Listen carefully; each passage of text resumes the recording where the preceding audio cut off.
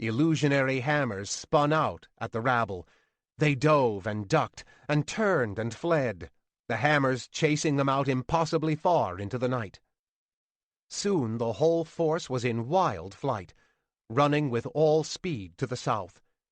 Gino kept up his laughing, Mickey joined in, and Kelsey flashed a satisfied smile as he wiped the blood from his sword on Yachik's pants. "Shut up!" Gary demanded.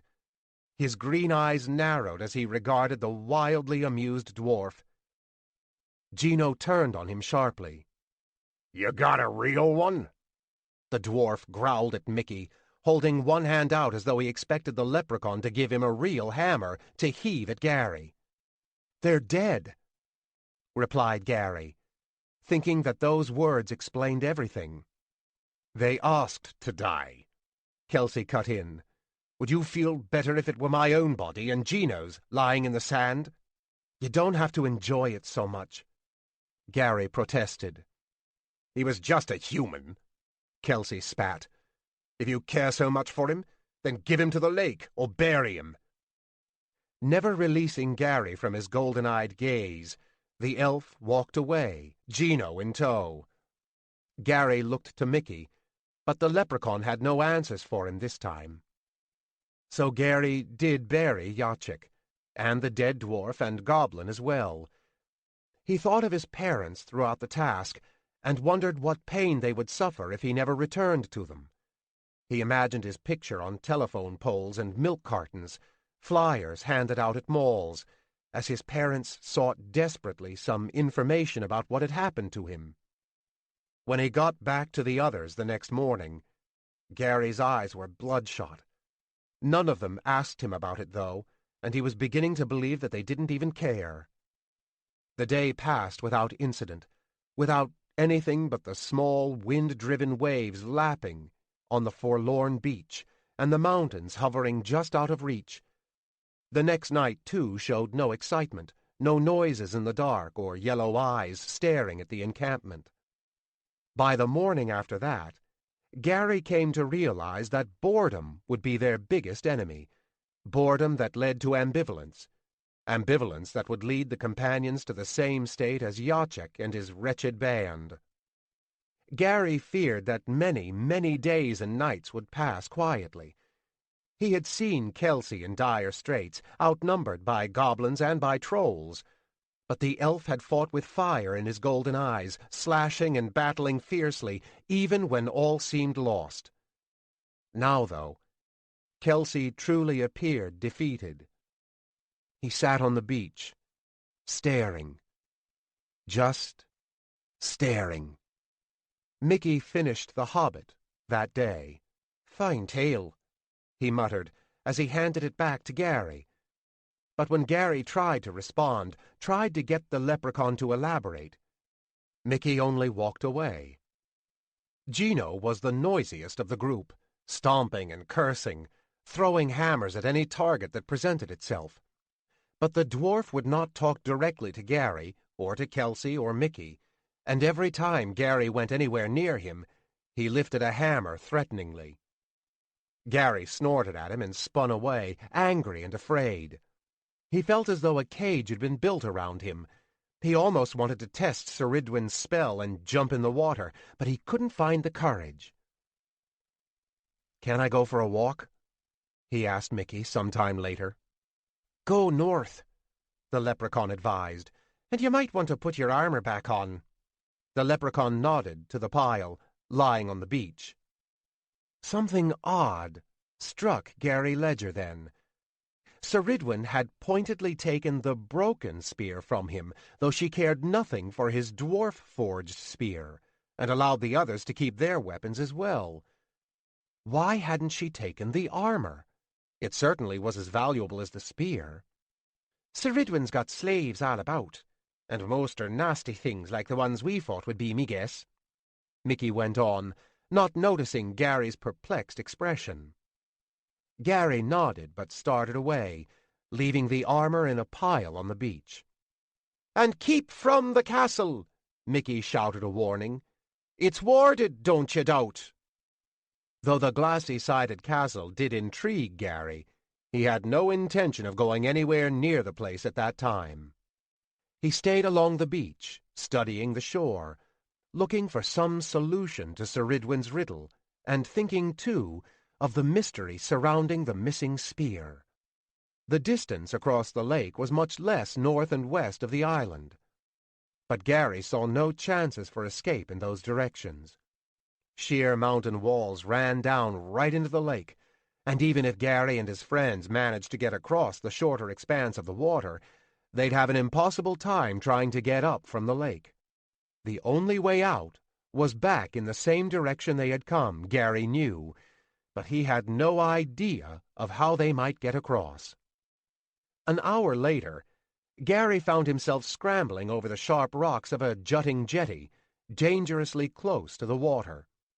Too frustrated to really care, he just spat at the lake that would burn like acid and continued on, stubbornly inching ever closer to the edge.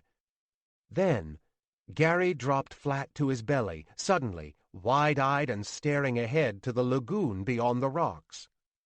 Many yards from shore, but only waist-deep in the water, stood a monster that would have towered above the mountain trolls, a giant, 3 times Gary's height. It was lean, though still huge, and apparently fishing for a meal, slapping its thick hands into the water but coming up empty each time. Gary watched for several minutes, filled with a combination of amazement and terror, then dared to get back to his knees and began backtracking the way he had come. He knew it was only a matter of time before the behemoth looked his way, and he felt naked indeed out on the rocks without his spear and armor, though he didn't know what good the puny weapon, dwarven forged or not, would do against the likes of this monster. He had almost made it to the sand and was thinking that it was a good thing that he did not have the bulky armor on, when the giant saw him. "Duh! Hey!" it cried, a booming baritone voice. Gary didn't stop to reply. He scrambled and kicked his way across the remaining stones of the jetty, jumped down to the sand and sprinted away, spurred on by the approaching slashes as the behemoth lumbered its way across the lagoon. Sand dragged at Gary's legs, slowing him. Again, he felt as if he was in that dream state, unable to outrun his pursuer. An image of his parents flashed in his mind, the two of them staring down in disbelief at their son, squashed in the blueberry bushes in the woods out back. Then the sound of splashing stopped, and Gary dared to look back, hoping that the monster had changed its course. But the giant hadn't given up on its pursuit. To Gary's surprise and dismay, the huge thing had already made it to the beach and was almost across the rock jetty. Stupid to come out here, Gary berated himself. He put his head down and ran on, knowing that the giant's long strides would surely overtake him before too long. His breath came in labored gasps. He veered to the water, then prudently remembered the curse and realized he would find no escape that way. Now his weary feet dragged even deeper in the sand. He heard the heavy footsteps closing, inevitably closing. They were right at his back. Gary swung about to meet his doom. The giant towered over him, but made no immediate moves, its heaving breaths coming nearly as labored as Gary's. "Duh! You run fast," the monster commented. Not fast enough, Gary muttered under his breath, as he glanced all about for some possible escape. He pointed suddenly back to the water, cried out, "A whale!" and took off as soon as the dim-witted monster turned about. "Where?" the giant asked, oblivious to the trick. By the time it turned back, Gary was way ahead.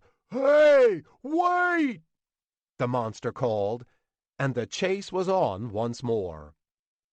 Gary knew that his only hope was to find some cover, so he veered away from the water's edge, heading for the bare stones further inland. The giant plodded behind, its wide feet unhindered by the soft sand. "Duh! Hey!" it called out several times. The first of the huge stones was barely 20 feet away. Out in front of Gary stepped Kelsey, sword in hand. Gino came around the other side of the rock, juggling 3 hammers. Gary nearly fainted in sheer relief. He turned back to consider the giant. It still approached, but at a walk, more cautiously. Hey! It said again. Gino whipped a hammer off its shin. Ow! The behemoth roared, grabbing at the leg. Another hammer bounced off its shoulder, and both Kelsey and Gino circled to opposite sides and steadily advanced. Great birds shrieked and rushed down from the skies to peck at the giant's head. Huge clawed crabs dug themselves out of the sand and snapped at its bare toes. The monster squealed and cried, kicking and slapping. Gary was only confused for the second it took him to realize that Mickey must also be in the area. "Where are you, Mickey?" he demanded. The leprechaun materialized, perched upon a stone off to Gary's right. "This kind's bigger than the trolls," he remarked, "but not so hard to fool. You're lucky we came out to get you, lad." Gary wasn't so sure about the leprechaun's assessment. Another hammer bounced off the giant's head, and it howled again. Behind it, Kelsey stood with leveled sword, lining up a vital area for a critical strike. The pitiful giant was too engaged and confused by Mickey's illusions and Gino's missiles to even know that the elf was behind it. "Stop it!" Gary yelled at Mickey. The leprechaun shot him a curious glance. "What are you about?" Again, Gary found himself without the words to answer. The giant hadn't harmed him. He had the feeling now that he was not so vulnerable, that maybe the giant hadn't meant to harm him at all. "Just stop it!" he screamed in Mickey's face, loud enough to get Kelsey and Gino's attention as well, and he swung around and rushed toward the combatants. Gary silently congratulated himself as Mickey's illusions disappeared, but the giant wasn't out of danger yet. "Behind you!" Gary heard himself yell to his own disbelief as Kelsey again leveled the sword and started his thrust. The giant spun about, and Kelsey reversed his attack and hopped back defiantly, turning a murderous stare upon Gary. Gary didn't care. He ran right up to the giant and skidded to a stop in the sand, standing with his arms out wide. Gino raised yet another hammer for a throw, but Gary poked a finger the dwarf's way and warned, "Don't!" Amazingly, the gruff dwarf lowered the weapon and scratched at his hairless chin. Gary and the giant regarded one another for the second time. "What are you doing?" Kelsey demanded of Gary. "I don't think he meant to hurt me," Gary replied. "He was just fishing when I found him. He's a prisoner too, isn't he?" "But a dangerous one, don't you doubt," Mickey answered, strolling up to a position a few cautious feet behind Gary. "Giants been known to make meals of one such as yourself." Eat him? The giant balked, a disgusted look crossing his thick but almost boyish features, dimpled cheeks, thick lips, and bright eyes the color of a crisp and clear winter sky. "I thought so," Gary said, noticing the expression and relaxing visibly. How come I have not seen you before? The giant asked in its slow, deliberate voice. Elf and dwarf? The giant scratched at its wild black hair. "We haven't been here for very long," Gary replied. "I'm Gary Ledger, and these are—" "Enough," Kelsey demanded. Then to the giant he said, "Your life has been spared. Now be gone, before you feel the sting of my blade." "I've more hammers yet," Gino added, putting 3 more up in a juggling routine. "Forget them," Gary growled, commanding the behemoth's attention. What's your name?" Tommy. the giant replied, glancing around nervously from elf to dwarf. He held up his huge hands, showing a missing digit on one. Tommy One Thumb. "Well, Tommy," Gino muttered sarcastically. "I believe that you should be leaving now." "Greetings, Tommy One Thumb," Gary said, more at the obstinate dwarf than at the giant. "I'm sorry for the fight." "He's a giant, lad," Mickey warned. "A rogue, a killer, don't you doubt. Giants aren't evil like the trolls, but they can be a nasty lot and a mighty enemy. Let him go and come along, for everyone's good fortune." When Gary looked upon Mickey, he saw only sincere concern in the leprechaun's grey eyes. "Maybe you should go back to your fishing, Tommy One Thumb," Mickey offered. Where is whale? Tommy asked Gary. Tommy did not see any whale. "There wasn't any whale," Gary apologized. "I was just trying to trick you. I was afraid." Oh, mumbled Tommy. Most people are afraid of Tommy. "Well, can you blame them?" Mickey asked. The giant shrugged and turned, and started slowly away. Gary began to protest, but Gino and Kelsey rushed up to stand right before him, Gino purposely stomping his heavy boot down on the tops of Gary's sneakers. "You ask him along, and my next hammer kisses you good," Gino promised, poking a stubby finger against Gary's nose to accentuate his point. Gary tried to push the dwarf away, but Gino shoved off first, and Gary, his feet hooked under the dwarf's boots, fell down to the sand. He jerked aside to avoid a stream of Gino's spittle. Kelsey said nothing, but the elf's narrow-eyed stare revealed similar sentiments, and, as with the fight of the previous day, Mickey had no answers for Gary. Ceridwen was waiting for them, or more particularly for Kelsey, when they arrived back at the camp. "So, you have defeated Yachik," she purred at Kelsey, placing her hand familiarly on the elf's shoulder. Kelsey brushed her away, but would not look her in the eye. "I had hoped that would happen," Ceridwen went on. "Yachik was such a brutish beast. The slaves will perform better with you leading them." "I'll not lead your wretched slaves," Kelsey replied. "We shall see," Ceridwen said calmly.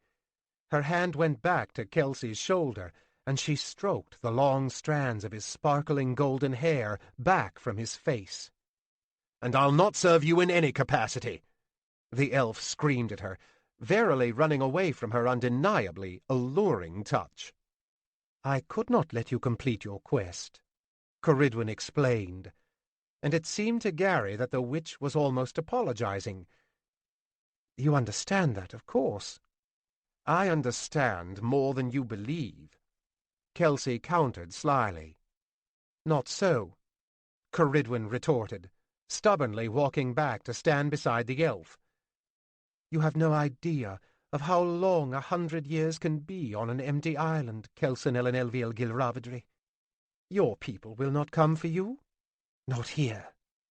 You have only me." Ceridwen's hand went back to Kelsey's golden locks, petting delicately. Kelsey tried to pull away again, but this time the witch grabbed tightly to his hair and pulled him to her as easily as if he had been made of paper. Gary was horrified at Ceridwen's bared power. Kelsey seemed so insignificant against her. Both Mickey and Gino had turned away, but Gary could not avert his eyes. Ceridwen had Kelsey's head bent at an awkward angle, as though she meant to snap his neck. "Draw your sword and strike me down," the evil witch hissed in Kelsey's face. Kelsey's hand went for his sword hilt, but he backed it off immediately, his whole body slumping in despair. "You are my slave," Ceridwen growled, a voice that seemed unearthly, demonic. "My plaything. I will do with you as I please, and when I please."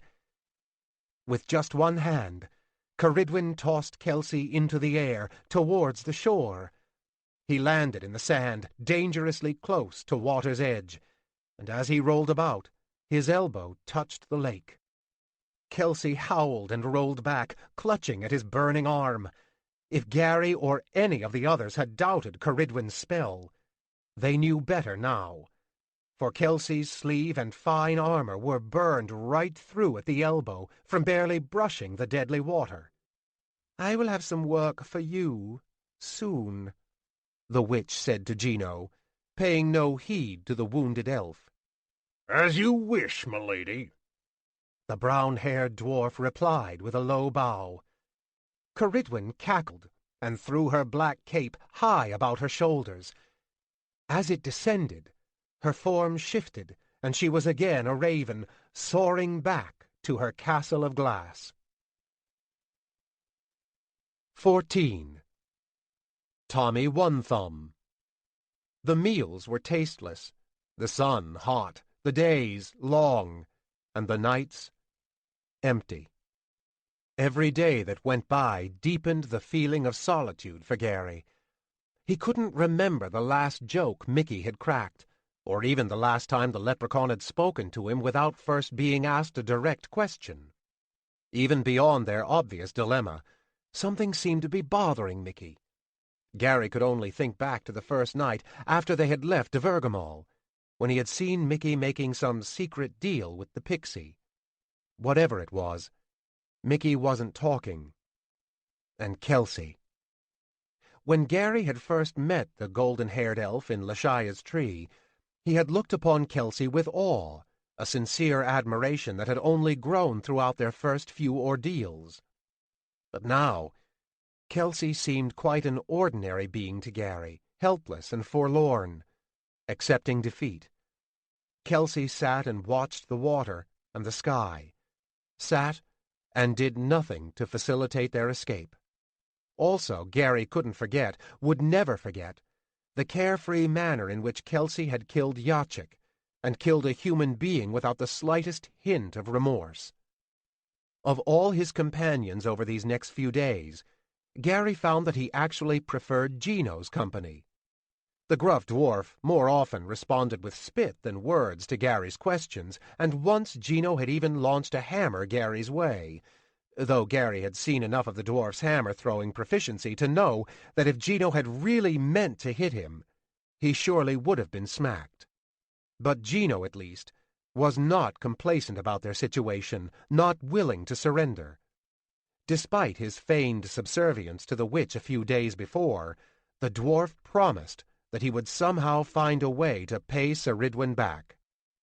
Gary didn't doubt him for a minute. Finally, one gray but uncomfortably hot day, Gary Ledger had seen enough. "What's our plan?" he asked Kelsey, sitting in his usual position on the shore. The elf looked up at him blankly. Gary noticed how pallid Kelsey appeared, and how thin and dirty. Kelsey had been barely eating enough to keep himself alive. "What's our plan?" Gary asked again. "Our plan for what?" Kelsey replied absently, going back to his distant stare. "Our plan to get off this island," Gary retorted, more sharply than he had intended. "You don't understand the nature of our enemy," Mickey, sitting to the side, put in. "Ceridwen's got us, lad. We'll not find a way through her tight clutches." "That's it, then?" Gary balked. "You're all giving up? We're just going to sit here until we die?" Gary considered his own words for a moment, then remarked even more pointedly, "Or should I say until I die?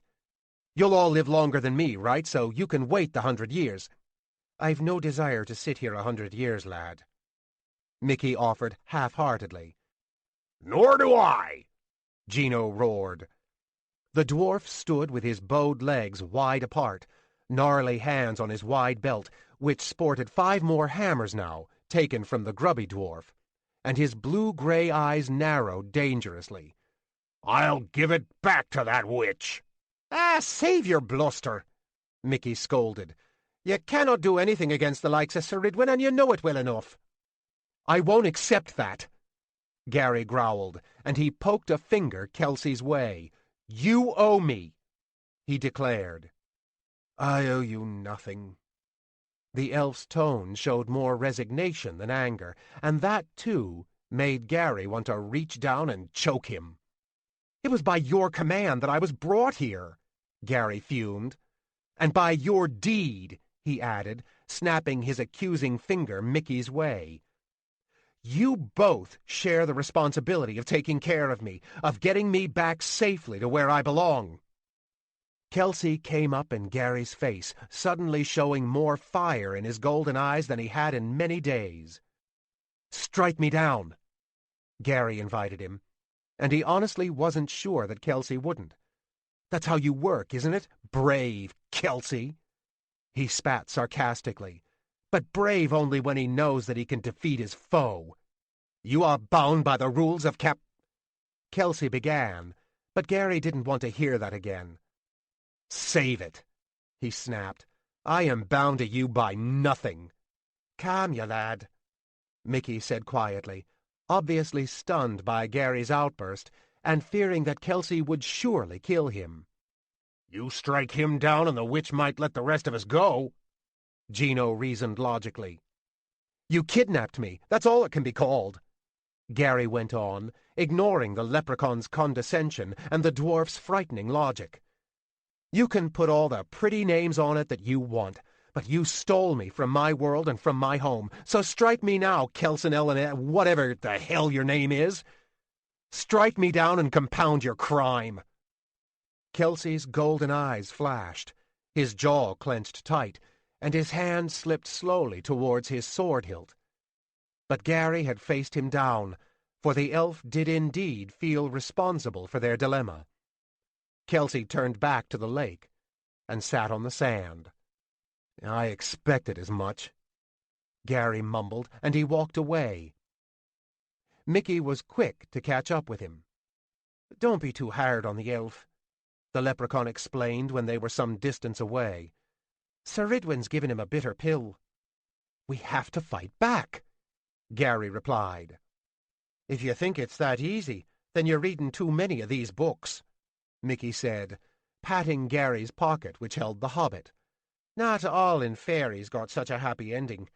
Not all the dragons go belly up to a well-aimed arrow." "So we don't even try?" came Gary's sarcastic response. Mickey had no answer. "I'm taking the armor and my spear," Gary announced. "I've earned that much, and you won't need it anyway. You going somewhere?" Now Mickey seemed truly concerned. "Away from here," Gary answered. "Maybe Tommy will help me." "Don't you be bringing that giant around," Mickey warned. "Forget Kelsey and be worrying about Gino.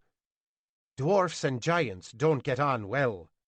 "Dwarfs don't get on well with anything," Gary reminded the leprechaun, and for the first time in many days, they shared a smile. Gary found the giant in the same lagoon, fishing contentedly, but using a pole this time instead of his monstrous hands. "Catch anything?"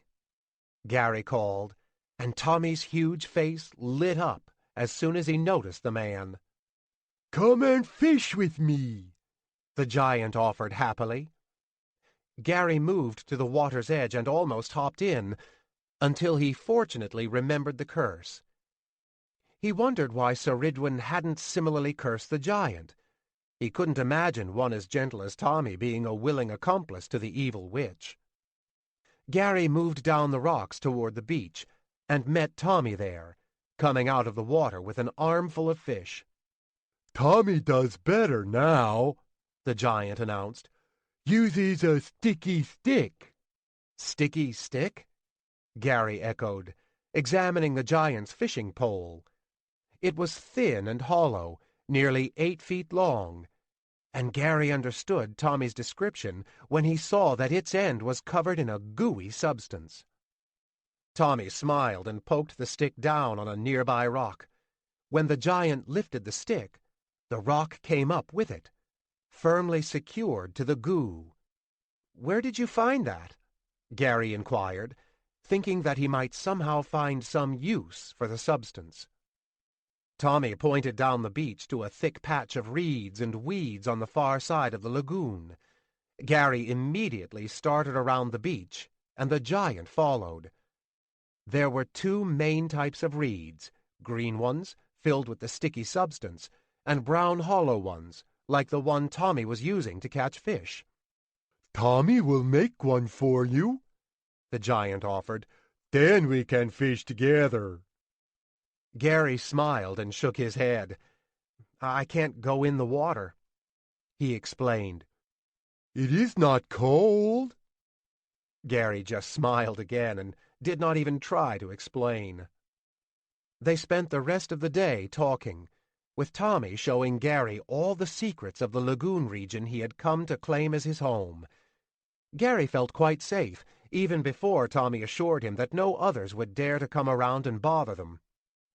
The talkative giant came as a welcome distraction for Gary, and Gary as even more of one for the lonely Tommy.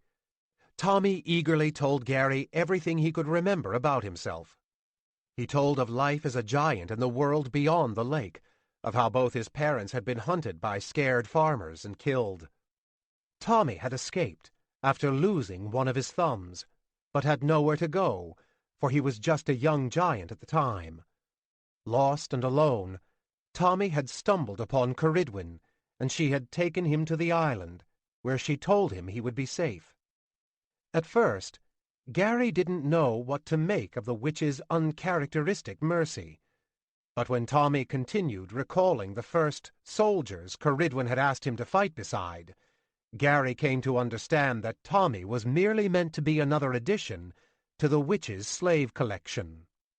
Then Ceridwen gave Tommy a new boss, a man named Yachik and a dwarf Smelly named Gomer. Tommy continued, his big-featured face souring. "Not nice people," the giant explained. "Yachik is mean. He hurts things." "Not anymore," Gary assured him, confident that Tommy bore no friendship at all for the rogues. "He tried to hurt Kelsey, my elf friend, but Kelsey killed him in a sword fight." Tommy considered the news for a long time, then decided that it was a good thing. "Now you live all alone," Gary reasoned. "How long has it been?" Tommy started counting on his 9 fingers, but ran out of digits. 10 years, he decided, though his face crinkled in confusion. "No, 20. He shrugged helplessly. Long time." "Don't you get bored?" Again the giant only shrugged. "Then why have you stayed?" Gary asked. "There must be other giants like you out in the mountains beyond the lake." The giant thought that a ridiculous question. "Tommy can't swim," he explained, "and no boats are big enough for Tommy." "How convenient for dear Ceridwen," Gary muttered under his breath. Tommy didn't hear him. The giant looked around, as though expecting someone to be eavesdropping. Then he put his face right up to Gary's. "Tommy walked off island once," he whispered, as much as a giant can whisper. "Water go over Tommy's head, but Tommy jumped up real high and breathed. Jump up and breathe." "You made it all the way?" Now Gary was starting to get some ideas. The giant looked over his shoulder again, then turned back, his grin from ear to ear. "Yes," he replied, "but Tommy came right back. Did not want to make the lady mad." "Of course not," Gary readily agreed. But what the young man was thinking at the time would certainly not have pleased Ceridwen. Gary slept in Tommy's cave that night, or at least he stayed there, for he hardly closed his eyes. He had learned quite a few things in his single day with Tommy One Thumb, and he believed in his heart that he could somehow turn that knowledge into escape. When he had heard of Tommy's lake crossing, he had almost asked the giant to pick him up and carry him over. But that wouldn't work. Even if he could get Tommy to agree, which he doubted, the giant's descriptions of jumping real high just to get his head above the water didn't bode well for passengers. Not when splashes from the lake would burn Gary's skin away. But the answer was before him, Gary knew, like pieces of a puzzle just waiting to be put into proper order. Gary finally fell asleep long into the night, with those thoughts in mind. When he opened his eyes, he found not Tommy, but Cerridwen waiting for him. Gary's first thought was that the witch had somehow read his mind, and that he was about to be turned into a rabbit, or some other benign little creature. He realized a moment later, though, that the witch was as surprised to see him as he was to see her. She called to Tommy, who came bouncing back in the cave entrance. "What is he doing here?" Cerridwen asked the giant sharply. "I came to visit Tommy," Gary answered before Tommy could blurt anything out. "I've never known a giant before. I was curious." Cerridwen thought it over, then flashed her disarming smile Gary's way. "It is good that you have made a new friend," she said, that same throaty voice she had tried on Kelsey a few days earlier. "You will be here for a long time, all your life, in fact. You may as well enjoy your stay." Gary didn't like the subtle inferences of that last statement, especially not with Cerridwen standing so very close to him. His disdain for her apparently showed in his face, for the witch's expression went from smile to scowl, and she pointedly turned away from Gary. "There is a wall to be fixed at the castle," she mentioned to Tommy. "See to it." "Tommy will fix it," the giant assured her. "And get the dwarf," Cerridwen said after a moment. "Let him help you. I want to see if Gino Hammer-thrower lives up to his considerable reputation before I give him any of the more important tasks I have in mind."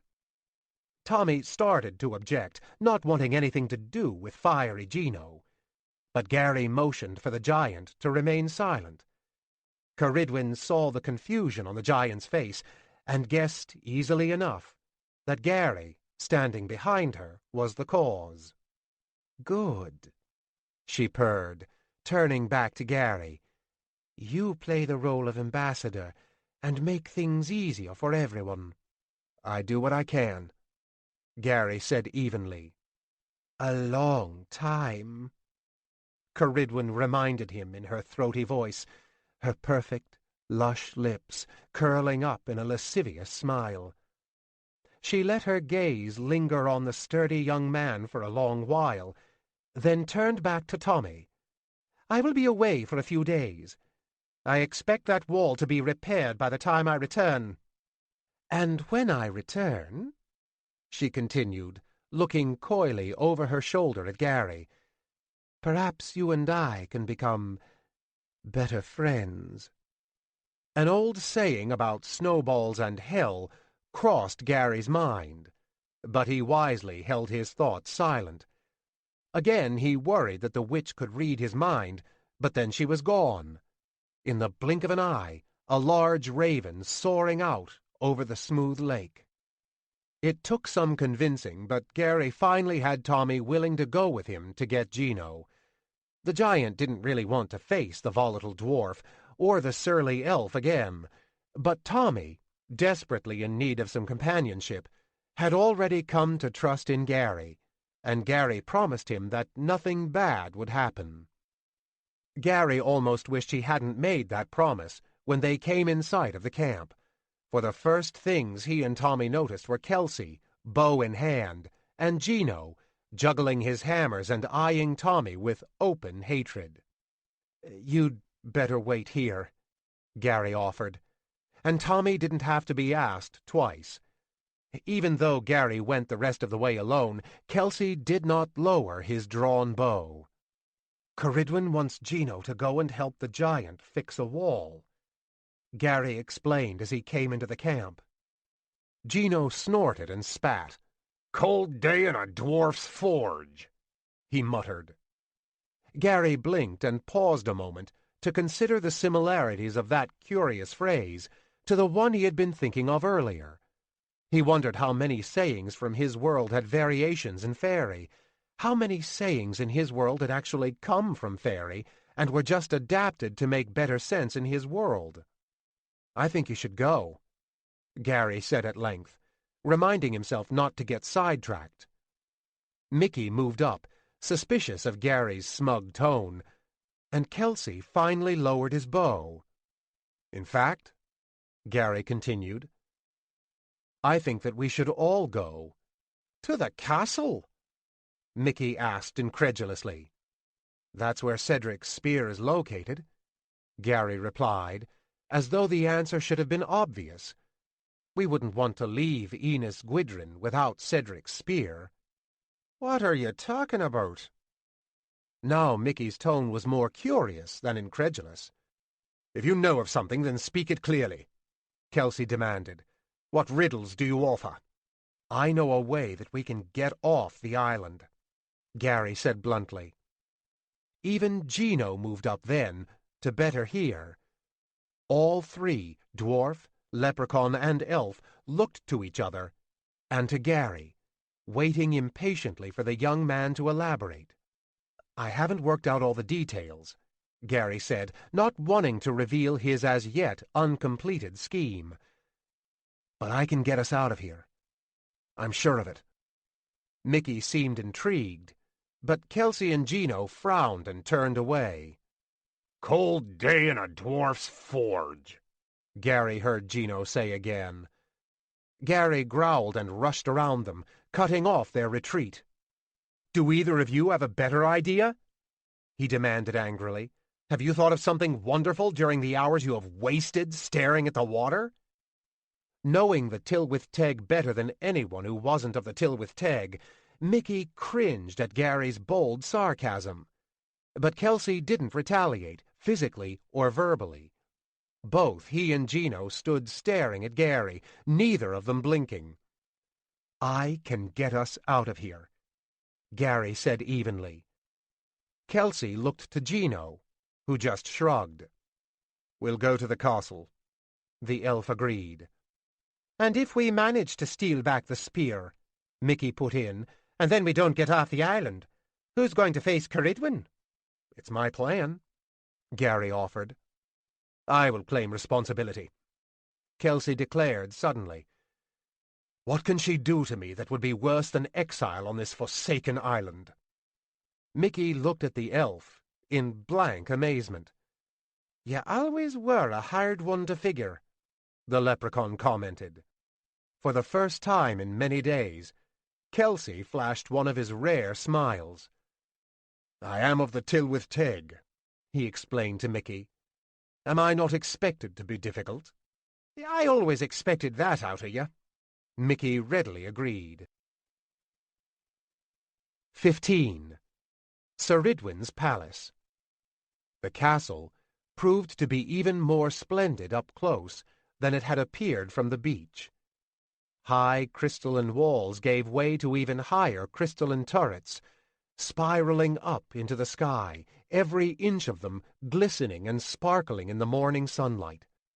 Intricate angles and many-faceted stones threw the light off in 100 directions, making Gary and his companions squint their eyes from the stinging brilliance. This was a castle for a goodly king, Gary decided then, and not the appropriate place for an evil witch. How sad for the land of faery that Cerridwen had come to call Enos Gwydryn her home. Geek met the companions at the front gate, eyeing them suspiciously, and casting particularly uncomfortable glances at Kelsey's sheathed sword. "Lady said to meet Tommy and a dwarf," the goblin asserted. "Just Tommy and a dwarf." She told us all to help," Gary replied. Geek's yellow eyes narrowed doubtfully. "We refused, except for the dwarf." Gary bluffed. So Caridwen probably didn't tell you to expect us.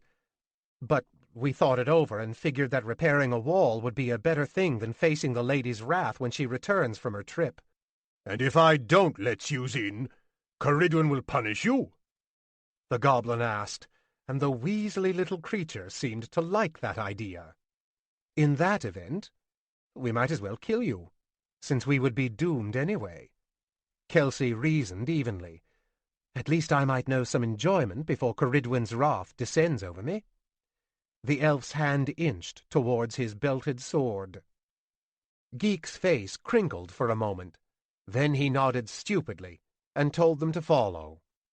Well done. Kelsey congratulated Gary, but it was Mickey's expression towards the young man, both amused and amazed, that Gary took as the highest compliment. They moved across a gigantic audience hall and along a maze of mirror-walled corridors. The ceilings were quite high, but Tommy had to stoop anyway, and even crawl in some places, just to get through. Gary went up front for some small talk with the goblin, trying to gain Geek's confidence. But Geek said little, and commented more than once that he hated the smell of humans.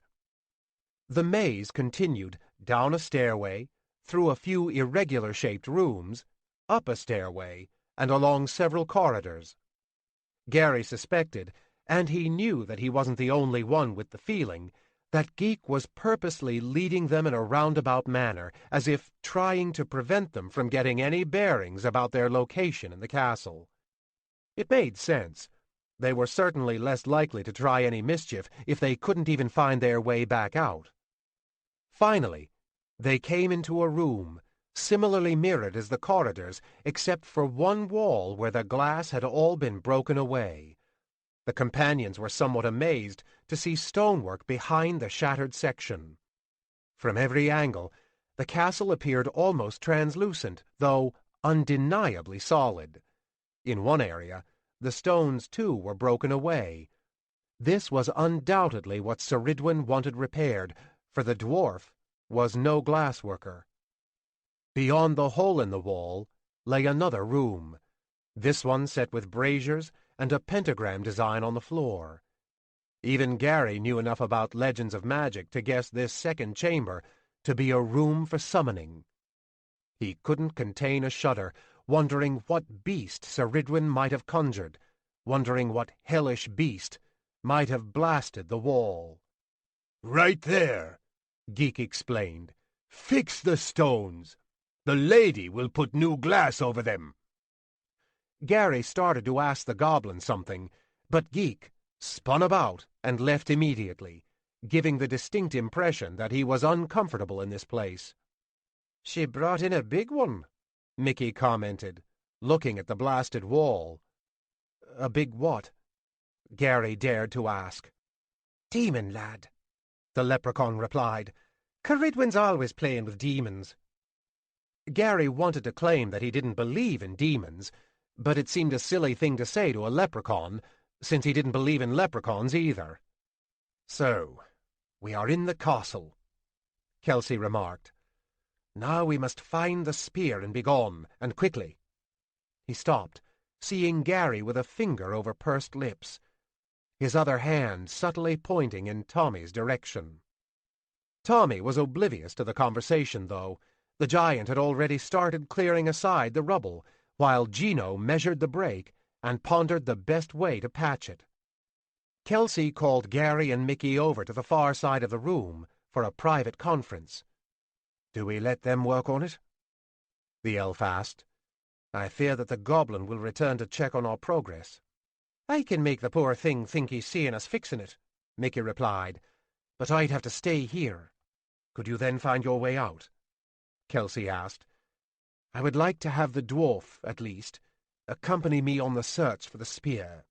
I'll go with you, Gary offered.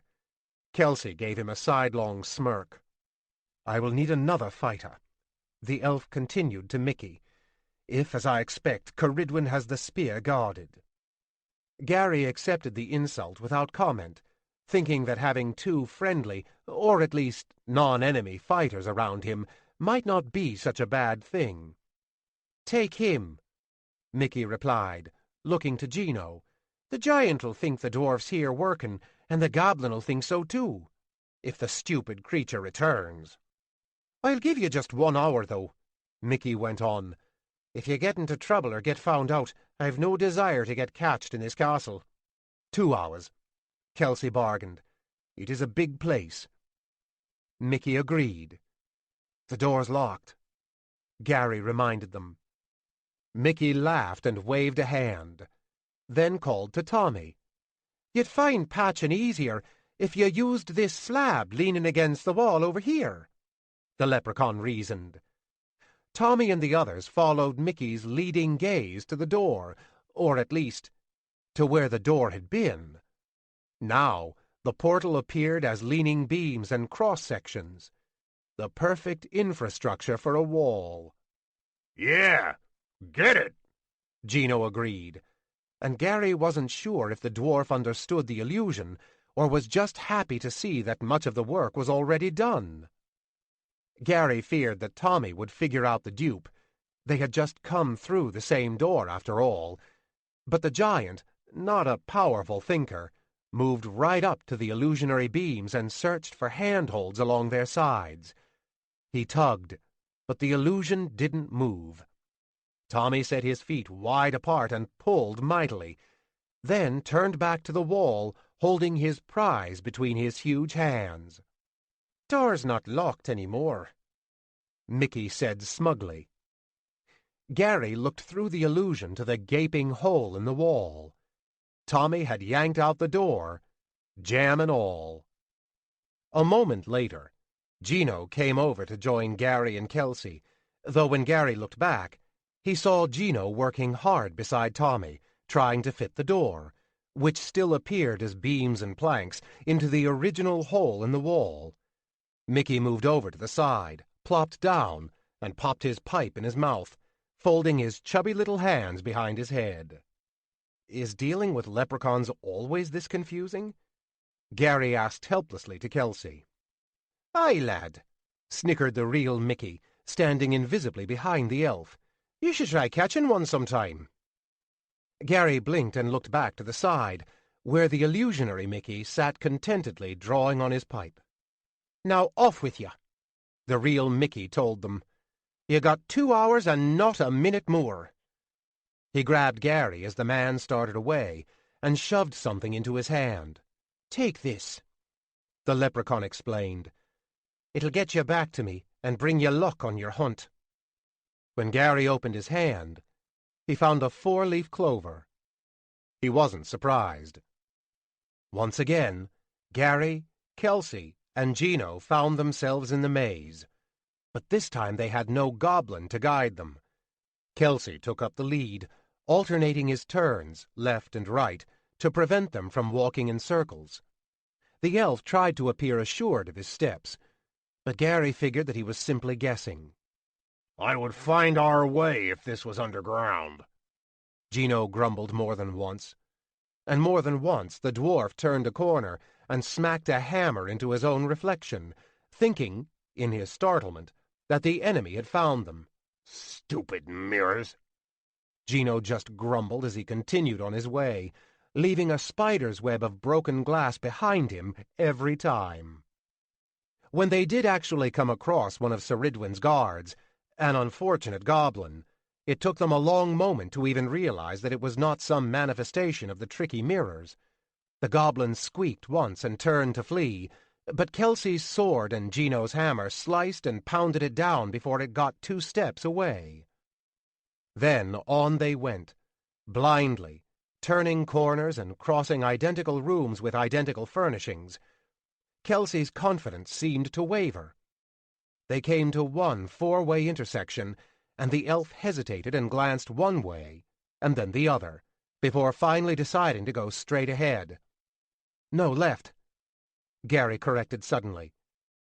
Kelsey and Gino turned on him in surprise. Gary had no definite answers to their questioning stares. He just, for some reason he could not explain, believed that they had to go left at that point. Kelsey shot him an incredulous look and started straight ahead again, But Gary was certain of his mysterious insight.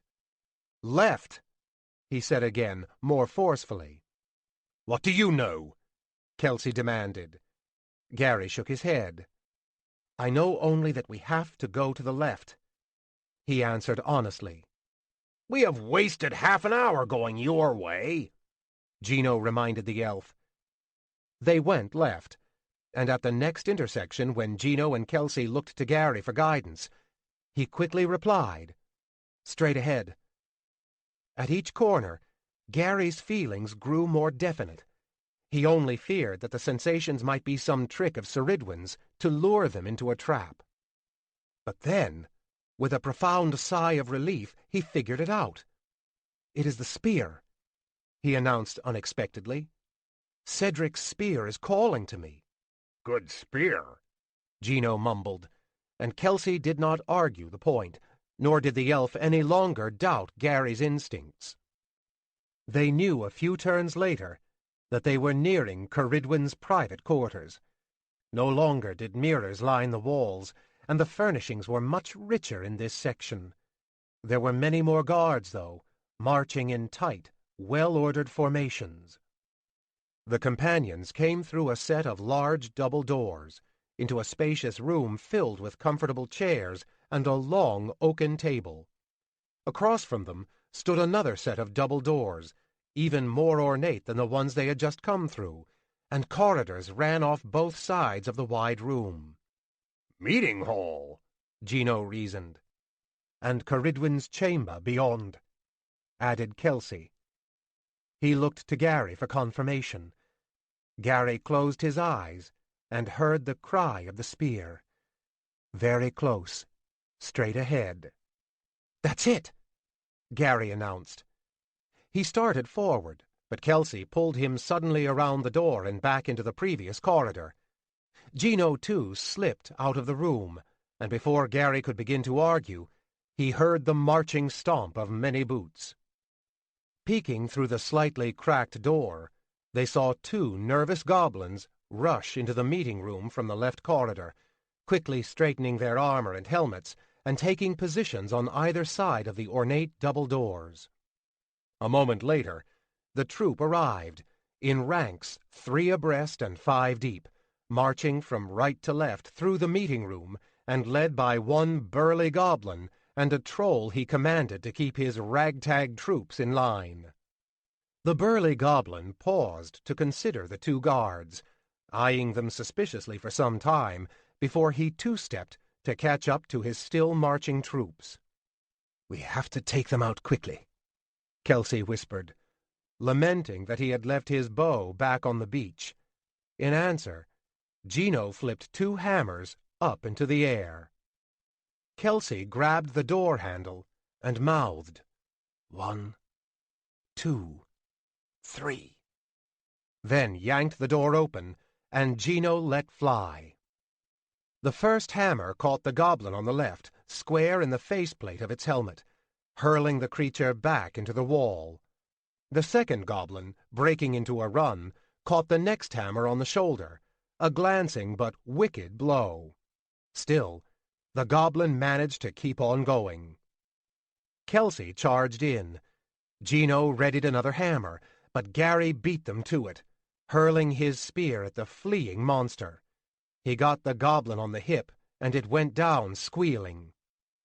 The first goblin had recovered by then, but found Kelsey, or more pointedly, Kelsey's sword, dancing right in its face. The creature yanked out its own weapon desperately, then lost all sense of reality. It felt no pain, but saw the floor rush up and the room spin about wildly. The goblin realized its horrid fate in the last instant of its life, as it looked back to its headless body, still leaning upright against the door. The other goblins stopped squealing almost immediately, as Gino fired hammer after hammer into its head. Gary figured that the thing was dead after the second hit, but the dwarf hurled 3 more hammers into it, then rushed up and conked it a few more times, just for good measure. "Fine throw," Gino commented, tearing out Gary's bloodied spear and handing it back to the man. Gary knew that the dwarf wouldn't give him an unconditional compliment, and sure enough, Gino lived up to his reputation. Next time, hit it in the lungs so it cannot yell out, Gino growled. Its screaming will probably bring the whole force back upon us. Next time, you try to hit it right with the first throw, Gary snapped back. Gino shrugged and, accidentally, dropped a hammer on Gary's toe. Gary grimaced and bit his lip, but would not give the dwarf the satisfaction of seeing his pain. "The door is trapped, no doubt," Kelsey said to them, reminding them that they had little time to waste. Still fuming, Gino stepped over and inspected the portal. He grunted and scratched his hairless chin, then moved to the other end, grunted and scratched his chin again. He pulled a chisel from his endlessly pocketed belt and went to work, tapping here and tapping there, popping a hinge pin on one side and then the other. Then he walked back 3 steps, bowed to Kelsey, eyeing Gary all the while, and tossed a hammer into the center of the doors. They fell in like a cut tree, hitting the floor with a tremendous whoosh. "Stealthy," Gary remarked sarcastically, and he prudently hopped away before Gino could have any more accidents concerning hammers and toes. Ceridwen's room, for this was indeed the witch's private chamber, was among the most remarkable places Gary Ledger had ever seen. A huge desk lined one wall, covered with parchments and inkwells, quills and books, some opened and some tightly bound with leather straps. Metal sconces gracefully designed, though somehow discordant or unbalanced or something else that made Gary uncomfortable to look at them, were evenly spaced around the room, each holding a torch that burned with a different-colored flame. The witch's bed was centered along the back wall, huge and canopied in purple silk. All 3 companions breathed a little easier when Kelsey went over and moved the curtain aside, showing the bed to be made up and empty. The elf spotted the spear case, set on the wall beside a changing screen opposite the desk. He sheathed his sword and went for it immediately, reaching with hungry hands. "Trap!" came a call in Gary's head. "That's not it!" Gary cried. The warning came too late. As Kelsey grabbed the case, it broke apart in his hand, and an egg fell from a concealed tubby in the wall behind it. The 3 companions froze, staring at the cracked egg, curiously, and with a shared sense of dread. The egg split in half, and a cloud of black smoke burst forth. Kelsey threw his hand over his mouth. Gino dove away, and Gary, too, assumed the vapors to be toxic. But the trap was nothing that simple. As the cloud rose up, it took a definite shape. Glowing red eyes appeared, and a huge gaping maw opened wide, hungrily. Black mist still hung about, obscuring the monster's form, but it seemed to have no absolute form anyway, shifting, growing limbs, almost on a whim, a writhing mass of blackness. Whatever its shape, it was huge and mighty, exuding a horrible power. And for all his denials and all his logic, Gary Ledger would never again make the claim that he did not believe in demons. A thick black arm shot out at Kelsey from the still-forming cloud. The elf got his shield up to block, though his arm went numb under the sheer weight of the blow, and countered with his sword, the magical blade sizzling and hissing as it struck demon flesh. The demon howled. It might have been a laugh. And another arm appeared, and then a 3rd arm, and a 4th beside that. "Tilwith Teg!" the monster bellowed, in a voice that Gary could only compare to the grating of a diesel truck. "I have not killed one of the Tilwith Teg in centuries. Is elf flesh still as tasty as I remember?" A hammer whipped past Kelsey into the mist, but seemed to float to the floor, finding nothing tangible to smack against. In an instant, Kelsey was pressed hard, fending against all 4 demon arms. The elf's shield and sword worked in perfect harmony, parrying and blocking. Kelsey dodged and dove, coming right back up to catch another blow with his fine shield. For all his brilliance, though, Kelsey couldn't hope to slow the attacks enough to get in any more solid hits of his own. Gary knew that he must go to his companion, his friend, but he found his feet rooted to the floor in terror. He lifted his spear half-heartedly in both hands as if to rush in, but then changed his mind and took aim, thinking it wiser to throw the weapon instead. The demon's red eyes fell over him, and, caught in their hellish gaze, Gary felt as though his weapon weighed 100 pounds. The monster continued to stare at him, and continued to battle Kelsey as though its mind could work easily in different directions at once. Gary noticed Gino dash ahead and slide down to the floor, the cunning dwarf's hammer going to work furiously on the eggshell, smashing it to little bits. For the first time, the demon seemed wounded. Its ensuing cry was obviously founded in pain. A huge, clawed foot appeared from the mist and stomped down on Gino, but the diminutive and stubborn dwarf kept on smashing at the bits of egg. The demon roared again, in pain and outrage. The twin lines of fire shot out from its eyes towards Gary. Gary managed to get a blocking forearm up in front of his face in time, but the searing jets burned into him, and their sheer force hurled him backwards across the room. He found himself sitting against something hard, alternately clutching at his arm and at the twin holes burned into the armplate of Cedric Donegarton's fine armor. Despite the distractions of both Gary and Gino, there was no let-up at all in the demon's attacks against Kelsey. A heavy arm thumped against the elf's shield, and another battering limb came in the other way at the same time, forcing Kelsey to throw his sword out wide in a desperate parry. A third arm came in between sword and shield, with long, horrid claws reaching for Kelsey's heart.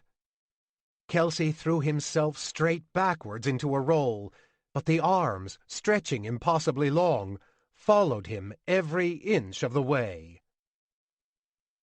Gino was made of the stuff of mountains, but even that dwarvish trait seemed puny under the weight of the demon's huge foot.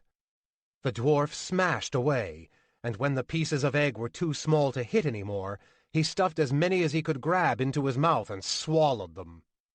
He felt the weight on his back diminish, as though his actions had actually lessened the substance of the monster. Spurred by his success, the dwarf dropped his hammer aside and reached out with both hands, trying to find every last bit of eggshell. But then the weight returned, crushing him down, pinning him helplessly.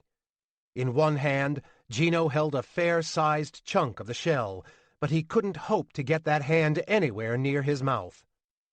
He bit the foot instead, but that seemed to have little effect, and even Gino, who had eaten more unconventional meals than a billy goat in a junkyard, had to admit that demon flesh was among the most horrid things he had ever tasted. The demonic gaze fell over Kelsey, and the elf slumped, knowing he was surely doomed. Propped against Caridwen's desk, one arm hanging useless by his side, Gary thought again of his parents. Where would he run when Kelsey was gone and Gino crushed? Where could he hide from this hell-spawned monster? A temporary reprieve came to them as the goblin patrol unwittingly rushed into the room. The demon's head shot up, and the creature sent its flaming beams out at the newest intruders. The burly goblin, in the lead, threw its arms up as Gary had done, but it was not wearing armor nearly as fine as Cedric's. The fire bored right through the goblin's arm, and then right through its head, and it fell, smoldering and quite dead, to the floor. Flashes of fire continued throughout the goblin ranks, felling several others. Goblins rushed all about, banging into each other, hacking at each other to get free and get away. The one troll bravely, stupidly, charged ahead, not understanding its foe. A demon arm caught it by the throat and lifted it from the ground before it ever got close to the misty cloud. The great, clawed hand clenched down. Gary heard a resounding snap, and the troll suddenly stopped thrashing. The demon shook the huge form a few times, then hurled it into the midst of the scrambling goblins, crushing one. And then the demon, too, came on, suddenly just a billowing cloud once more. It overtook the goblins in the meeting room and passed right through their ranks. One cloud became 3, and a monster stood to block every exit. Hearing the screams from that meeting room, cries of sheer terror and sheer agony, Gary hugged tight to the desk leg, and even Kelsey, bravely in pursuit of the monster, stopped in his tracks and backpedaled. In a moment, the cries diminished, and 3 goblins came rushing back into the room. Jets of flame cut 2 of them down. The third ran right at Kelsey, hooking the stunned elf's arm and holding tight behind him. "Pleases, pleases," the goblin sputtered. "Kills it! Oh, kills it!" Kelsey shrugged the goblin away and stood firm to meet his foe. Gino stuffed that last hunk of eggshell into his mouth, retrieved his favorite hammer, and moved beside the elf. Gary, too, knew that he must go and join his friends, go and die beside his friends. Determinedly, he hooked his arm over the desktop and pulled himself to his feet. He meant to turn and go straight over, but found himself held suddenly by the images in an open book on Ceridwen's desk. Gary blinked several times, glancing over his shoulder, and then back to those strange images. In the book, he saw Kelsey and Gino standing as they were now standing in the middle of the room. Cowering in the corner behind them was the goblin. "It has been an honor to fight beside you," Kelsey said to the dwarf, and Gary blinked again as the spoken words became a flowing script, though in a language he could not read. At the top of the page, a journal. Gary breathed in disbelief. He continued to stare, dumbfounded, as the page turned of its own accord. The next scene showed him the demon in the door, advancing on his friends. Gary grabbed a nearby quill and poked it at the image of the demon, but the instrument snapped apart as it struck the magical book. Desperately, Gary grabbed at the pages and flipped them back, hoping beyond reason that he might turn back time. But the demon came on, and the book fought back against Gary's actions, its pages trying to catch up with the events at hand. Gary put all his weight on one side of the book to hold it open where it was, at the 2 pages depicting Kelsey reaching for the spear case and the egg coming apart on the floor. Gary couldn't see the renewed fighting behind him, but he heard a crash by the canopied bed and heard Gino grunt and groan from that direction. Without even thinking of the possible consequences, the desperate man grabbed at the page with the intact demon egg and pulled with all his strength. Suddenly, Gary was in darkness, floating in space, it seemed, but there were no stars and no sun to light the way. 16. Time unglued. Gary floated in the dim grayness, searching for some bearing, for some reference point in this unremarkable universe. He saw a seam before him, far in the distance, a line, perhaps, in the fabric of existence.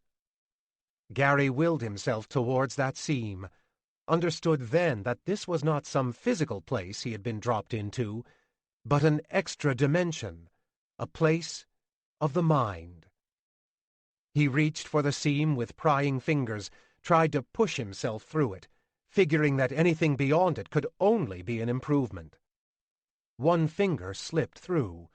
Suddenly, Gary was not so sure of his actions. What if he was at the gates of hell? Or what if his tearing of this seam unraveled the fabric of the physical universe? but he decided at last that he couldn't just hover in the grayness and wait.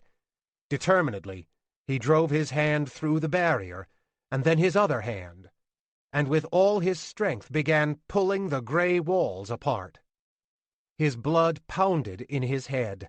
He could feel that distinctly, the pressure growing, though he was sure that his consciousness was somehow detached from this physical form. Gary steeled his mind and pulled. He feared he wouldn't be strong enough, and indeed, the sides of the curtain, for that is what he now believed it to be, barely moved apart. Through the crack came a blinding light, stinging Gary's eyes and all his sensibilities. He thought he would surely collapse. He thought all the world would be destroyed if he persisted. He thought that his tear might loose 1,000 other demons upon the land of Faerie. He thought. But while he thought, Gary continued to pull, stubbornly held on to his course, and gradually the curtains did begin to move apart. The light overwhelmed him. And then he was back in Ceridwen's room, holding a torn page from the magical book. Kelsey and Gino stood side by side in the center of the room, beside the burned and broken corpses of several goblins and the troll. The lone living goblin cowered in the corner. The demon was gone, but above the goblin's head, another egg, or was it the same egg, teetered on the edge of a cubby much too shallow to hold it. "Egg!" was all that desperate Gary managed to cry out, pointing to the cubby. Kelsey seemed to understand. The elf spun around just in time to see the egg drop. It landed on the goblin's stooped shoulder. It did not break, though, but started to roll. The stupid creature reflexively caught it. Kelsey rushed in. The goblin squealed and threw the egg at him. Kelsey's sword and shield went flying to the sides. The elf fell to his knees, juggling the precious egg, his hands moving in a blur to soften the impact until he finally managed to get control of it. Quickly, Kelsey inspected the delicate shell, then breathed a sigh of relief to see that it had no visible cracks. The companion's troubles were not ended, though.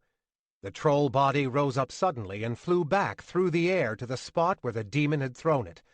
It shook a few times and dropped to land on its feet, very much alive. One of Gino's hammers lying on the floor came spinning back to the dwarf, who kept the presence of mind to catch it. Fire crackled and shot out of the bodies of the dead goblins, and some of them began to stir once more. "What is happening?" Gary cried. But he had a better guess at the answer than either of his stunned companions. He had torn the fabric of time, at least as far as Ceridwen's magical journal was concerned. He felt himself falling away again, into the grayness, into the void. He reached over and closed the book. The dead goblins fell dead again. The troll crashed down in a heavy, broken lump, and the fires dried away, and Kelsey, still on his knees, held the fragile egg. "What have you done?" Gino asked Gary breathlessly. Gary had no answer, had never seen the tough dwarf so unnerved. "Pleases, pleases!" the lone living goblin begged, groveling on the floor before Kelsey. Gino, frustrated and confused, started for it, hammer raised. But Gary stopped him. "The goblin can show us the way out," he blurted. "But we have not found the spear," replied Kelsey. Gary fell within himself, consciously tried to reach his thought out to the spear. He knew that it was in here, that it had to be the one who had warned him when Kelsey had reached for the phony case. "Up high, above the room," came an answer. Gary looked up to the unremarkable ceiling, thinking there must be a concealed trap-door somewhere. Then his gaze settled on the high canopy of Ceridwen's silk-covered bed. "The canopy," he explained. The spear is on top of the canopy. One of the bottom bedposts was already down, having taken a hit during the fight. Gino made short work of the other bottom post, flinging a hammer through it. The canopy fell diagonally to the floor, and the precious spear case rolled off it, coming to a stop just a few feet from Kelsey. The elf reached for it, but this time, Gary's warning came quickly enough to stop him. "No!" Gary shrieked. He grabbed a blue-glowing torch from a sconce beside him and rushed over, and to Kelsey's horror, he put the flames to the case. The leather erupted in a sizzling display, sickly green fumes rushing up from the white-hot fires. "What are you doing?" Kelsey demanded, and he pushed Gary aside. The elf hopped about the blaze, blowing at it, kicking at it, frantically trying to save the legendary spear.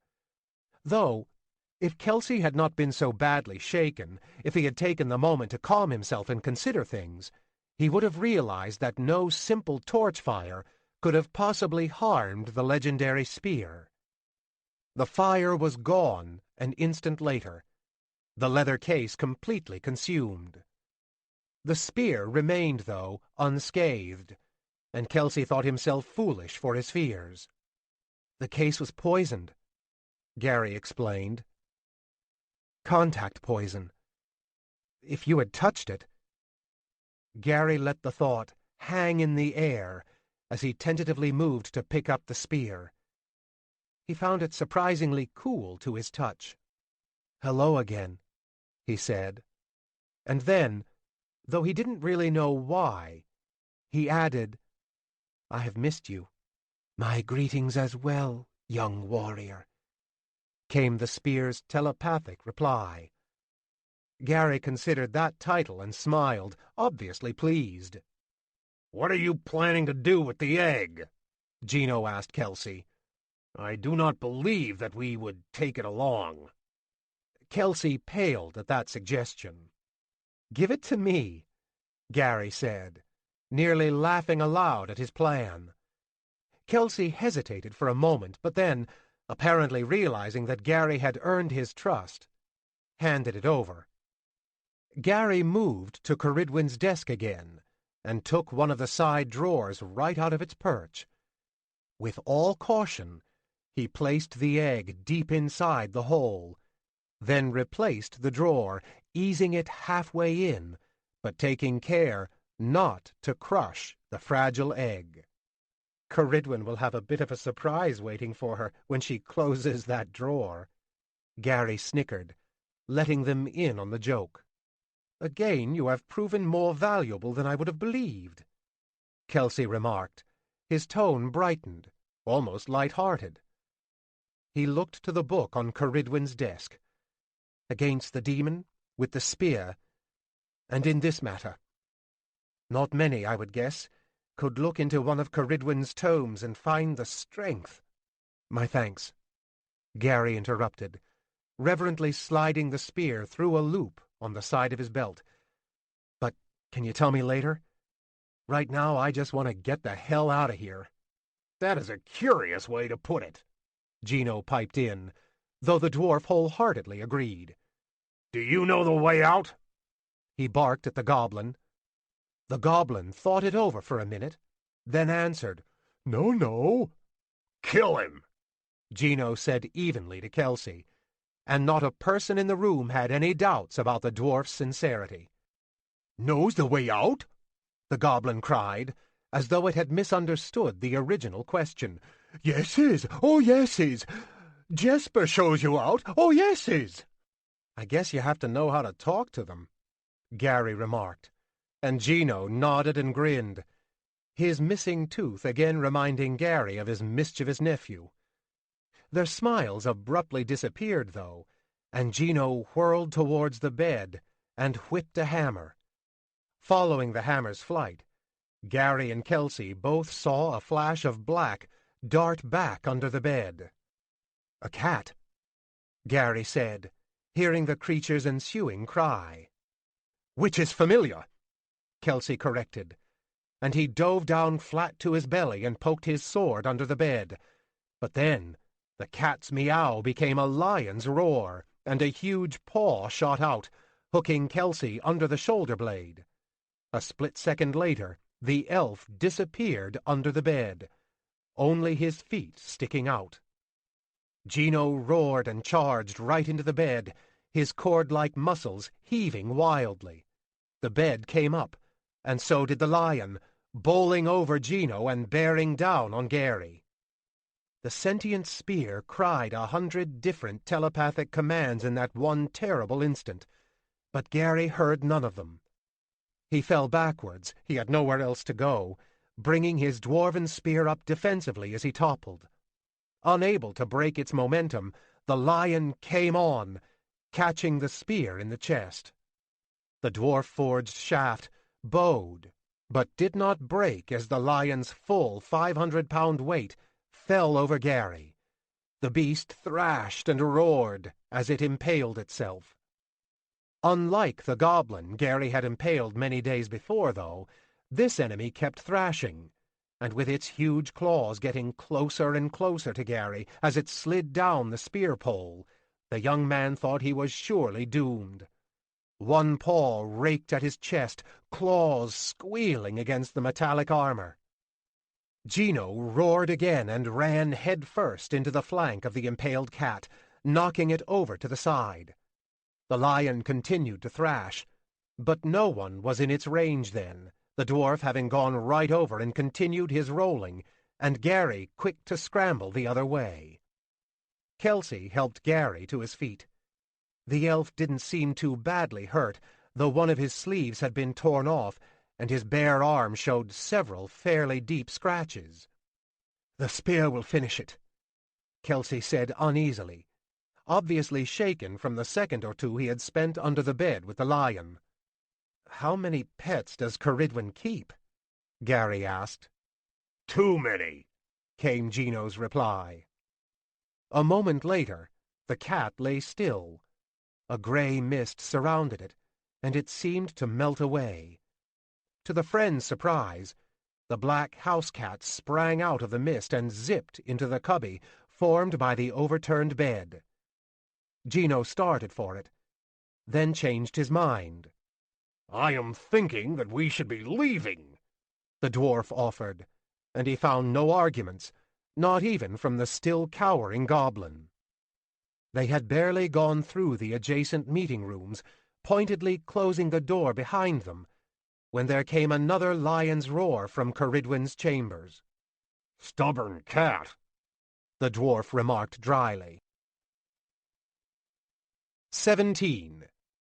Reading between the lines. They found Mickey some time later, after a dozen wrong turns and close brushes with goblin guards. The leprechaun was sitting against the wall as he, or at least as his illusion, had been doing when they left him. Tommy was still hard at work on the wall beside the illusionary dwarf. "Time to go," Kelsey said to the leprechaun. "Has our goblin friend returned?" "Twice," Mickey replied, drawing deeply on his pipe. "He's thinking everything's as it should be." From somewhere down the halls there came the roar of a lion. "Time to go," Kelsey said again, pulling the frightened goblin prisoner into the room beside him. "We have a guide." Gary nodded from Mickey to the giant, who was still oblivious to the fact that the missing group had even entered the room. "He won't go unless he thinks he's finished," Gary explained. "Then let him stay," whispered Gino. "Who wants a giant around?" "We need him," Gary said firmly, and he feared that he would have to go into a long and detailed explanation of his tentative escape plans, an explanation that he was sure would make little sense to his companions. Mickey trusted him, though. The leprechaun winked Gary's way, and the illusionary dwarf went into a whirlwind of activity that had the whole patched in mere seconds. Tommy blinked at the sight, not quite knowing what to make of it. "You must leave now," the goblin prisoner heard himself command, though he hadn't moved his lips. He looked questioningly around the room, but Kelsey's sword came up beside him in a flash. If you make any more noise than drawing your breath, I will cut off your head," the elf promised. Is the wall fixed? Tommy asked helplessly. He felt around as though he didn't believe his eyes. The wall is not fixed. "No!" cried the goblin with a leprechaun's voice. "The lady wants you out of the house." The illusionary dwarf walked over and seemed to blend right in with Gino. "The wall is fixed," Gino answered Tommy, taking the cue, though he gave Gary an angry sidelong glance as he addressed the giant. "Come on, Tommy," Gary added. "I'll show you something else that will please the lady." That got the giant's attention, and he shrugged at the somehow fixed wall, scratched his huge head one final time, and fell into line behind Gary. "One wrong turn costs you your head," Kelsey promised, whispering into the goblin's ear so that the giant would not hear. But the terrified goblin needed no prodding. It had seen quite too much of the powerful companions already to offer any resistance. It led them on at a great pace, pausing every now and then at an intersection to check its bearings. They came unexpectedly upon one group of guards, bursting in through open doors, before they even noticed that the room was not empty. "I have to get these wretches out of the castle," Mickey's voice explained from the goblin's mouth before Kelsey could set his sword into action.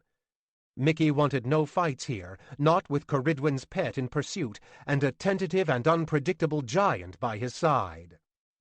A roar erupted from somewhere behind them, and the eyes of the goblin guards went wide. "The lady's cat's not too pleased that they're still around," Mickey went on. "Then get 'em out of here!" screamed one of the goblins, and it and the others darted out a side passage, scrambling away with all speed from the pursuing cat. "That is Alice," Tommy said. The others looked at him curiously.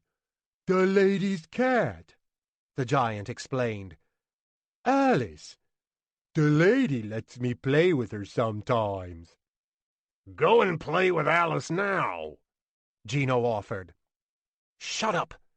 Gary snapped at the dwarf, and he thought himself incredibly stupid for talking that way to the volatile Gino. But Kelsey backed him this time. "We have no time for bickering," the elf said, and he prodded the goblin along once more. "Let us discuss our differences when we are safely outside." They ran down one long hallway, the outer doors in sight, but then Geek the goblin turned into the hall behind them. "Where is yous going?" the spindly-limbed goblin demanded. "You comes back here!"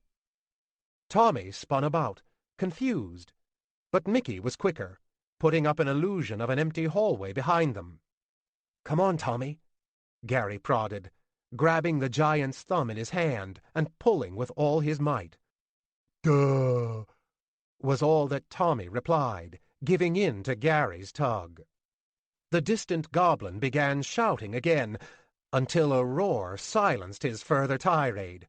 "No, Alice," they heard Geek cry as they continued through the doors. "Nice kitty, Alice." And then they were outside. Gino closed the doors behind them and popped a spike into the ground at their base for good measure. "If they have any way of contacting Caridwen," Kelsey warned, but he did not finish the thought, seeing Tommy overly interested in his words. He pulled Gary and Mickey aside, and the goblin prisoner, seeing a chance, wasted no time. As soon as Kelsey let go of it, with Gino busy at the doors, the creature ran off. "How do we get off the island?" Kelsey asked bluntly, paying no heed to the fleeing goblin. Gary still hadn't actually figured out exactly how they should proceed at that point. Retrieving the magical spear and getting out of the castle had come in such a wild rush. Whatever details were yet to be worked out, though, Gary knew what role his companions had to play. "Get back to the camp and retrieve all of our belongings," he instructed. "And bring one boat along. Go north along the beach until you find a rocky jetty. I'll meet you there." And what of the giant? He comes with me, Gary replied. He looked at Mickey, trying to think things through, trying to figure out what coaxing Tommy might need. You had better come with me too, he said. Gary had little trouble convincing Tommy to go with him to the lagoon. Thrilled at preparing another surprise for the lady, the giant even picked Gary and Mickey up and carried them along. Once again, Gary was amazed at the giant's strength, and glad, for he knew that Tommy would need all of it to carry out the plan. When they got back to the lagoon, Gary instructed Tommy to retrieve weeds, both brown and green. The giant shrugged and did as he was asked, though he had no idea what the man had in mind. Mickey's amused smile showed that the leprechaun was beginning to catch on, though. Gary found the widest hollow tubes of the branch and glued them together with the sticky goo from the green reeds. "Okay, Tommy," he said confidently. "Put this in your mouth." I do not like to eat the water plants, Tommy explained. "No, don't eat them," Gary explained. "Breathe through them." Off to the side, Mickey whistled and couldn't contain a chuckle. Tommy scratched his huge head. Duh? "Don't you understand?" Gary asked, as though things should have been obvious. He had to continue to appear confident, he knew, if he was to have any chance of convincing the giant. "With these, you can walk all the way across the lake." That will not please the lady, Tommy reasoned. "Oh, but it will," Gary replied immediately. "If you can go back and forth without having to jump and scramble, you'll be able to carry things for the lady." Tommy scratched his head. "When the lady has things to bring across to the island, she will no longer have to go back and forth with puny boats," Gary went on, revealing his sincere excitement. "She will have you to simply carry things across for her." Duh. I do not. The giant began slowly. "Just try it," Gary pleaded. "Go across once and then come back." Tommy looked at the reed tube sourly and shook his head. Gary knew that his time was running out, and with all the damage they had done back in the castle, and with the spear back in their possession, he had no desire to be on the island when Ceridwen returned. "You already went across once," Gary said grimly, his tone an obvious warning. "If the lady finds out, she'll be mad." You will not tell her? Tommy begged. Gary shrugged his shoulders, non-committally.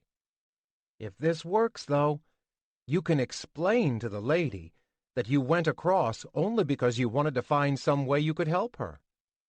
Won't that make her happy?" Tommy thought for a moment, then took the reed tube. "Just put the tube in your mouth and your face in the water," Gary explained. "Keep calm and breathe easy." Tommy walked into the lagoon and did as Gary asked, but brought the whole tube under water with him and came up a few seconds later, coughing wildly. It does not work, he complained, as soon as the fit had ended. "We're in trouble, lad," Mickey remarked. Gary motioned for Tommy to come back to him, then showed the giant how to keep one end of the tube above the lake, so that the air could get into him. The giant shrugged and went back into the water, ducking his head. Again, he came up in mere seconds, panicked and spitting water. "We're in trouble," Mickey said again. Gary realized that Tommy's mouth was simply too big for the tube. He called Tommy back to the shore, then refitted the weeds, this time smearing goo all around them to secure them in the giant's mouth. Using both hands, he pinched Tommy's nostrils to show the giant that he could indeed breathe through the tube. Tommy shrugged, went back and tried again, and each time he stayed underwater a little longer and came up looking less afraid. Long way to the shore, Mickey remarked. You're thinking that the giant can keep calm enough to stay underwater all the way, carrying us besides? Would you rather stay here and take your chances with Cerridwen? Gary replied dryly. Good point, lad, agreed the leprechaun. He looked down the beach past the jetty and saw Kelsey and Gino approaching. Kelsey laden with their belongings, and Gino carrying the heavy boat up over his head. How does he do that? Gary remarked, amazed at the diminutive dwarf's incredible power. Comes from eating rocks, Mickey replied, and Gary couldn't tell from the leprechaun's tone if he was kidding or not. Tommy came back to Gary and Mickey at about the same time as their other companions joined them.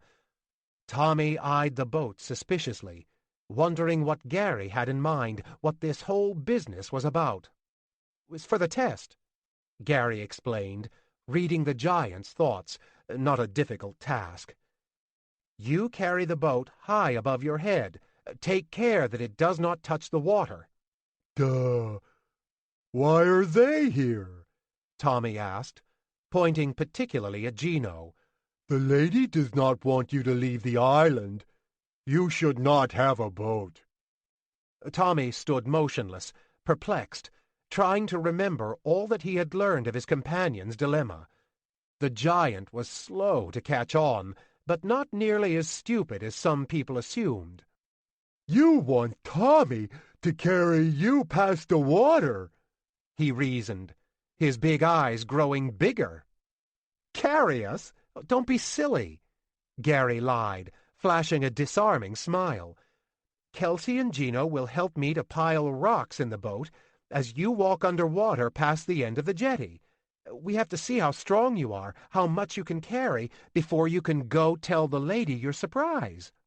I am strong, the giant asserted, an obvious fact that none of the companions were about to argue against. Gary bobbed his head. But we should know exactly how much you can carry before you tell the lady about your surprise. The water's deep enough by the jetty's end to get the boat down near our level. Gary could only hope that the slow-to-catch-on giant wouldn't simply reason that it would be easier to fill the boat before he even started out. Tommy stood scratching his head and looking at the lake and mountains beyond, then at the boat, and then, suspiciously, at Gino and Kelsey. Finally, to Gary's relief, Tommy popped his reed pipe in his mouth and hoisted the boat overhead. Gary clapped his hands together and beamed at his friends, but Gino and Kelsey didn't seem to share his enthusiasm. You want us to climb in the boat as the giant walks past us? The dwarf balked as soon as the giant moved far enough away. I have lived too long and hope to live too long again for such a stupid trick. You forget that the lake is acid to us, Kelsey added sourly. Gary motioned to Mickey to give the answer, thinking that the leprechaun's backing might not be such a bad thing at that time. Would you rather stay here and take your chances with Cerridwen? Mickey asked. They were all in place on the end of the jagged jetty as Tommy came walking past, still holding the boat high. This was the trickiest part of the whole plan, for Gary couldn't be sure that the water was deep enough to get over the giant's head and keep him blinded to their real intentions. It was, but just barely, and the giant's long arms had the boat high up above them, with Gary having no way to instruct Tommy to lower it. They tossed their bundles into the boat. Then Gary jumped up and caught the side. He was going to tell his companions to climb up over him, but they barely needed an invitation. Kelsey verily ran up his back. Mickey, boosted by Gino, barely touched Gary's shoulders as he flew past, and the dwarf came last. Gary was amazed at how much weight was packed into that tiny little body. They pulled Gary in, and then they all sat tight, fearful that the water which Cerridwen had promised would burn them as acid was only about 6 or 7 feet below them.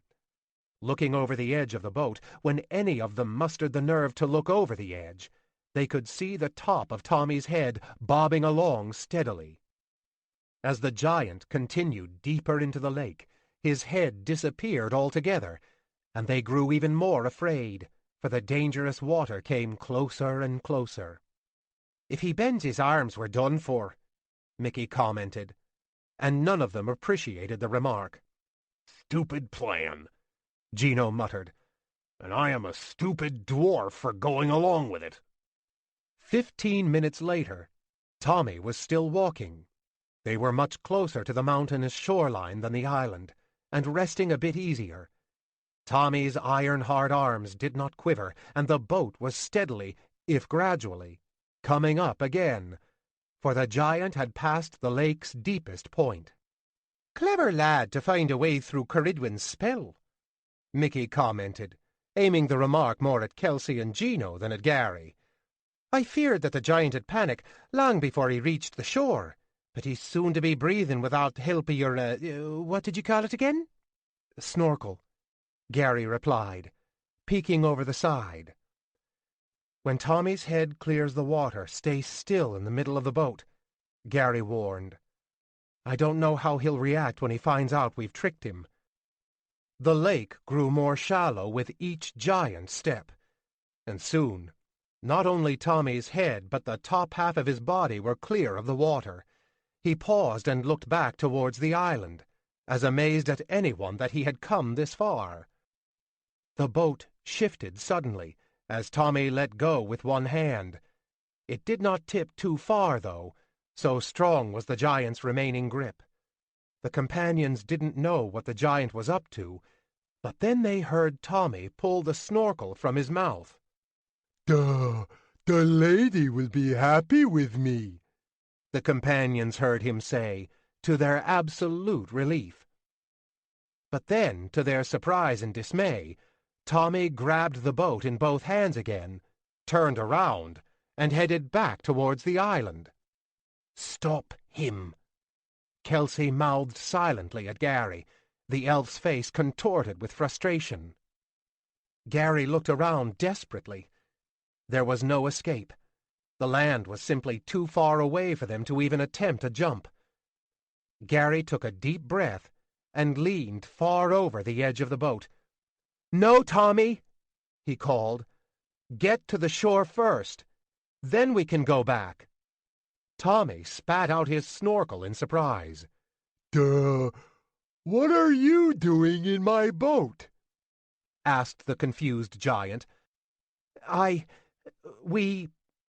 Gary stammered.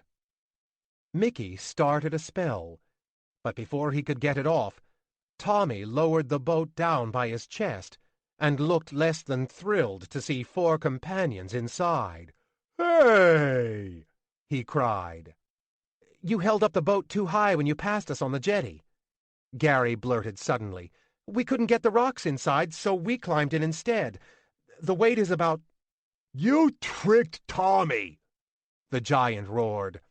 "The lady wants you to stay on the island." He started to turn back, but Gino, horrified at the thought of going back to face the witch, whipped a hammer into his chest. The weapon bounced off without doing any serious damage, and, as a pointed reminder to the companions, it dropped into the water and dissolved before their eyes. Kelsey rushed up beside the giant, his sword bared and point aimed in towards Tommy's heart. "To the shore," the elf demanded. He almost got his wish. With a great growl, Tommy heaved the boat towards the shore, but it didn't quite make it, landing with a tremendous splash a few feet from the beach. Ceridwen's spell began its wicked work immediately. The boat started to sizzle and sputter, white smoke rising up from its timbers. Kelsey and Gino went into action, grabbing bundles and hurling them to the shore. Gino picked up Mickey and flung him to the beach, then grabbed Gary and, before the stunned man could protest, put him above his head, spun him about twice to gain momentum, and launched him as well. Gary landed heavily on the rocky shore. He rolled to a sitting position, spat sand from his mouth, and regarded Mickey sitting next to him. "From eating rocks, huh?" Gary remarked.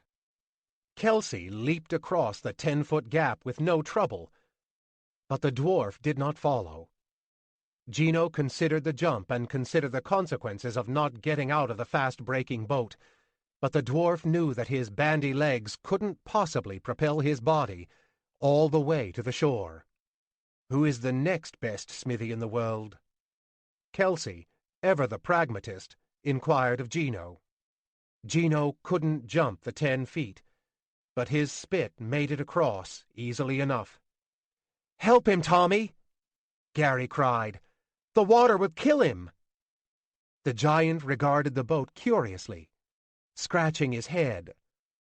Gino couldn't wait for him to make up his mind. "Come and play, blockhead!" the dwarf roared, and he twirled another hammer Tommy's way. Of all the insults one might throw at a giant, none could stir such a creature more than blockhead. Tommy growled and charged, and Gino got up on the very lip of the boat, closest to shore. When Tommy crashed over the back of the splintering boat, the other end, Gino's end, went high into the air. The dwarf timed his leap perfectly, using the momentum of the tilting boat to send him high and far. As Gary had done with the stone wave back in Divergamal, Gino easily cleared his friends. He soared past and came down head first into a huge chunk of stone, laughing wildly all the way, even after he had bounced off. Their troubles were far from over, though, for Tommy bounded up onto the shore, his big fists clenched in rage.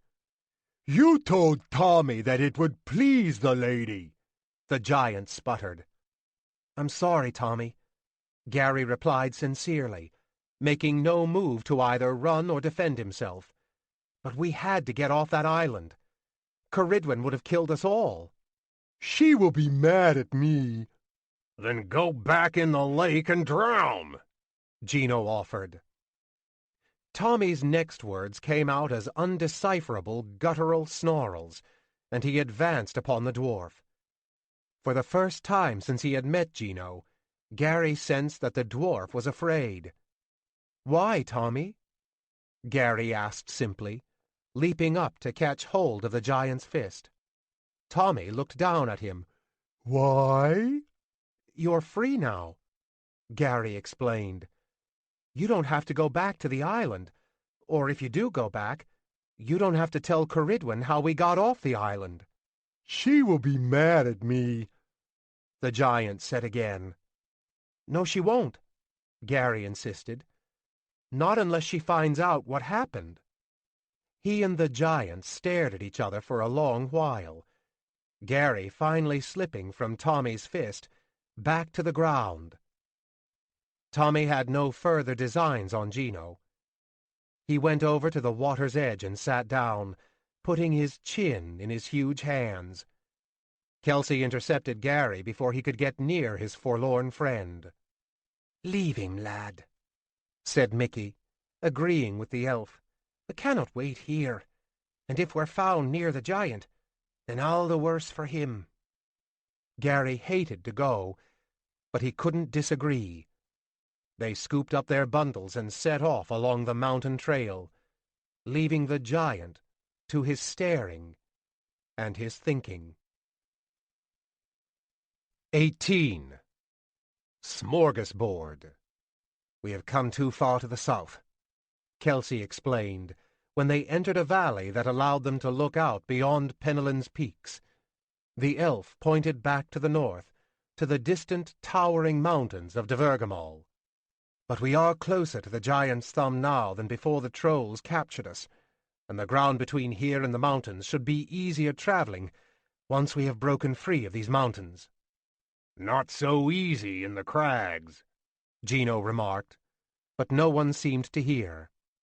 "Giant's thumb?" Gary asked Mickey. "That's where Robert makes his lair," the leprechaun explained. Not too big a mountain, not as big as those in Tvergamal, but flat-topped and big enough to keep the dragon comfortable. Robert? Gary asked. Who is this Robert? It was the second time Gary had heard the leprechaun speak the name, but he thought it wise not to mention his previous eavesdropping. Mickey gave him an incredulous stare. "The dragon," he answered. "Have you not been listening?" "A dragon named Robert?" Gary had to remind himself of the gravity of their situation, of all that they had come through and could expect to yet face, to keep from bursting out in laughter. "Robert the Righteous, he calls himself," Kelsey put in. "Though most others peg him as Robert the Wretched," Mickey added with a snicker. "It's not his real name, of course. Not a name for a dragon. But that's a hard one. Harder than Kelson. Oh, well, you get me meaning." "Only thing harder to pronounce than the name of an elf is the true name of a dragon," Gino clarified grumpily. He gave Kelsey a derisive stare. "At least dragons have the courtesy to give themselves an easier title that people can use when addressing them." "Afore they're eaten," Mickey had to add. Gary looked from one of his companions to the other, as lost in the conversation, and all the innuendo he instinctively knew was flying about, as he was in this strange world. For the first time, Gary gave careful consideration to this upcoming beast. When Mickey had first mentioned the quest and the dragon, Gary had thought this whole adventure a dream, and had not given it too much thought. Between then and now, the young man had simply been too busy just keeping himself out of trouble to think about what lay at the end of his road. Now, though, with Caridwen's Island behind them and Kelsey promising a clear road to Giant's Thumb, the dragon, Robert the Righteous or Wretched or whatever title best fit the beast, inevitably hovered about Gary's thoughts. "How big is this dragon?" Gary asked a short while later. Mickey was back on his shoulder, the leprechaun having no chance of matching the elf's eager pace with his tiny legs. "Read your Mr. Tolkien, lad," the leprechaun replied. "Seems he got the dragon part right at least. Aye, he's been the fairy, that one. Not a second-hand account of that Smaug creature. I'm just a bit surprised that since he's seen it, he got back to your own world to write about it." Gary started to say, "You're kidding," but changed his mind, realizing that the leprechaun spoke with all seriousness. And given his own unbelievable situation, how could Gary say with certainty that Tolkien had not visited Fairy, or so many other of the fantasy writers he loved to read? And what about the common folk tales of a dozen different countries, particularly Ireland and Scotland? Might those legends of elves and sprites, dragons and bandy-legged dwarfs, be based on the actual experiences of simple farmers? "What are you thinking?" the leprechaun asked him, seeing his face crinkled in confusion. "I don't even know," Gary replied honestly, for the notion had overwhelmed him. "Well, if you're thinking of old Robert, then don't you bother," Mickey said, and Gary couldn't help but notice that the leprechaun's tone had taken on a grim edge. "You cannot imagine a dragon, lad.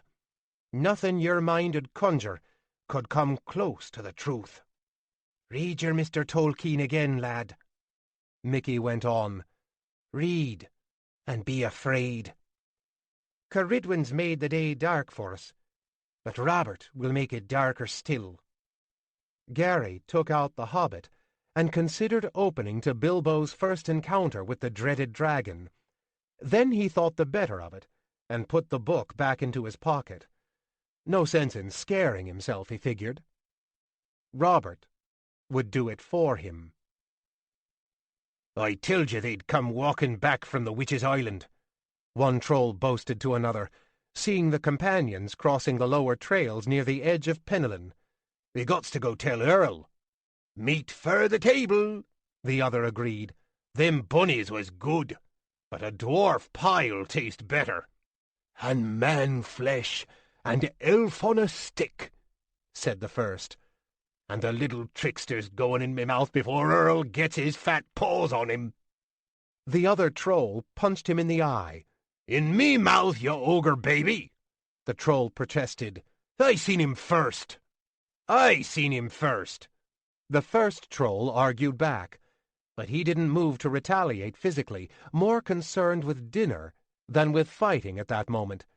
"But I'll split the trickster with you, right down the middle." The other troll smacked his lips with his big fat tongue and rubbed his greedy hands together. "Let's go get Earl," he offered. "Me belly's growling orful." The companions ran on long past sunset, none of them complaining about putting the miles between them and Caridwen's island, and all of them anxious to be out of the dark mountains.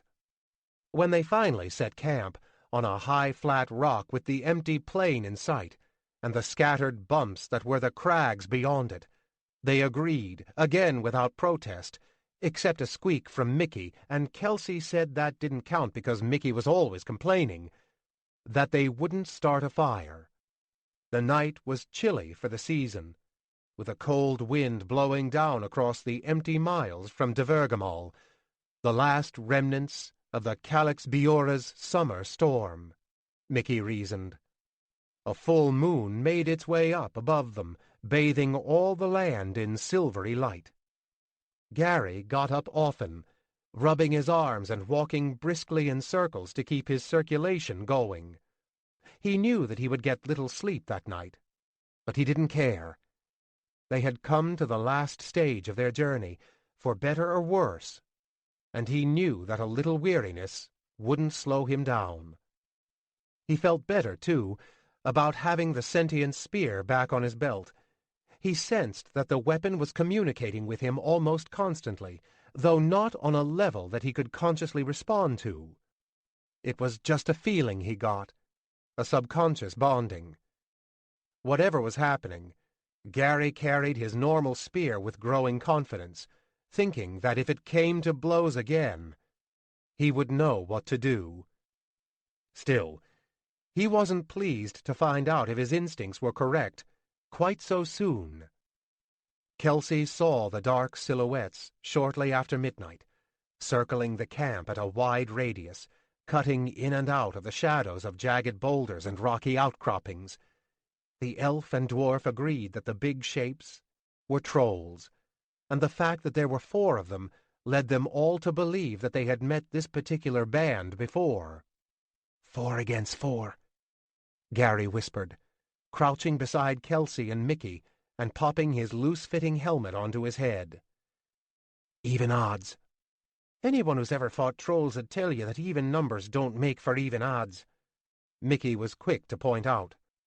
"We nearly beat them before," Gino growled, "and there were 7 of them then." As if to further his point, the dwarf sent a hammer spinning out into the darkness, heard a thump, and grunted in pleasure as a troll groaned. "You see?" the beaming dwarf asked, looking so much again like a disreputable youngster with his one tooth missing and his cat-ate-the-canary smile. Things didn't follow the exact course that Gino expected. Kelsey cocked back his bow, Gino readied another hammer, and before they began their assaults, several large rocks came bouncing into the small camp. One caught Gary in the chest and blew the air from his lungs, sending him flying over backwards. Kelsey managed to dive around a second throw, but his evasive action took him right into the path of a third. He twisted and rolled, but the rock caught him squarely in the knee and sent him spiraling down to the ground. Mickey threw up one of his umbrellas. Lying next to the leprechaun, Gary wondered what good it would do, but amazingly, a rock heading straight for the sprite hit the umbrella and bounced harmlessly away. "You got one of those for me?" Gary asked weakly, struggling to get back to his feet. Gino launched a hammer and scored another hit. At least, another troll groaned as though it had been hit. But a second volley of rocks thundered in. The dwarf was the main target this time, and he was struck twice, though the missiles appeared to do little damage and hardly moved him. One soared past Gino, though, and scored another hit on Kelsey, knocking him flat. And then the trolls were upon them. Mickey lit up the area with an eye-stinging flash of light. "Go to Kelsey," Gary instructed Mickey.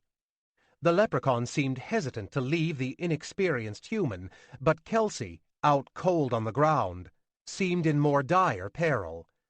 Mickey leaped over to the prone elf and conjured an illusion to make Kelsey appear as a part of the flat rock. Then the leprechaun prudently faded into invisibility, hoping that no trolls had noticed his actions. Gino went into his customary troll battle maneuvers, darting between legs, stomping his hammers down on troll toes, and generally making life miserable for the two attacking him. One of the trolls, Gary recognized him as Earl, went over towards where Kelsey had been lying, sniffing the air and prodding the ground suspiciously. Out of the illusion came Kelsey, sword leading, and Earl got a good cut on the arm for his efforts. Gary squared off against the fourth of the group. He held his spear and shield in front of him, feeling their balance. The troll came straight in, unafraid, swinging its heavy club for Gary's head. Gary went down low beneath the blow and countered with a sharp spear jab that poked the troll in the belly and sent it hopping back onto its tiptoes. Gary used the break to circle to the side opposite the troll's weapon hand. The monster turned with him, more apprehensive now. A second swing from the troll fell harmlessly short.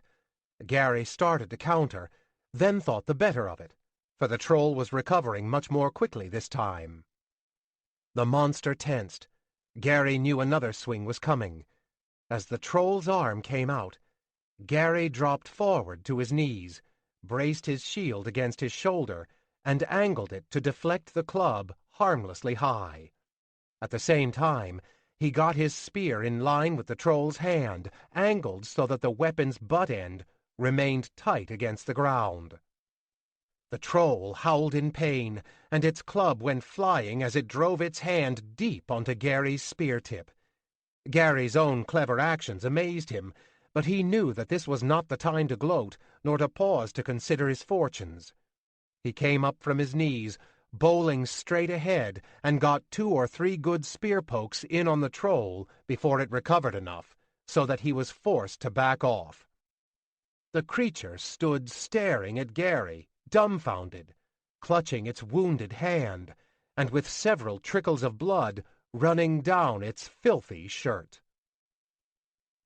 The 2 trolls fighting Gino were growing dizzy indeed, as the dwarf, slapping and cursing every step of the way, continued his wild darting. Always the troll's counter seemed 1 step behind Gino, coming crashing down onto the hard rock at the dwarf's heels as he slipped between the monsters or between their widespread legs.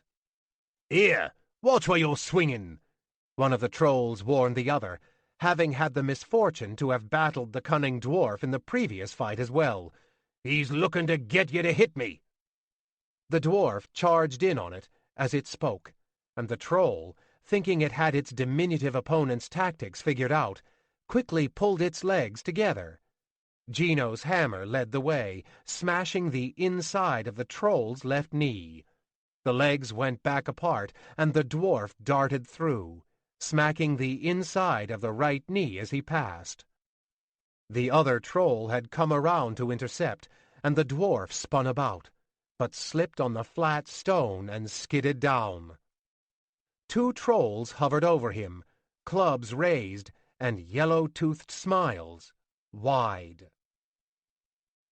Kelsey fought valiantly for many seconds, spinning his sword about and in too quickly for Earl to launch any counter-strikes. The elf was hurt, though, bleeding from the side of his head and unable to use his legs to keep him out of Earl's reach. Earl recognized this advantage immediately and tossed the clubs to the ground, reaching in with both hands. Kelsey nicked one, then the other, then cut a 3rd time at the first arm. Earl seemed not to notice, and wrapped a huge hand about Kelsey's waist. A dart appeared from nowhere, arcing through the air to find a resting place on Earl's big nose. Kelsey was free again as Earl tried to pull the stinger out. "Won me championships 3 years in a row," Mickey boasted, coming visible again and putting another dart into Earl's face. Kelsey smiled and joined in the fun, more than willing to take advantage of the distraction. He stepped right in and drove his sword in and down above Earl's kneecap. "You cut me hand!" the monster whined. "More than that," Gary promised. He pumped his arm as if to throw, then leaped ahead instead, dropping his heavy and pointy-tipped shield onto the troll's toe. He knew that he was vulnerable right beneath the towering giant, but knew, too, that quickness was on his side. The troll, after a howl, had just begun to bend low to grab at him when the spear came rushing up, blasting out a troll tooth and widening the creature's smile. The troll fell back, staggered, and for some reason, Gary had no doubt at all that he would win this fight. Still, he was surprised when the troll's eyes went wide and the creature turned suddenly and sped away. If he had not been so self-congratulatory at this point, Gary might have realized that the suddenly terrified troll had looked right past him. Gino hoped that one of the trolls would pick him up and try to put him in a sack. At least that way he'd have the satisfaction of getting a few more good strikes in before going out of the fight. The trolls weren't intent on capturing the companions this time, the dwarf soon realized. And he realized, too, that he had no way of getting away from the great clubs. But then, one of the trolls rose up from the ground and went flying away into the darkness. The other troll stared ahead blankly, its eyes going up, up, up, until it met the gaze of Tommy One Thumb. On a troll's list of things to avoid, giants ranked just below dragons, and the terror was obvious in this troll's scream as it whipped its club across at Tommy. The giant did wince a little bit as the club rebounded off his massive chest, but he did not fall back. Tommy came with a backhand response that caught the troll on the side of the head and sent it flying head over heels. Gary had seen many wondrous things since coming to Fairy, but none of them outdid the spectacle of a 12-foot-tall troll spinning through the air. He heard the resounding thump as the creature landed, and then heavy footsteps pounding away into the night. "He's got me darts!" Gary heard Mickey yell, and then Earl loped past him. Strictly on instinct, Gary dropped to the ground, hooking his foot in front of Earl's huge ankle. Without even considering the move, Gary came across with a vicious spear swipe that caught the fleeing troll in the back on the knee, his one remaining good knee, and sent him crashing face down to the stone. Without the slightest hesitation, Gary ran up the monster's back and dove headlong. His spear caught Earl on the back of the neck and drove up under the troll's thick skull bone. Earl slumped back to the ground, shuddered once or twice, and expired. Gary lay on the troll's back for a long time, holding tightly to his spear, hardly believing he had so efficiently dispatched such a powerful creature. When he finally looked back over his shoulder, he saw that Mickey and Kelsey shared his disbelief. "When did you learn to fight like that?" the leprechaun asked. Gary had no answers for him, until a voice rang out in his mind. "Thou hast done well. You taught me," Gary replied out loud, looking down to the broken weapon on his belt. "I did no such thing," Mickey replied. "Not you," Gary explained. The spear led you through the fight? Mickey asked. Gary thought for a moment, then shrugged, unsure of exactly what had happened. In the previous fights, the spear's communications had been obvious, but if the spear had instructed him during this battle, he had not noticed. Still, Gary realized that he could not have fought so well on his own instincts. He wondered how closely he and the sentient spear had bonded, and which one had been in charge during the battle. "Whatever it was, lad, you did a fine job," Mickey went on, and Kelsey, wincing in pain, nodded his head slowly in agreement. "And Tommy saved us," Gary replied, speaking directly at Gino. The dwarf said nothing, just walked by Gary and spat on his sneaker. "I'll take that as a thank you," Gary said, a smile finding his face. He moved quickly, wisely, away from the dwarf, and over to Tommy. "You have our thanks, Tommy," he offered, reaching up to grab a hold of the giant's huge hand. "But why did you follow us?" "He probably means to take us back to that stupid witch," Gino fumed. Tommy had nowhere else to go, the giant answered simply. An idea came to Gary, but Mickey, seeing his face light up, was quick to squelch it. "The giant's not coming to Robert's lair," the leprechaun insisted, "and better off he is for not coming."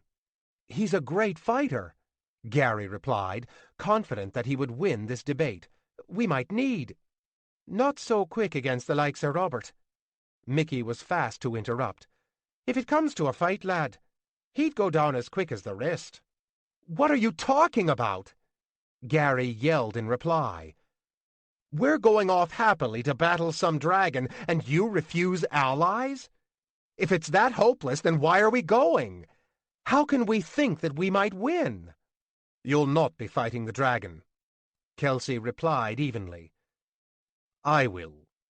"You can hardly stand up," Gary shot back, more harshly than he had intended. "I must fight the dragon in single combat," Kelsey explained, "and subdue the creature. If we brought the giant, if we brought an army and killed the beast, what good would it be to us? No. We must get Robert's cooperation, and that can only be achieved in a challenge of honor." "Then why can't Tommy come along?" Gary asked. "Because dragons fear giants," Kelsey replied. "And if Robert is afraid, then he will fight us all and kill us before I even offer my challenge." The elf turned to Tommy.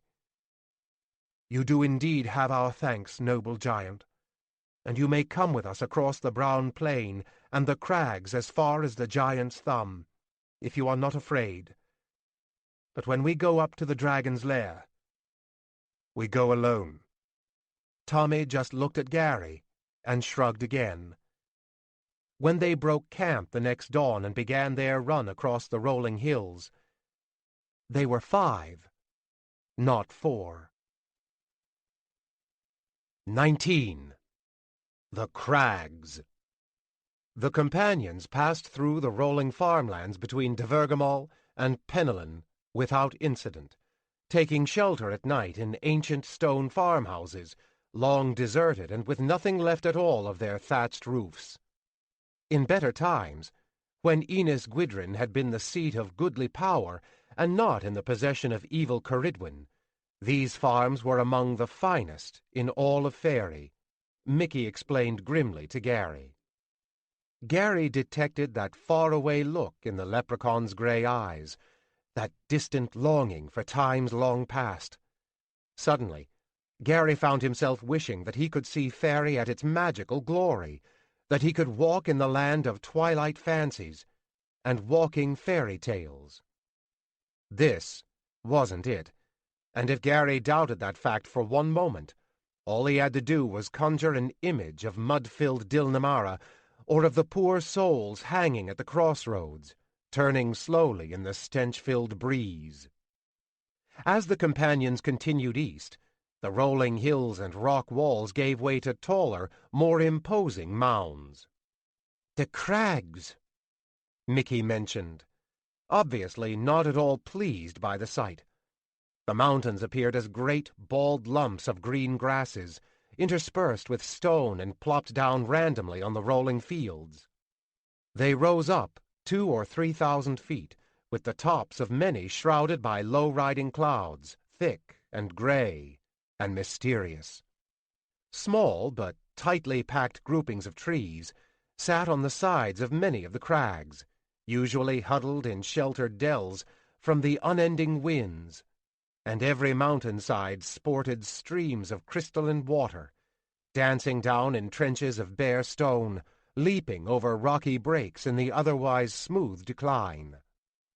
Gary didn't at first know what to make of this place. It seemed a land of paradoxes, both imposing and inviting, magnificently beautiful, yet strangely eerie and untamed. Even the light came in uneven, unexpected bursts. One steep side of 2 joined mountains disappeared into mist at the top, while only 100 feet down, the wet grass gleamed and rivulets sparkled in a distinct line of sunny brightness. Just a short distance below the sunshine loomed the shadow of another cloud, dark and foreboding, full of life, yet full of melancholy. The paradox of existence itself, Gary thought, of vital life and quiet death. The companions spoke little as they hiked their way into the crags, for the wind carried away all but the loudest shouts, and none of them felt secure enough to yell out. Silently, they climbed and descended, under rushing clouds, in rain showers that lasted but a few minutes, and sunshine that shared a similar, brief life. The first day hadn't been so bad, and Gary had thought that the second would be easier on his emotions if not on his body. But the crags were no less eerie that second day, and Gary had the distinct feeling that he and his friends were being watched, every step, by eyes that were not friendly. "Look, Devonshire," Mickey explained on the afternoon of the third day, when the group rounded a rocky outcropping and came in view of a long and narrow lake. The waters continued on beyond sight in the east, cutting between poised and ominous lines of crags. All the world seemed a patchwork quilt of green and gray to Gary as he looked out over the sun-speckled landscape. Below him, the waters of Loch Devonshire bristled under the wind, deep and dark, and cold, he could tell, from the sudden chilly and moist bite of the breeze. "Do we feel safe enough to cross?" Mickey asked Kelsey. The elf looked up to the sky, then back to the loch, finally settling his gaze upon Tommy. "The waters of the loch are far too deep for a giant to walk them," Kelsey quickly explained, seeing Tommy taking out his makeshift snorkel. "We'll save days of walking by going across," Mickey reasoned, and he didn't have to add that all of them, that all of their weary feet, could use a break from the difficult hike. "So spend a day in strapping a raft that will hold the giant," Gino put in, casting a none-too-happy glance Tommy's way. "Or leave him here. We already decided that he will not go all the way to the giant's thumb." Gary grew alarmed at the resigned looks Kelsey and Mickey exchanged, fearing that Gino's blustery suggestion might actually be accepted. "You can't just leave him," Gary protested. "There's not much wood to be found, lad," Mickey explained grimly. "I'm not for thinking that we'll get together a boat big enough to hold that one's weight." Gary really couldn't argue against that reasoning, and he too had no desire to continue the brutal hike if it could in any way be avoided. But neither did Gary want to leave Tommy behind, alone in this strange and eerie place. "Compromise," Gary said at length. "Build the boat for us and keep it close to the shore. Tommy will keep up and keep in sight. He can get around these hills faster than us." Mickey nodded, as did Kelsey, in acceptance of the compromise. Tommy had gotten them over the obstacles that would have otherwise turned their path to the side many times in the last 2 days, and no doubt the giant could have crossed on an even straighter path unencumbered by his diminutive companions. "Are you up for it?" Mickey asked the giant. "The ground's sure to be hard going." Tommy likes mountains," came the giant's even-toned reply. Kelsey nodded. He would not so quickly abandon their valuable companion. Even Gino did not seem too upset that the giant would parallel them on the shore, and the dwarf returned Kelsey's nod with an uncomplaining shrug of his broad shoulders. With Tommy's powerful assistance, the group soon had 2 huge logs snapped together and in place on the waters of Devonshire. Gary and Kelsey worked to flatten the top of the raft and lessen its weight, while Gino fashioned oarlocks and a rudder of stone. Thinner logs were soon shaped as oars, and the companions even managed to get a sail up, using Kelsey's forest green cloak. Tommy gave them a huge push for a start, and off they cruised, Gary working the sail, which didn't prove too effective, and Gino pulling tirelessly and mightily at the oars, which kept the raft rushing along at a great pace. Their path was smooth and straight, unlike Tommy's, but the giant, striding across sharp ravines and stepping over huge boulders, had no trouble keeping pace. Gary worried when Kelsey flatly denied his request that they anchor for the night, allowing Tommy some rest. "The giant will keep pace with us," the elf declared, and he would hear no more of Gary's arguments. He didn't have to remind Gary of what they had left behind them, of the pursuit that would surely soon come. They floated on easily through the night, putting many miles behind them. When the sun came back up, a lighter blur through the gray clouds, Gary was quite relieved to see that tireless Tommy had indeed kept pace with them through the hours of darkness. The giant moved easily, incredibly gracefully, across the trails and rocks lining the shore. There loomed no weary shadows on Tommy's face, and he was even singing to himself, Gary noted with some amusement.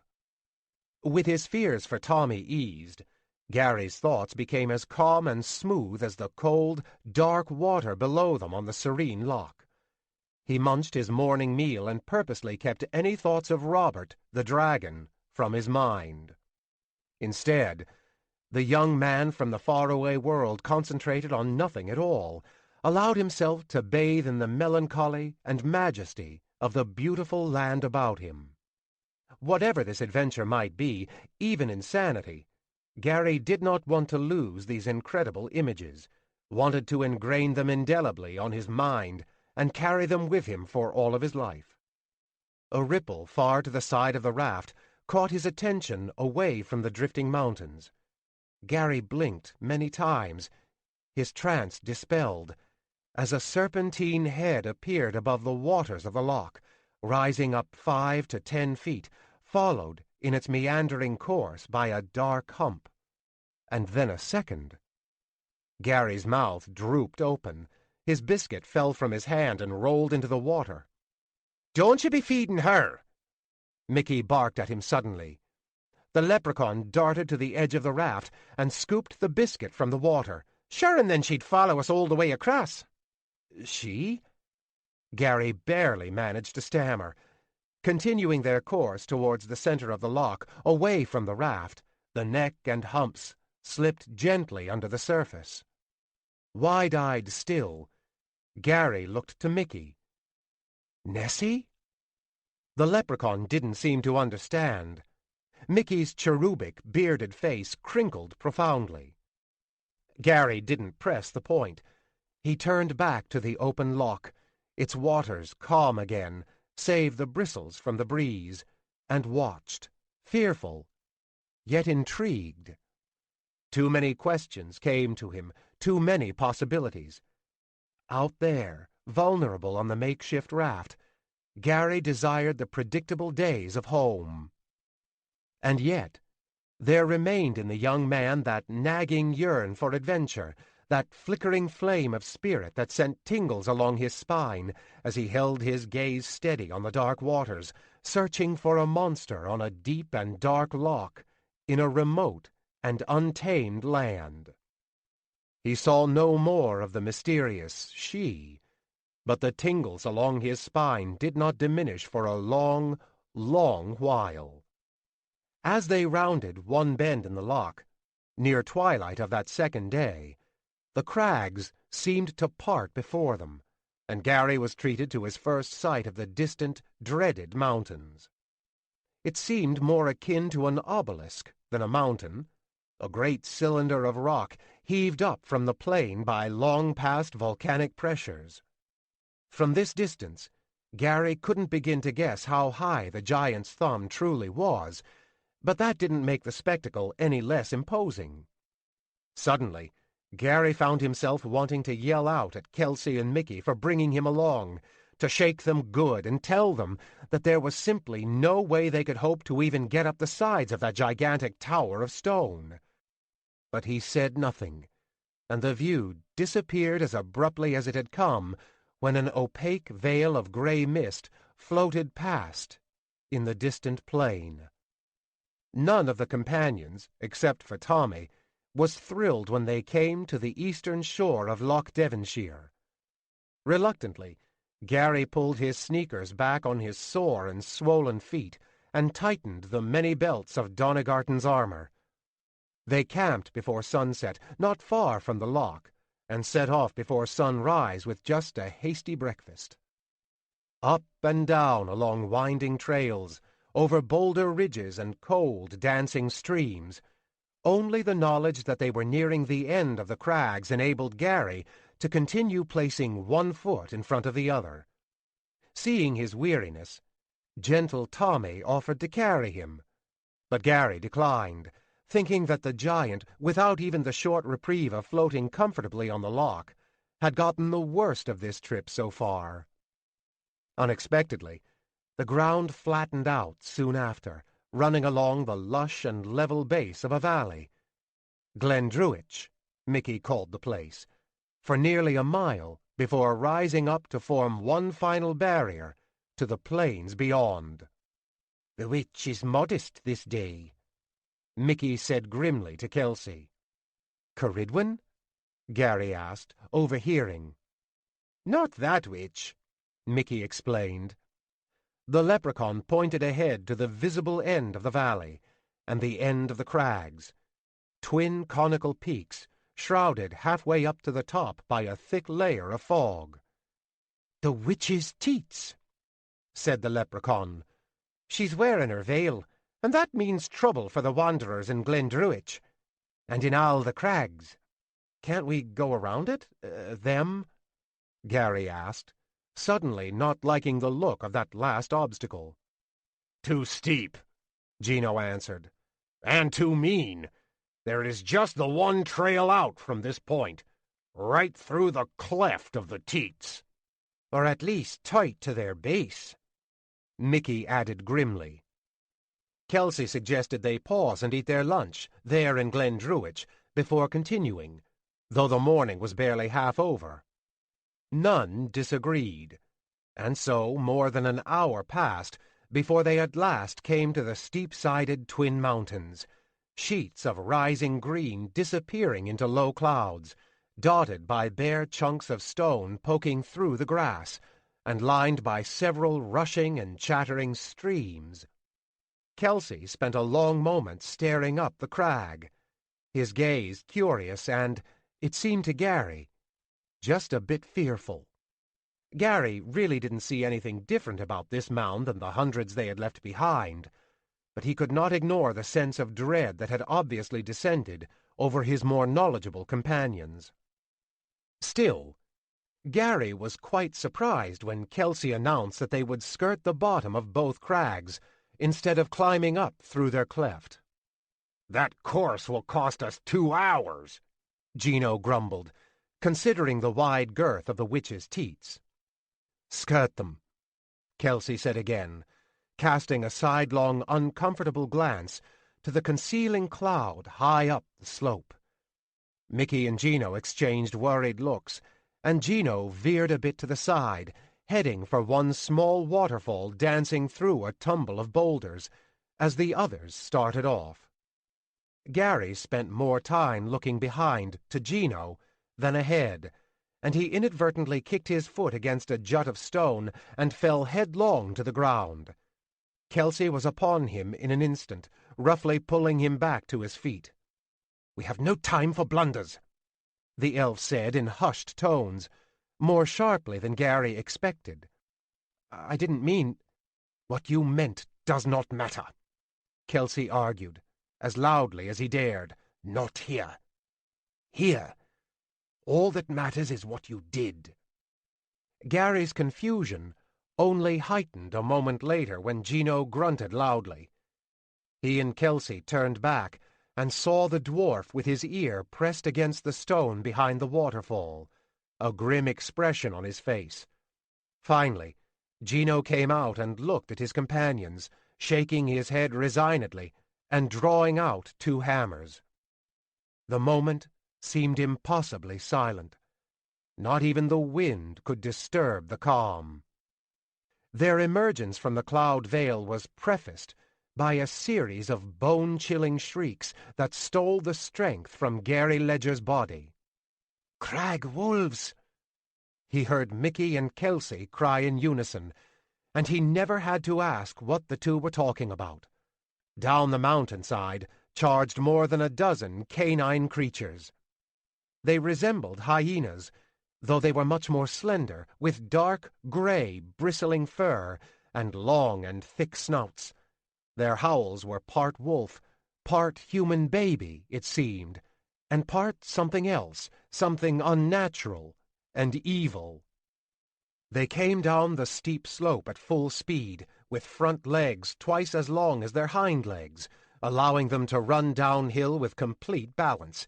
Long before they reached the companions, small groups of the cunning pack fanned out, left and right, flanking and surrounding their prey. Gino darted out from the boulders around the waterfall and ran to another slab of rock set into the sloping side of the crag. One edge of this rock stuck out from the earth, allowing the dwarf to squeeze in behind it.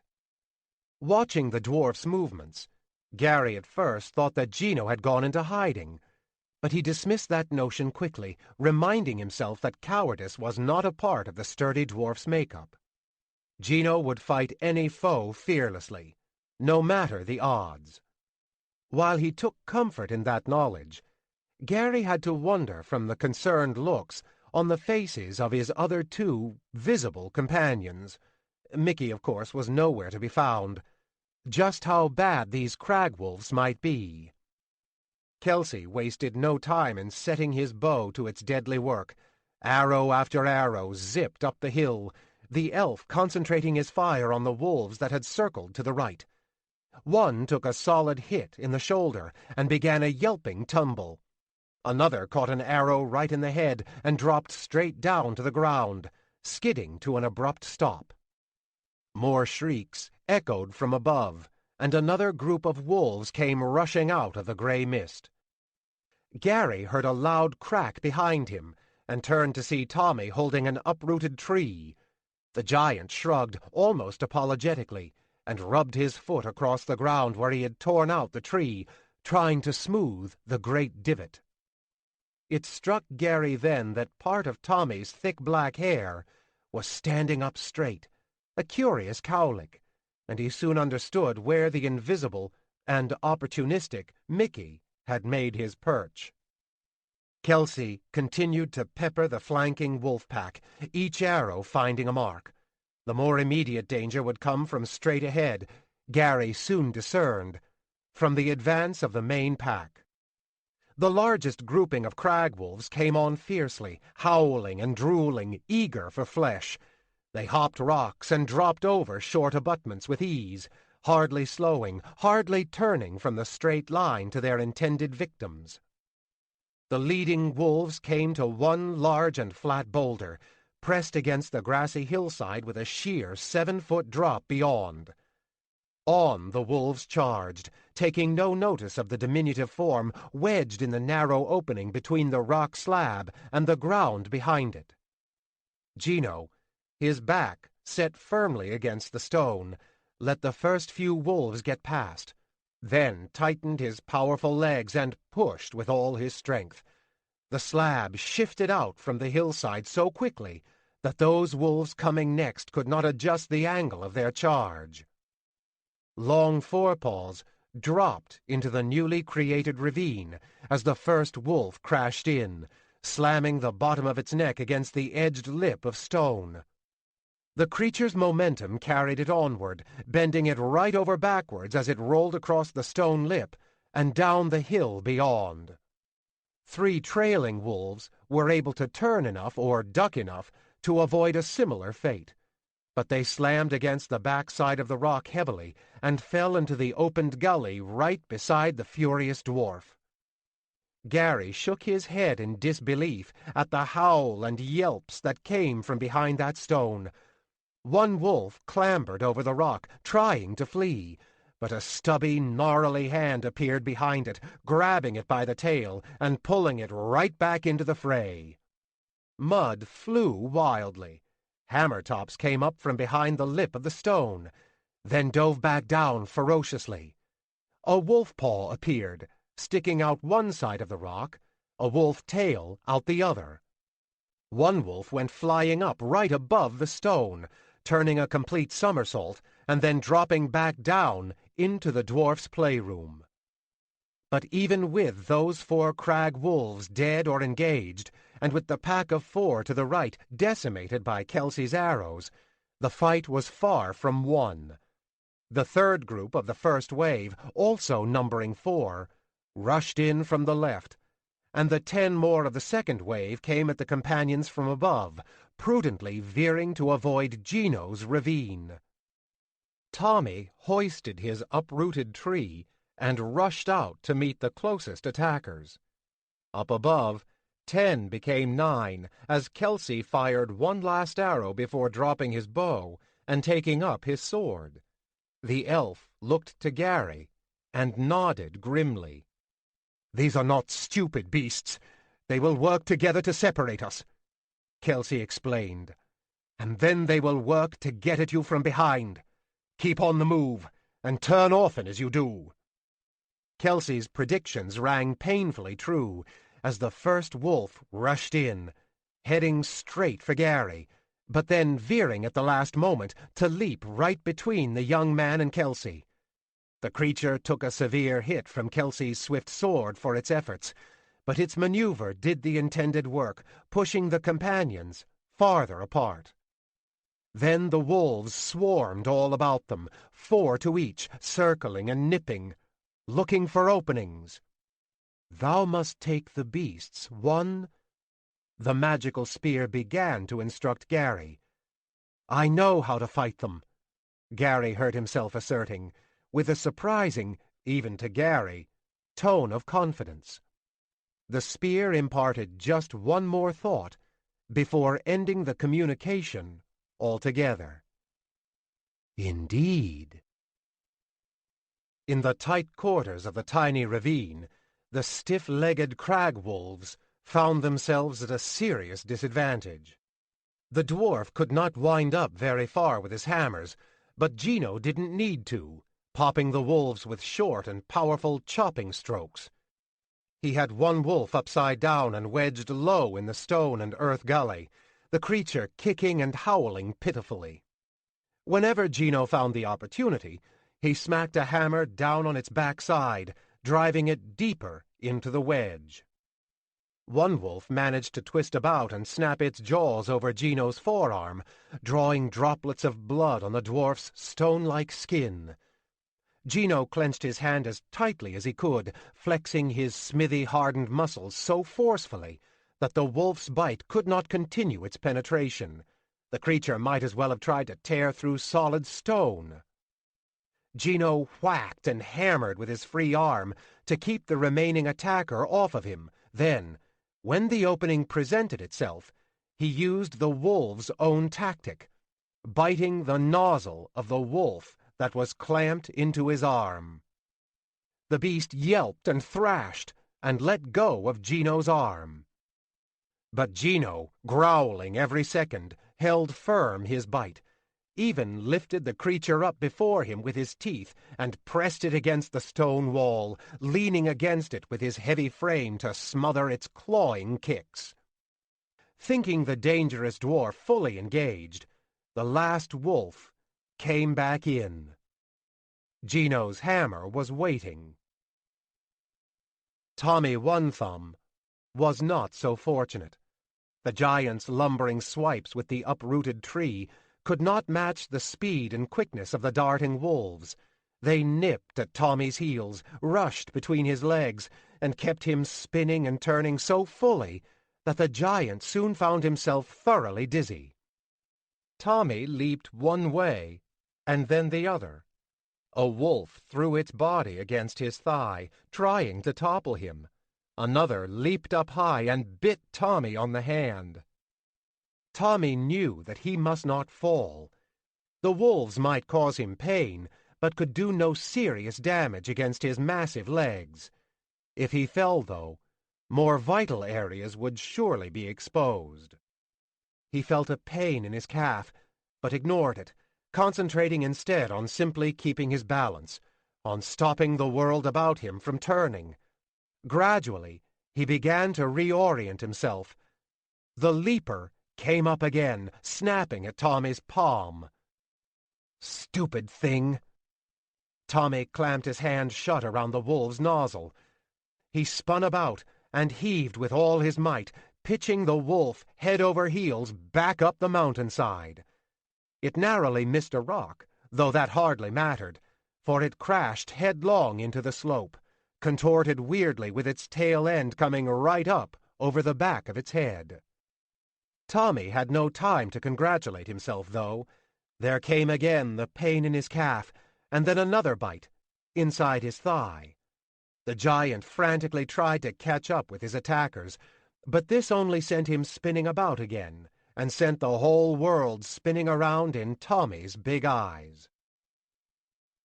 Gary wheeled and threw up his shield just in time to deflect a wolf charge from his backside. The young man could not take the time to calculate any maneuvers. He had to trust fully in his instincts now, and so far they had not let him down. Turning, thrusting, feinting, Gary continued to keep the four wolves at bay, but likewise he did no real damage to them. He knew that time would work against him, that he would tire long before his ravenous attackers. A shriek turned him momentarily to the side, where a wolf lay dead, its head nearly severed. Now Kelsey, too, faced only four, and one of these was not so mobile, having taken a hit on its flank in its initial charge between the elf and Gary. But Gary pushed away any hopes that Kelsey might soon come to his aid. Even if the elf managed to win out against the difficult odds, Gary doubted that Kelsey could get to him before the crag wolves tugged at his lifeless limbs.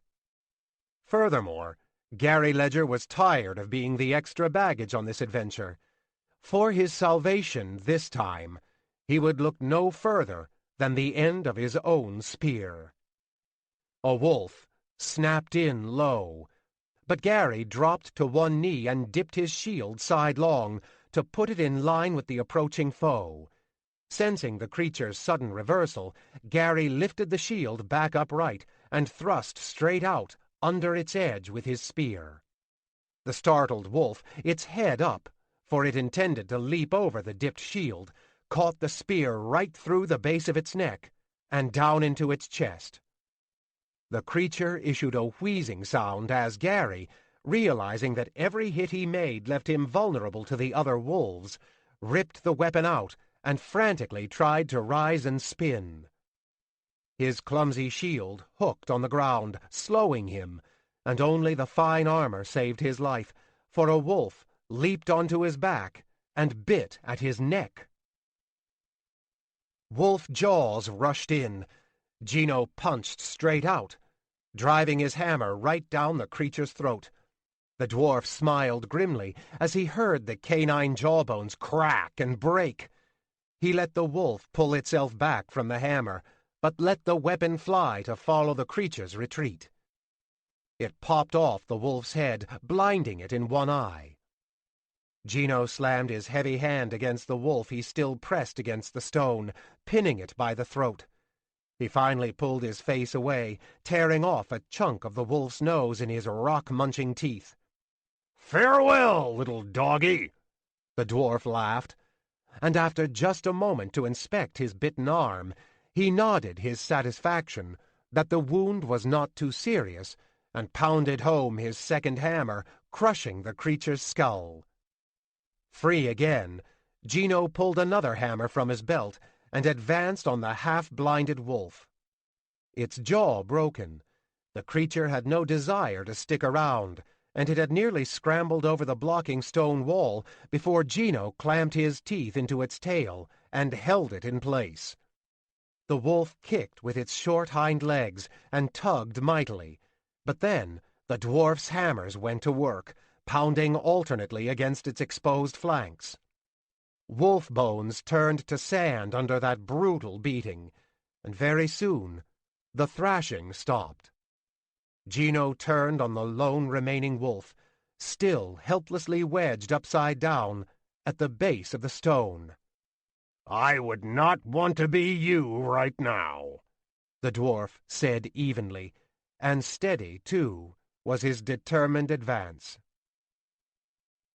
Gary threw himself completely over, throwing his armor-enhanced weight right down on his attacker. The creature yelped briefly, for the split second it had any breath in its lungs, and Gary rolled over it, somehow managing to find his footing before the other two wolves overwhelmed him. The wolf on the ground kicked and wriggled, but couldn't seem to right itself, indicating that Gary's crunching fall had snapped a vital bone or two. The other wolves rushed at Gary from opposite sides, though. He flung his shield out to stop one, then tried to turn quickly enough to deflect the second, but again the heavy shield hooked the ground, leaving Gary vulnerable. He dove forward instead, narrowly dodging the flying creature's snapping maw. "How did Cedric ever fight with a spear in this damned shield?" Gary screamed mentally. He did not. The sentient spear on Gary's belt answered. King Cedric fought with spear alone. The shield was for ceremony, and for those times when Cedric chose to wield his sword. Gary blinked and shook his head. He shook his arm, too, glad to be rid of the cumbersome shield. "Thanks for telling me," came his sarcastic thoughts.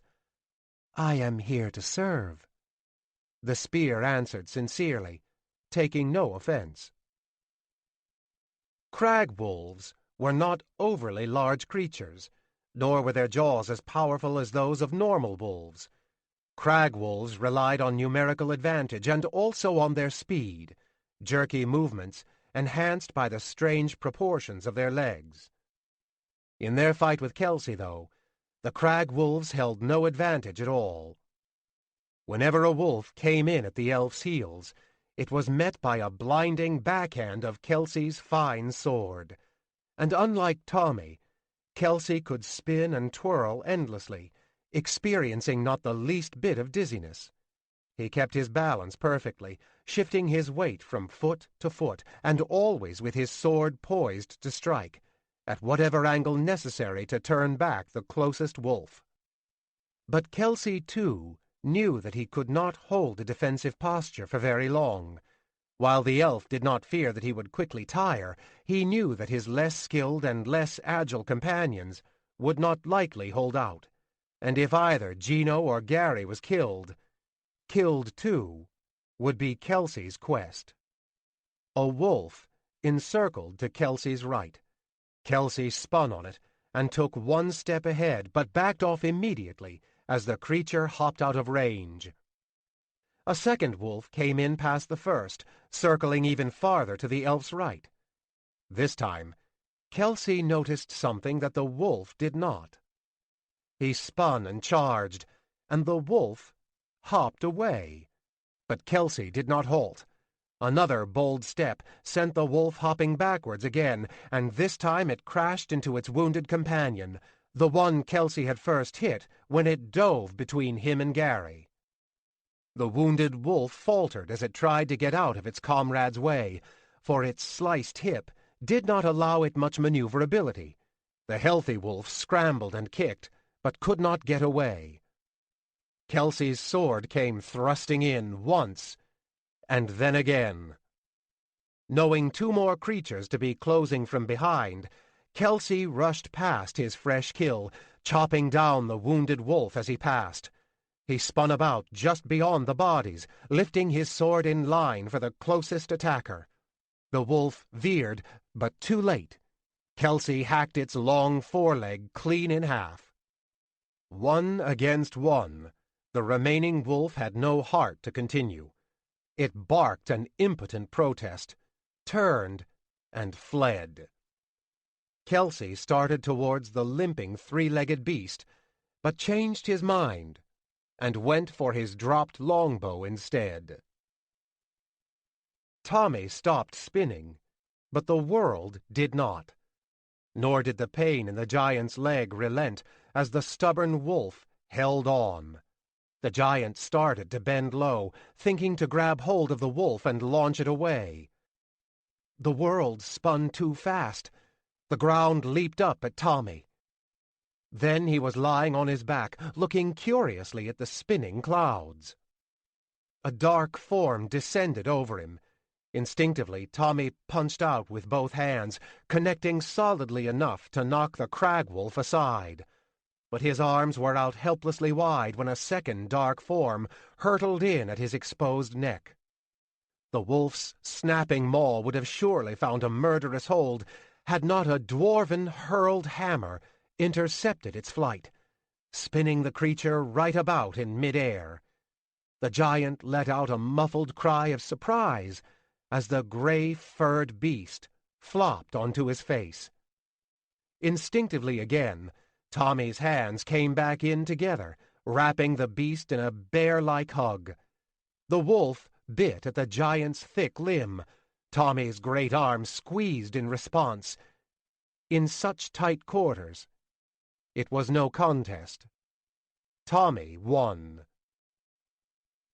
Without the encumbering shield, Gary became a whirlwind of movement, spinning, thrusting, and slapping with the butt end of his dwarven-forged spear so effectively that the remaining two wolves never got close to biting him. He didn't think of tiring, didn't wonder if these movements were sentient spear-guided or not. Gary didn't think of anything at all at that critical moment, reacting on pure instinct, letting his heart guide his movements more quickly than his mind ever could. He almost stumbled, but caught himself. The helm hid Gary's wry smile, for he continued to lean purposely and did not show his opponents that he had regained his balance, that he had his legs squarely under him. He even kept his spear out wide, appearing defenseless. Expectedly, a crag-wolf rushed right at him. Gary waited for the very last moment, then jumped straight up in the air, folding his legs under him. The startled wolf stopped abruptly, and Gary crashed back down atop its back. The creature's legs buckled and flew out wide. Was that snapping noise its backbone? Gary wondered. Gary didn't wait to find out. He brought the spear in close and jabbed it straight down, straight through the wolf's back, with all his weight behind it. The second wolf wasn't far behind the first. Gary ripped his spear free and reversed his grip on it as he fell over, away from the threat. Like Alice the lion in Ceridwen's chamber, the wolf's momentum carried it on, and in its helpless charge, it impaled itself upon Gary's deadly spear.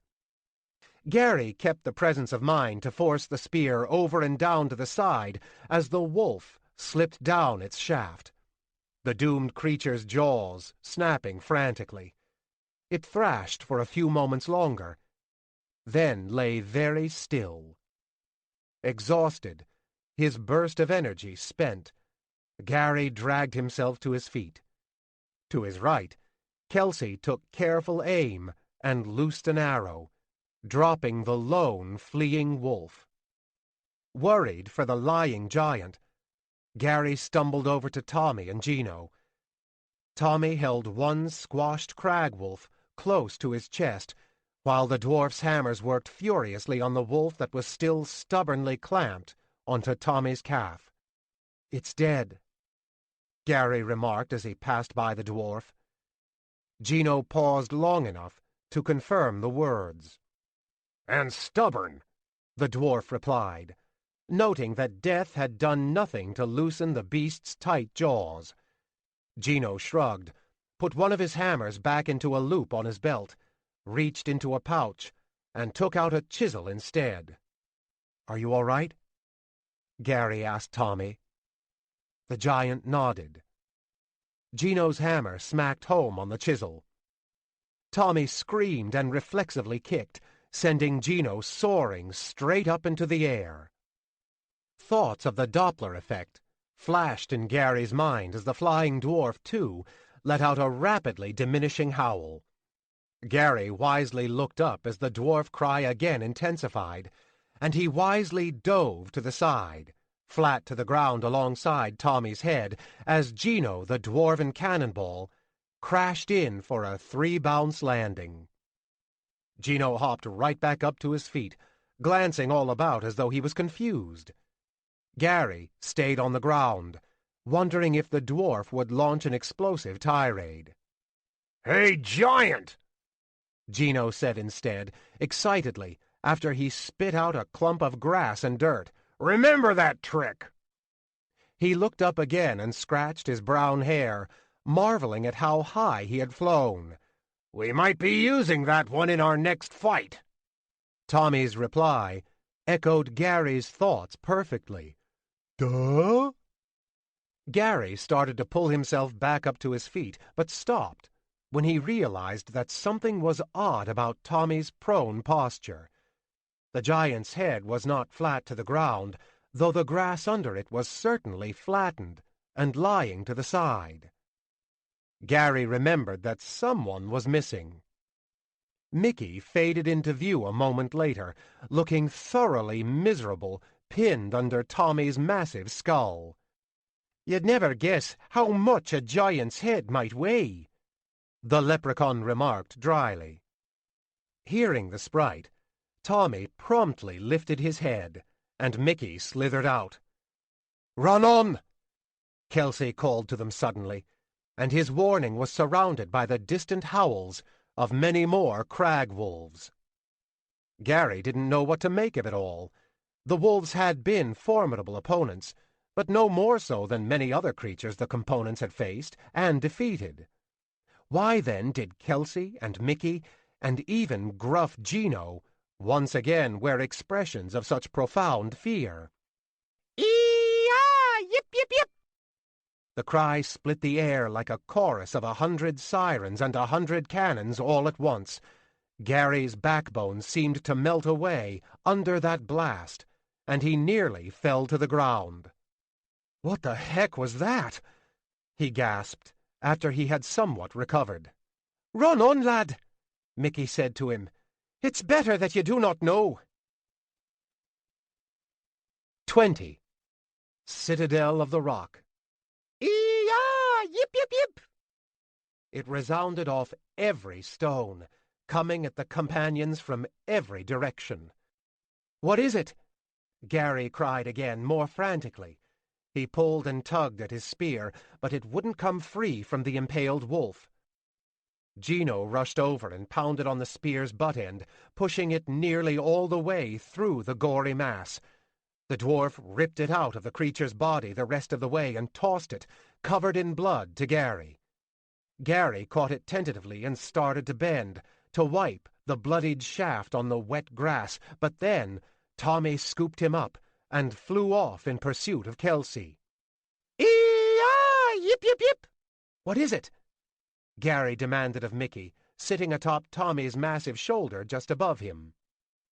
The leprechaun, his face ashen and his expression more grave than Gary had ever seen it, ignored him, and whispered something into Tommy's ear. Without slowing, the giant reached down as he passed Gino and scooped the dwarf into his other arm. Even carrying all three, the giant had no trouble in keeping pace with Kelsey, who was sprinting at a dead run. Having no time for their original route around the base of both crags, Kelsey scrambled for the pass between the witch's teats. The going was rough and the ground broken, but every time Kelsey got to a shelf or sharp ravine that would have slowed him, Tommy came up behind and hoisted him, or even tossed him across. "Crag wolves!" Gino called, peering around the giant's wide girth to look behind. "Run on!" Kelsey replied. "They cannot climb very well." Gary looked back and saw the truth of the elf's claims. The wolves were indeed in pursuit, but were lower down on the mountainside than the companions. With their long front legs, their progress was severely limited. Some of them had even taken to trotting backwards up the slope, possibly the most curious thing Gary Ledger had ever seen. Despite their gains ahead of the wolf pack, none of Gary's companions breathed easier.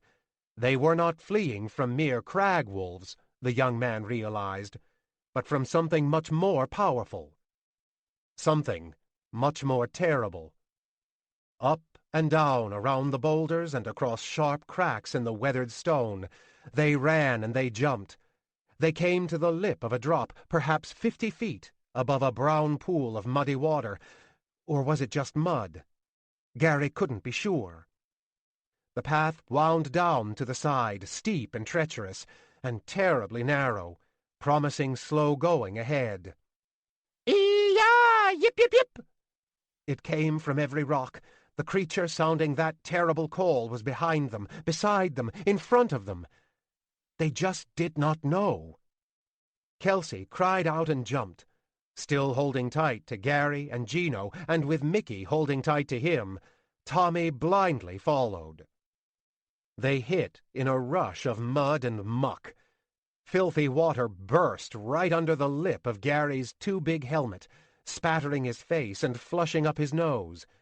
He fumbled out of the helmet and saw Mickey gently descending below an umbrella, tilting the unorthodox parachute to catch the crosswinds and float him clear of the murky pool.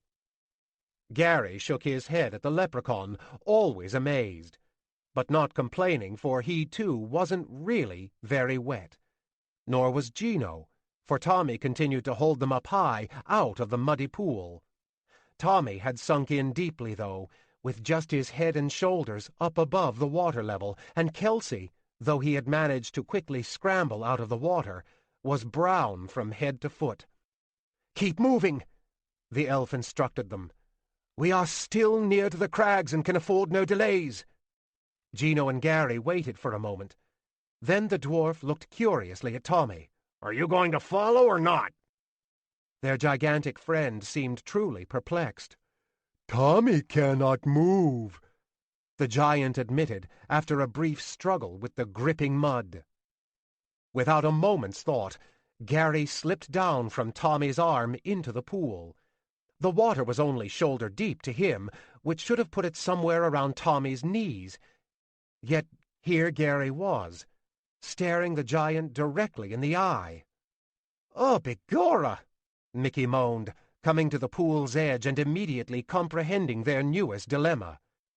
"He's 10 feet into the mud," Gary reasoned gloomily. "At least." "Ah, begorra!" Mickey moaned again. Kelsey looked fearfully back up towards the pass, then turned and considered the brown plains looming in the east. "Not to worry," Gino asserted, as Tommy carefully lifted him over to the edge of the water. The dwarf hopped around to the back side of the pool, inspecting the rock wall that formed its western border. "I can get him out," Gino claimed, nodding confidently at Tommy. With that assurance, Tommy smiled widely as he hoisted Gary to the water's edge. "You'll not pull him from that mire," Mickey replied to the dwarf. "Not if you had a dozen ropes and 100 dwarfs." Gino agreed with the leprechaun's assessment wholeheartedly, but he had no intention of trying to pull Tommy out. Not yet. The dwarf grabbed his largest hammer and began pounding furiously on the rock wall behind the pool. Kelsey grimaced at each resounding smack, glancing nervously up to the higher passes. "The beast'll not come out of the crags," Mickey said to calm the elf. "The witch's teats mark the end of its domain." "What beast?" Gary demanded. "You heard it," Mickey replied casually. "Heard what?" Gary shot back, frustration evident in his near-frantic tone. "The haggis," Kelsey whispered softly. "Wild, hairy haggis?" Mickey added grimly. "Haggis?" Gary echoed incredulously. "Haggis?" The name was not new to Gary. In his bureau back home, he even had a sweatshirt depicting 3 small caricatures of Scotsmen and proclaiming them to be Haggis Hunters Unlimited. "You mean the little hairy creatures that run around the Scottish Highlands?" Gary asked. "Not so little," Kelsey remarked. "But more than a little hairy," added Mickey. "And mean, lad. You've never seen anything so mean as a wild, hairy haggis." Gary's incredulous stare did not diminish. Several times he pinched himself on the arm and muttered, "Wake up." Gino's victorious grunt turned them about. The dwarf had cracked a hole in the rock wall, and the water of the muddy pool was fast draining, leaving behind a quagmire with a giant buried to the hips. Kelsey produced some fine cord, while Gino began laying stones around the giant, giving Tommy something solid to use for leverage, and giving the industrious dwarf a firm base from which he could begin to dig out the mud trapping his giant companion. Gary could hardly believe the sight. The taciturn dwarf working frantically and determinedly to free a giant that Gino not so long ago had considered an enemy.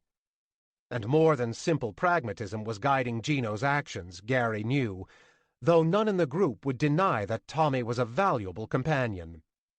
Gino's determination now went beyond what the dwarf would do for a pack mule.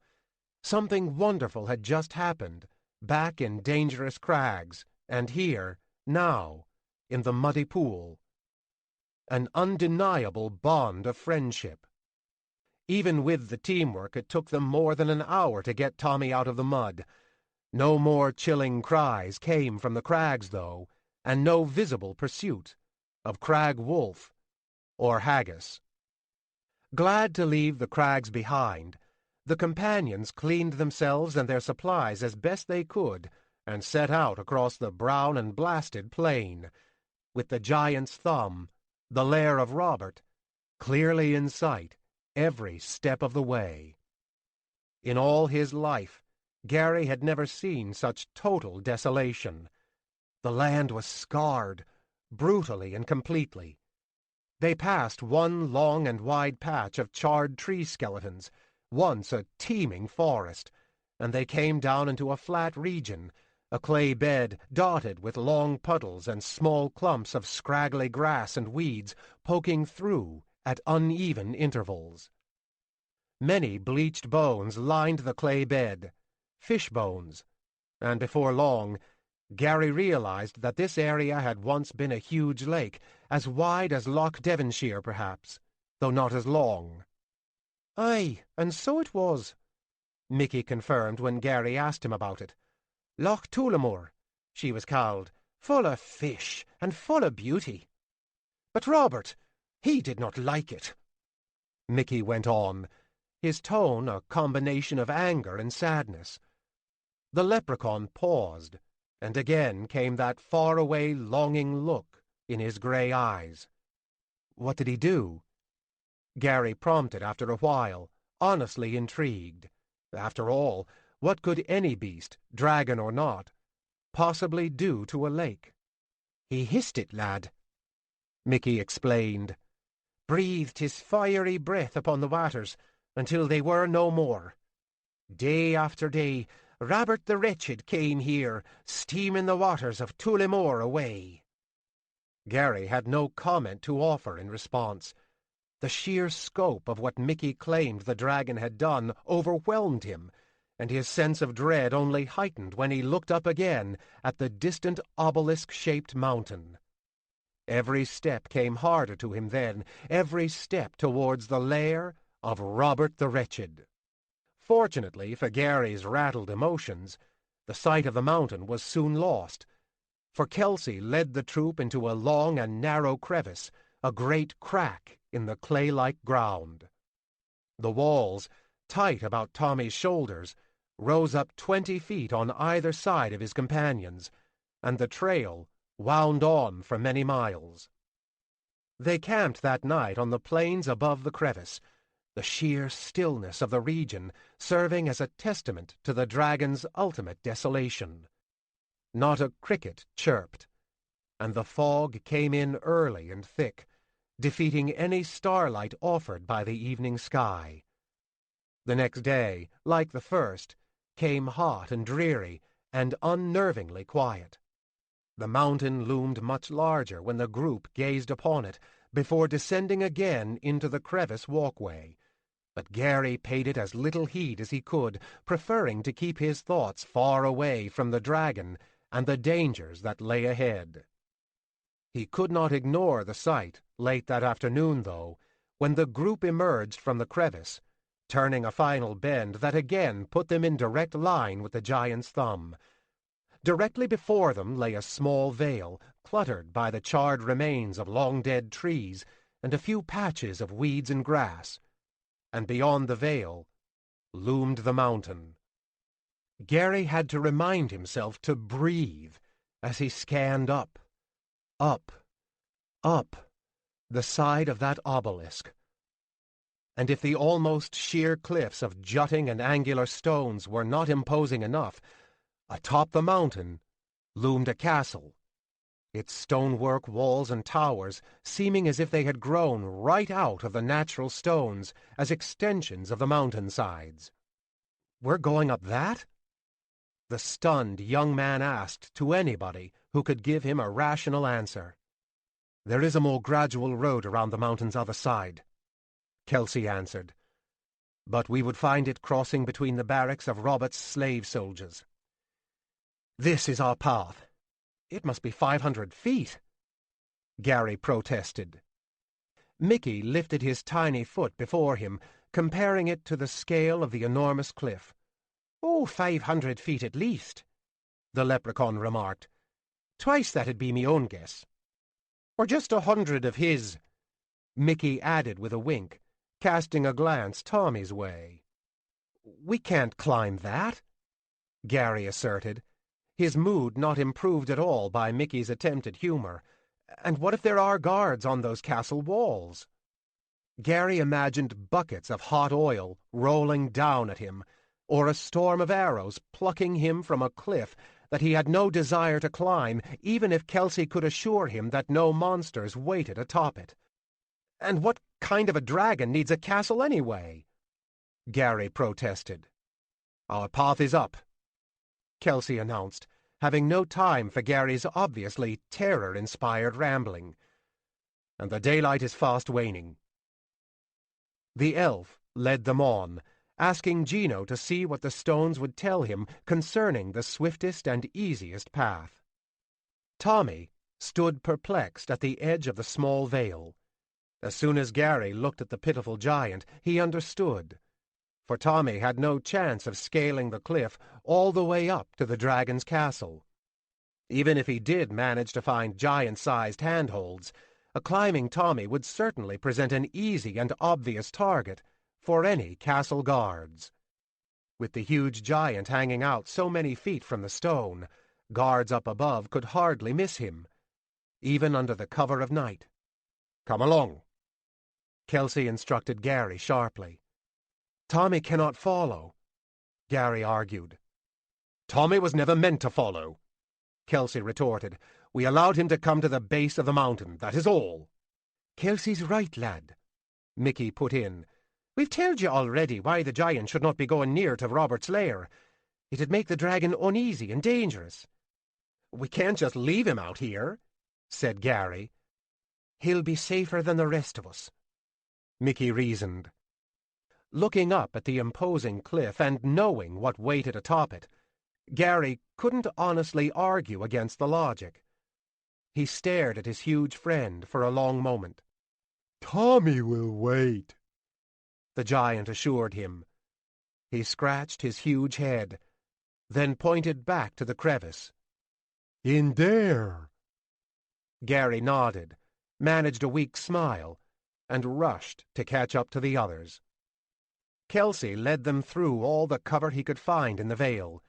There wasn't much, actually, but the elf was not too worried, for if there were any guards along this side of the castle, the elf's sharp eyes couldn't spot them. Without incident, the companions, now 4 again, made the base of the rock wall and started up. They discovered that the wall, which had looked so sheer from across the vale, was lined by many small ledges and walkways, but all of these seemed to lead nowhere, and after a half-hour of stretching up to reach the next handhold and inching their way along impossibly narrow ledges, they found that they had really made very little progress. "Do the rocks tell you anything?" Kelsey whispered to the dwarf in frustration. "Is there no way up?" Gino grunted and put his ear to the stone.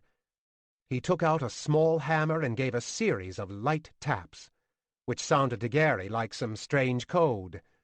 The dwarf listened for a moment, then tapped again, then listened some more.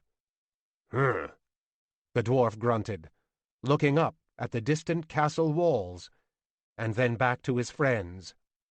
"The rock is not solid," he said evenly, though too loudly for Gary's or Mickey's liking. Both glanced nervously upwards to the castle, expecting a shower of arrows to come whizzing down at them. "It seems sturdy enough to me," Kelsey replied quietly. "Of course it is," Gino huffed, and he banged his forehead against the stone to accentuate that obvious point. "What I mean is that the mountain is not a solid block. It is honeycombed by caverns and tunnels." "That would make sense," Gary concurred, his unexpected reasoning turning both Mickey and Kelsey to him. "From the same volcanic pressures that formed the mountain," Gary explained, "from the steam and the pressure of the hot lava." Mickey and Kelsey looked to each other and shrugged incredulously, then turned back to Gino for an explanation. "He speaks the truth," the dwarf said, giving Gary a sidelong glance. "I knew that there were caves before we ever started up, but I did not believe that they would aid us much. Now, though, I believe that some of them probably climb fairly high within the mountain. That might be a better path than out here in the open." Those words again inevitably turned their attention to the castle. A lamp was burning in one of the towers up above, and even Kelsey had to honestly admit that he felt vulnerable out on the ledge. While the elf was not fond of caverns, he had to admit as well that the climb would be long and handholds would not be easily found in the coming darkness. "You're leading, elf," Mickey said, "but I'm thinking that the dawn will find us hanging halfway up the mountainside." "Where will we find an entrance?" Kelsey asked Gino. Gino put his ear to the wall and tapped again, ever so lightly. "Down and around to the south," he announced a moment later. They had spent the next few minutes clambering back to the ground and working their way along the mountain's base. After crossing one rocky outcropping of tree-like pillars of broken stones, they found themselves on the edge of yet another pool, this one wide and steamy and crimson red, even in the fast-fading light. Gino and Kelsey, at the lead, did not dare to touch the water. "Red, from the blood of Robert's victims, no doubt," Mickey reasoned, and Gary suspected that a legend had just been born. He knew, too, that there was probably a quite natural explanation for the coloring of the water, an excess of iron oxide or something like that. but after the looks he had received during his volcanic pressures lecture, he decided to keep his thoughts private. Besides, Gary thought, Mickey's explanation seemed more romantic and more fitting for the land of fairy. "We have a bit of a problem, Elf," Gino said, pointing diagonally across the pool to the mountain wall beside it. "There is your cave entrance." Kelsey determinedly knelt down and dipped a hand in the ominous water. "It is warm, but not too hot," he said, as though he meant to hop right in and cross over. "But how deep?" Mickey was quick to ask. Gingerly, Kelsey turned about and lowered one leg into the pool. Up to the hip, he had still not touched the bottom. "We're to have a rough time getting through that," the diminutive leprechaun remarked, aiming his voice mostly Gino's way.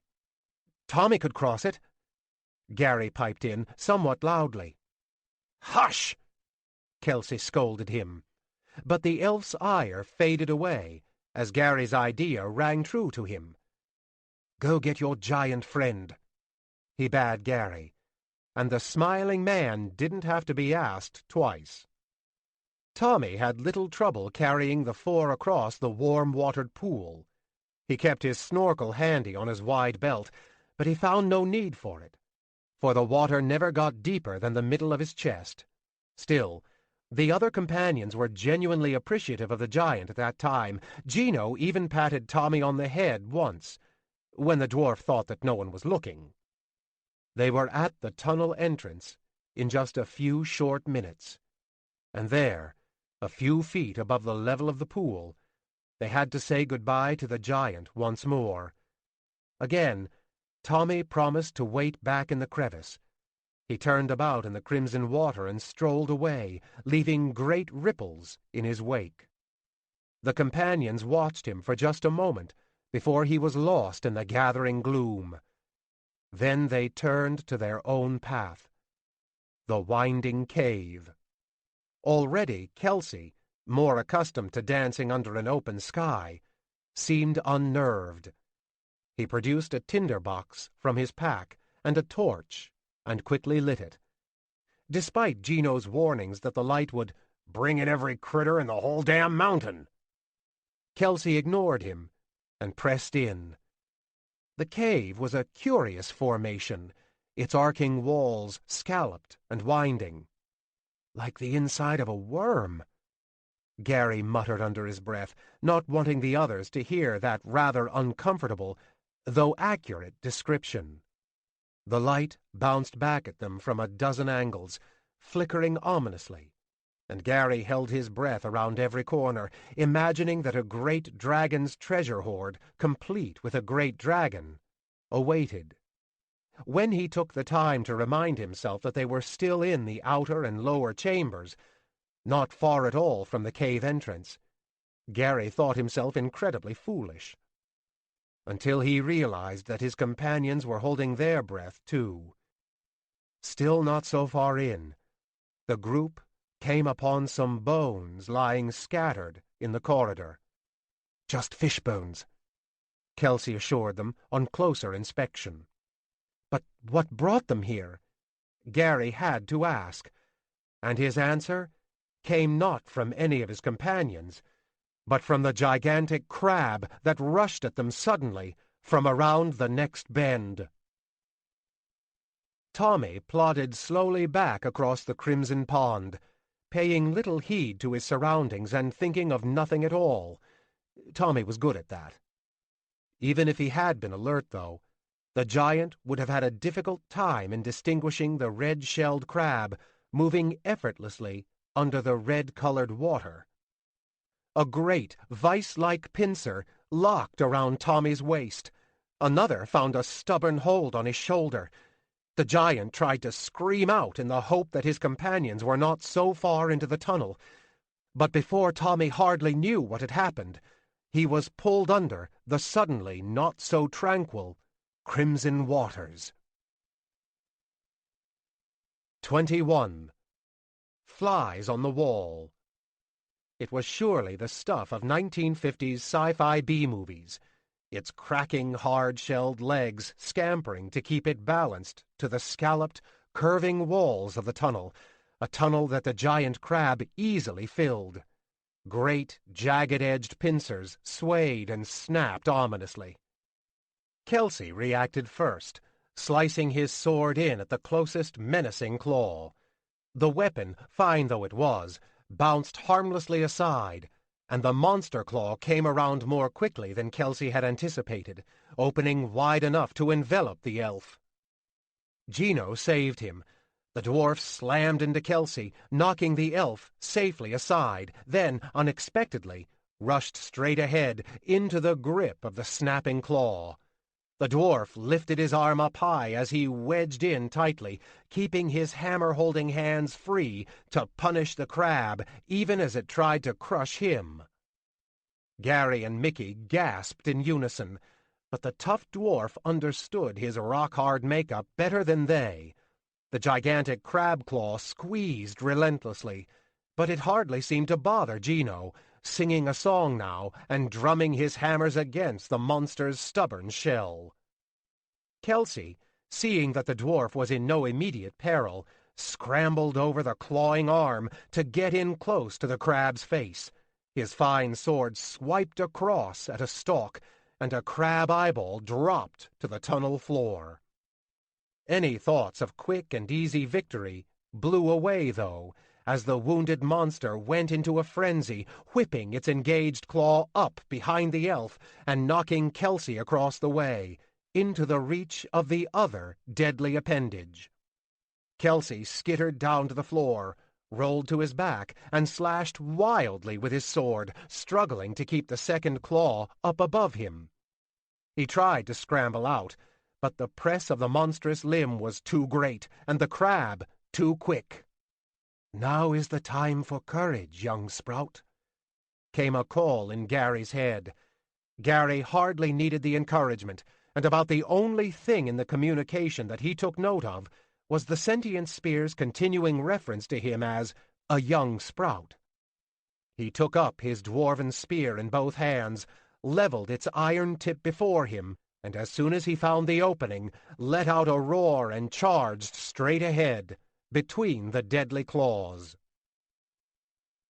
Many minutes passed, with the giant crab holding tight to Tommy.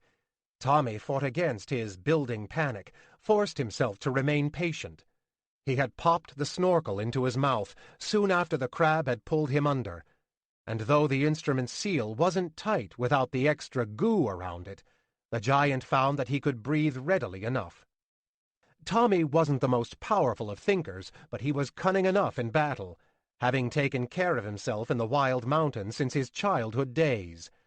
He knew now that he could not break the crab's hold, not with one of his arms so tightly pinned, but guessed that the creature would likely loosen its grip when it believed Tommy to be drowned. Another crab, a much smaller one, pinched hard on Tommy's toe right through his heavy boot. The giant grimaced and sublimated the pain, knowing that to move now would only convince his captor that much more time was needed to finish the drowning. And Tommy was running short on patience. In the trapped and terrified giant's thoughts, the water was beginning to hug him nearly as tightly as the crab. When the claw finally loosened around Tommy's arm, the giant exploded into action. He pulled his limb free, punched and kicked, and scrambled for the shore. He got free for just a second, but then the relentless crab's claw caught him again, by the ankle. Tommy grimaced and tugged. He lost his snorkel and had to fight, not only to get to the shore, but to keep his head above the water.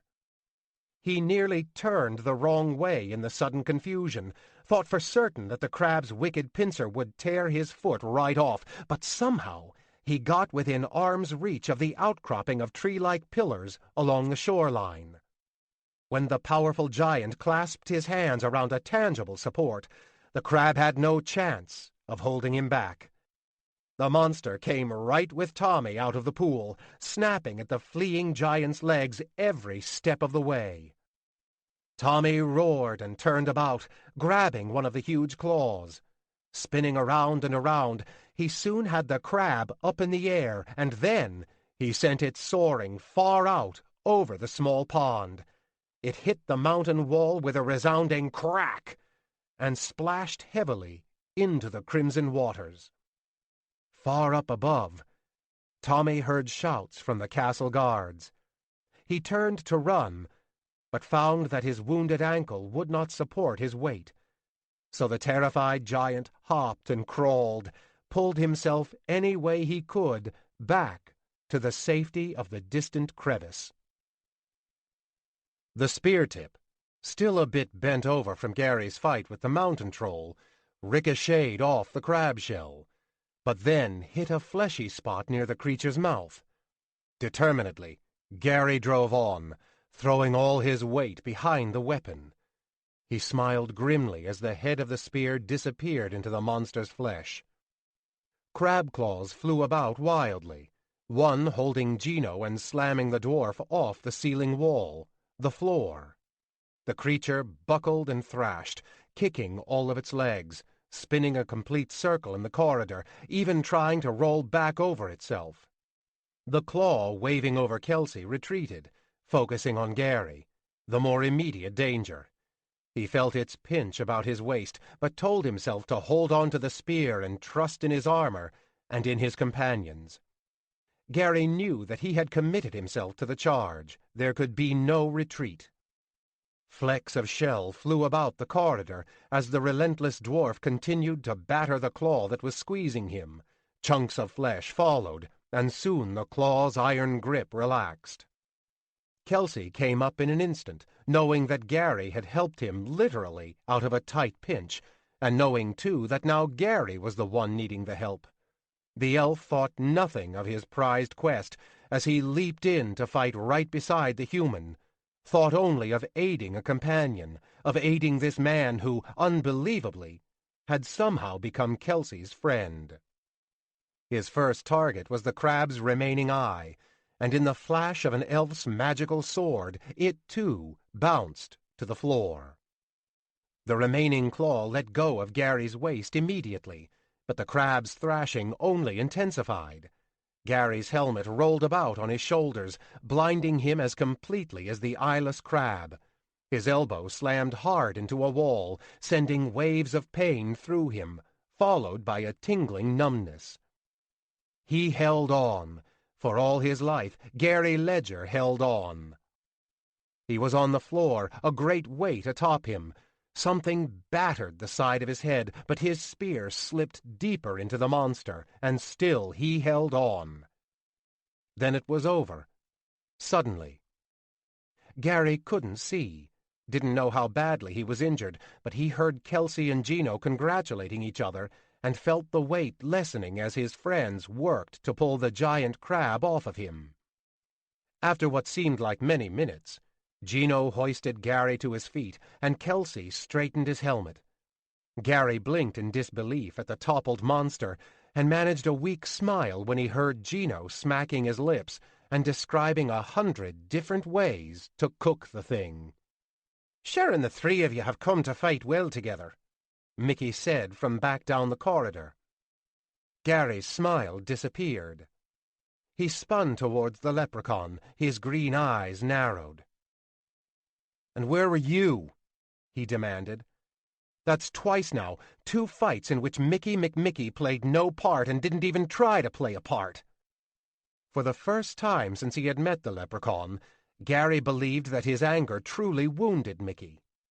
"Tommy almost died against the crag wolves," Gary fumed on, holding to his ire. "And you would have let him die, so long as you could keep your hiding spot behind his head."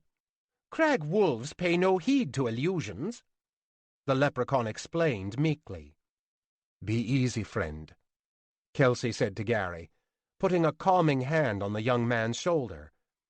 The elf's words and the gesture struck Gary profoundly, an action he would never have expected from grim and aloof Kelsey. "And what can I do against the likes of a crab?" Mickey asked, gaining strength from Kelsey's intervention. "Just an animal, and a stupid one at that. I've no weapons." "Enough!" Kelsey commanded, ending the pointless debate. "We are alive, and we have come far, but our greatest trial yet awaits us." "Do you think we could stop and have a bit of supper before running off to face that trial?" Gino asked hopefully, smacking his lips again and staring at the exposed area of juicy crab meat. Kelsey smiled, another action that struck Gary as curious, given their situation and their impending meeting with Robert, and started making his way over the fallen crab to the tunnel beyond. After he had passed the tangle of legs, he motioned for Gino and the others to follow. "The meat will stay good for a few hours," the dwarf mumbled as he passed beside Gary. "So let us get to Robert and get our business finished quickly." Mickey strolled by as Gary worked to free his spear. The leprechaun did not even look Gary's way, and Gary, though he now realized his previous ranting about Mickey's contributions to be ridiculous, couldn't find the words for an apology. The scalloped tunnel wound in and up the mountain, climbing gradually mostly, but so steeply at some points that even Kelsey had a difficult time in climbing. The passage forked only once, and Kelsey led them to the left, deeper into the mountain. Fortunately for the companions, they met no more monsters and no guards, and a short while later they came to a small and square opening, covered by an iron gate. Kelsey looked out to a flat gravel bed, lined by sheer walls 15 feet high. "Dry moat," the elf whispered. "I can get the grate out," Gino remarked, but Kelsey stopped him as he reached for his hammer. "Guards outside, no doubt," the elf remarked softly. They waited in the quiet and soon heard the scrape of many marching soldiers on the wall above them. Gino shrugged and put his tool away. "We will go back the other way," Kelsey instructed in a whisper, and he swung the group around and headed back for the fork. When they came to the end of the other passage, they were not so certain that they were any better off. This exit had no iron grate covering, but it came out on the exposed side of the treacherous cliff, still more than 20 feet below the base of the castle wall, and several 100 feet from the ground. Kelsey sighed as he looked down, way down, to the tops of tall trees. "Back to the grate?" Gino asked him when he came back in, the dwarf's gravelly voice diminished by the wind's howl as it entered the tunnel. Kelsey leaned out again, looking for some path up to the castle walls. "This way is the better," the elf decided. He unbelted his sword and handed it to Gary, then removed his pack. Gary leaned out to regard the cliff. Agile Kelsey might make it, he decided, but he wasn't so certain about himself, wasn't so certain that he would even willingly follow. He had never been afraid of heights, but this was insane, with sheer walls and a strong wind and the tops of trees waiting like feathered spikes down below. Kelsey never hesitated, sometimes holding on by no more than 2 fingers. The strong and agile elf picked his careful way up the mountain cliff. The difficulty only increased when Kelsey made the base of the wall, for the castle stones were tightly fitted and wind-beaten smooth. Still, the wall was not that high, no more than 15 or 20 feet, and Kelsey only needed 2 well-spaced handholds to get his fingers on top of the parapet. He heard a commotion, the rasping voices of several guards, not too far to the side, just as he was about to pull himself up over the wall. He waited a moment to ensure that he was not the cause of that commotion, then gingerly peeked over the wall. A group of 3 guards, scaly humanoids as much lizard as human, Kelsey knew them to be lava newts, huddled together along the wall a short distance from Kelsey. They apparently had no idea that there was an elf nearby, for they continued to peer down to the region of the crimson-colored pond. Kelsey held his place and held his breath. The lava newt's excitement soon ebbed, and 2 of them wandered away, back to their distant posts, while the third began a slow, meandering course back towards where Kelsey was hiding.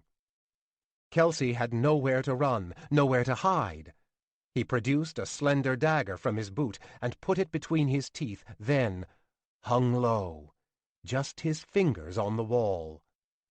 The barely alert creature passed right by the hanging elf, taking no notice whatsoever. In the blink of an eye, Kelsey came up behind it, slapping one hand around its snout and driving his dagger into its throat.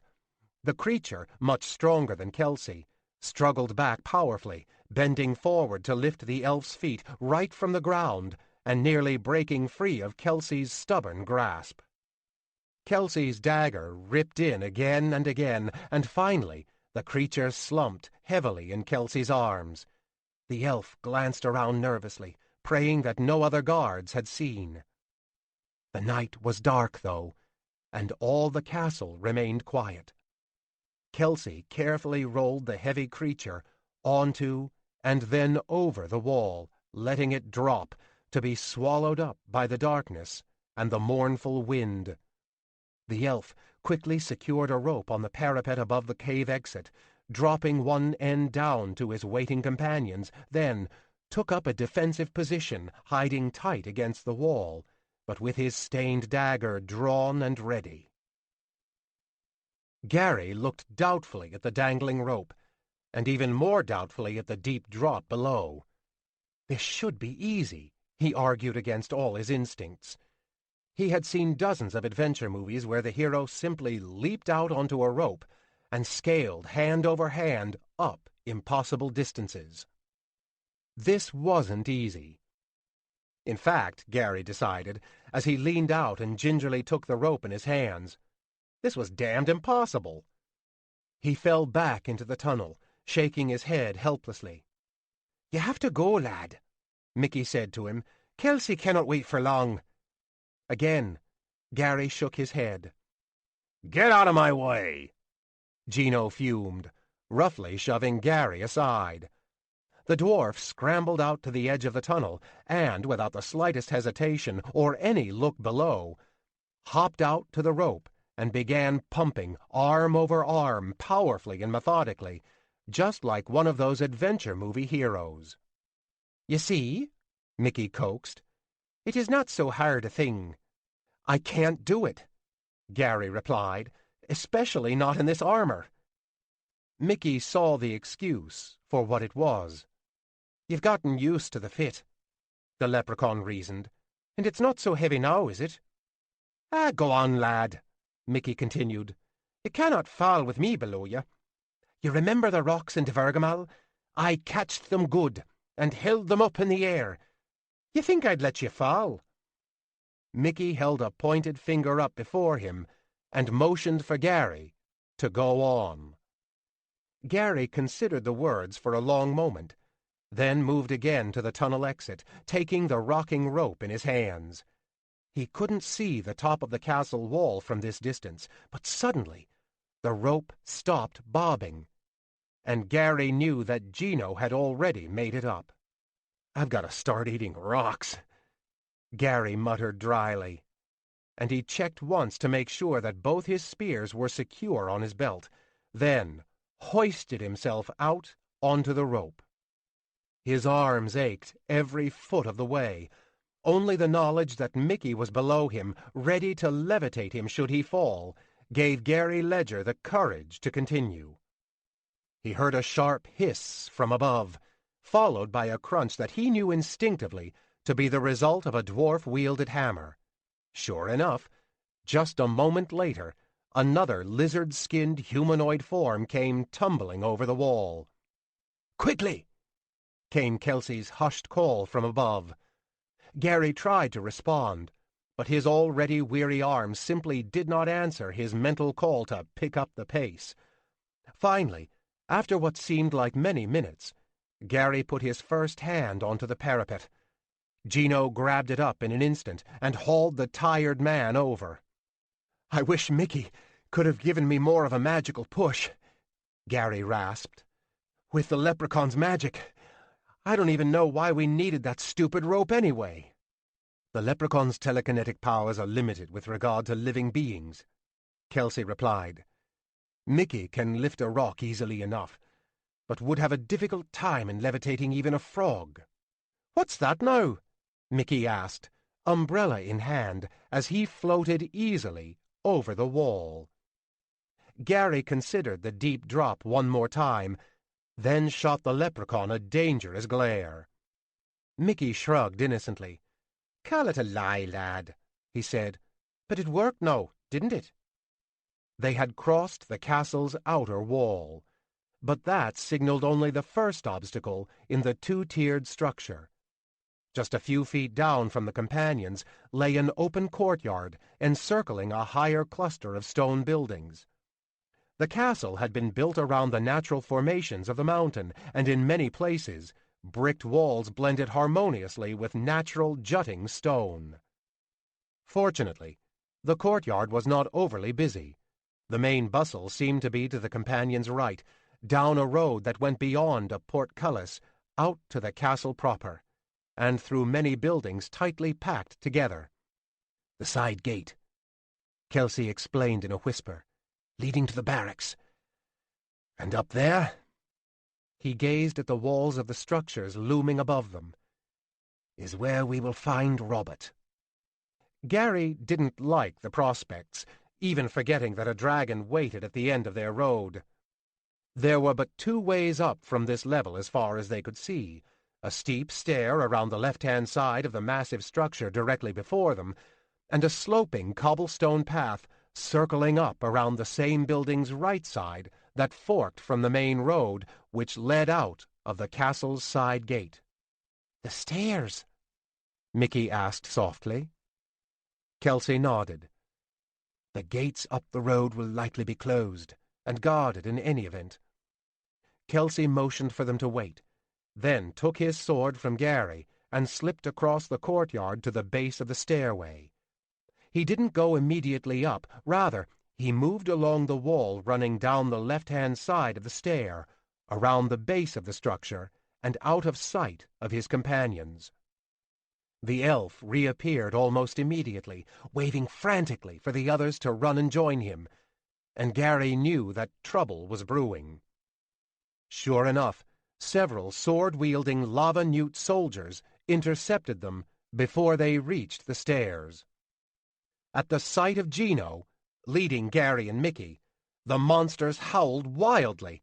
Like so many of the races of fairy, good and bad, lava-newts hated dwarfs, and charged ahead, taking no note of Kelsey, lying in wait behind the solid handrail a few steps up the stairs behind them.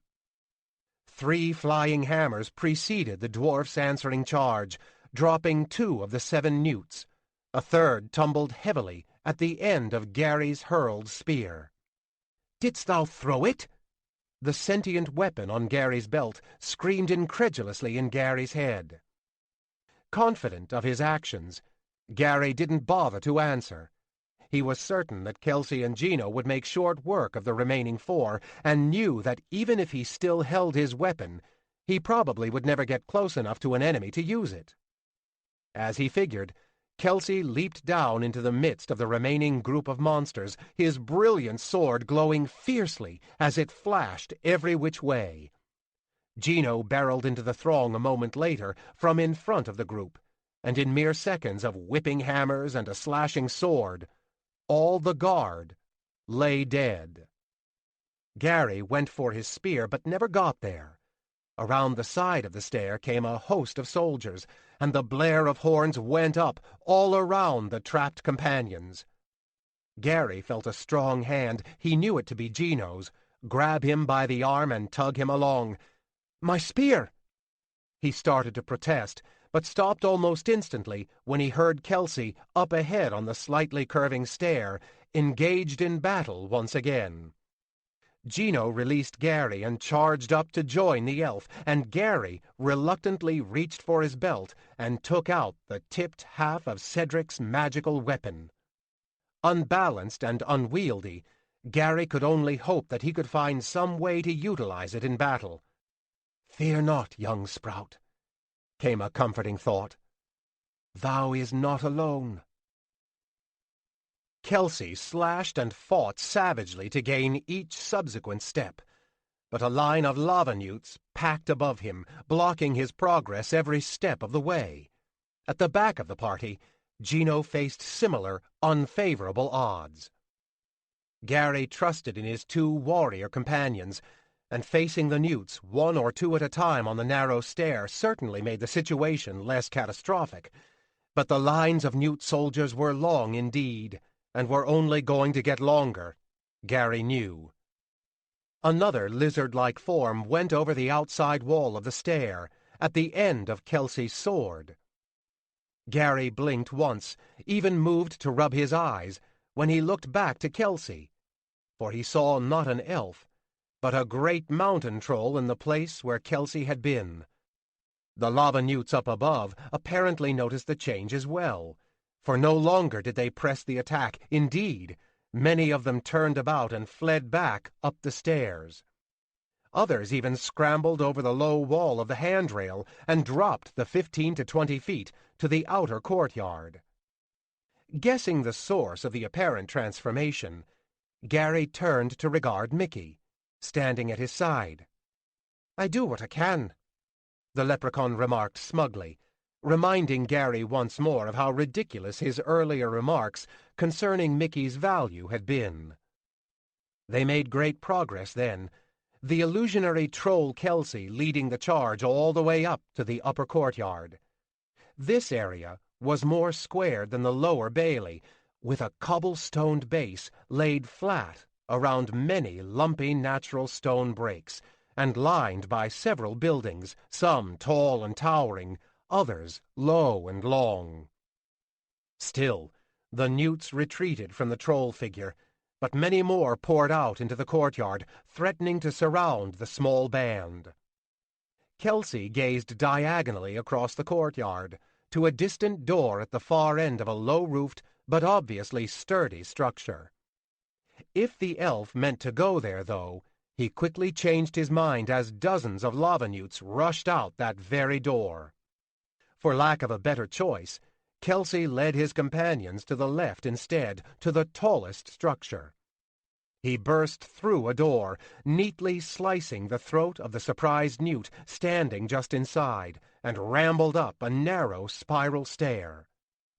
Hearing the continuing battle behind him, Gary was glad that Gino had taken up the rear.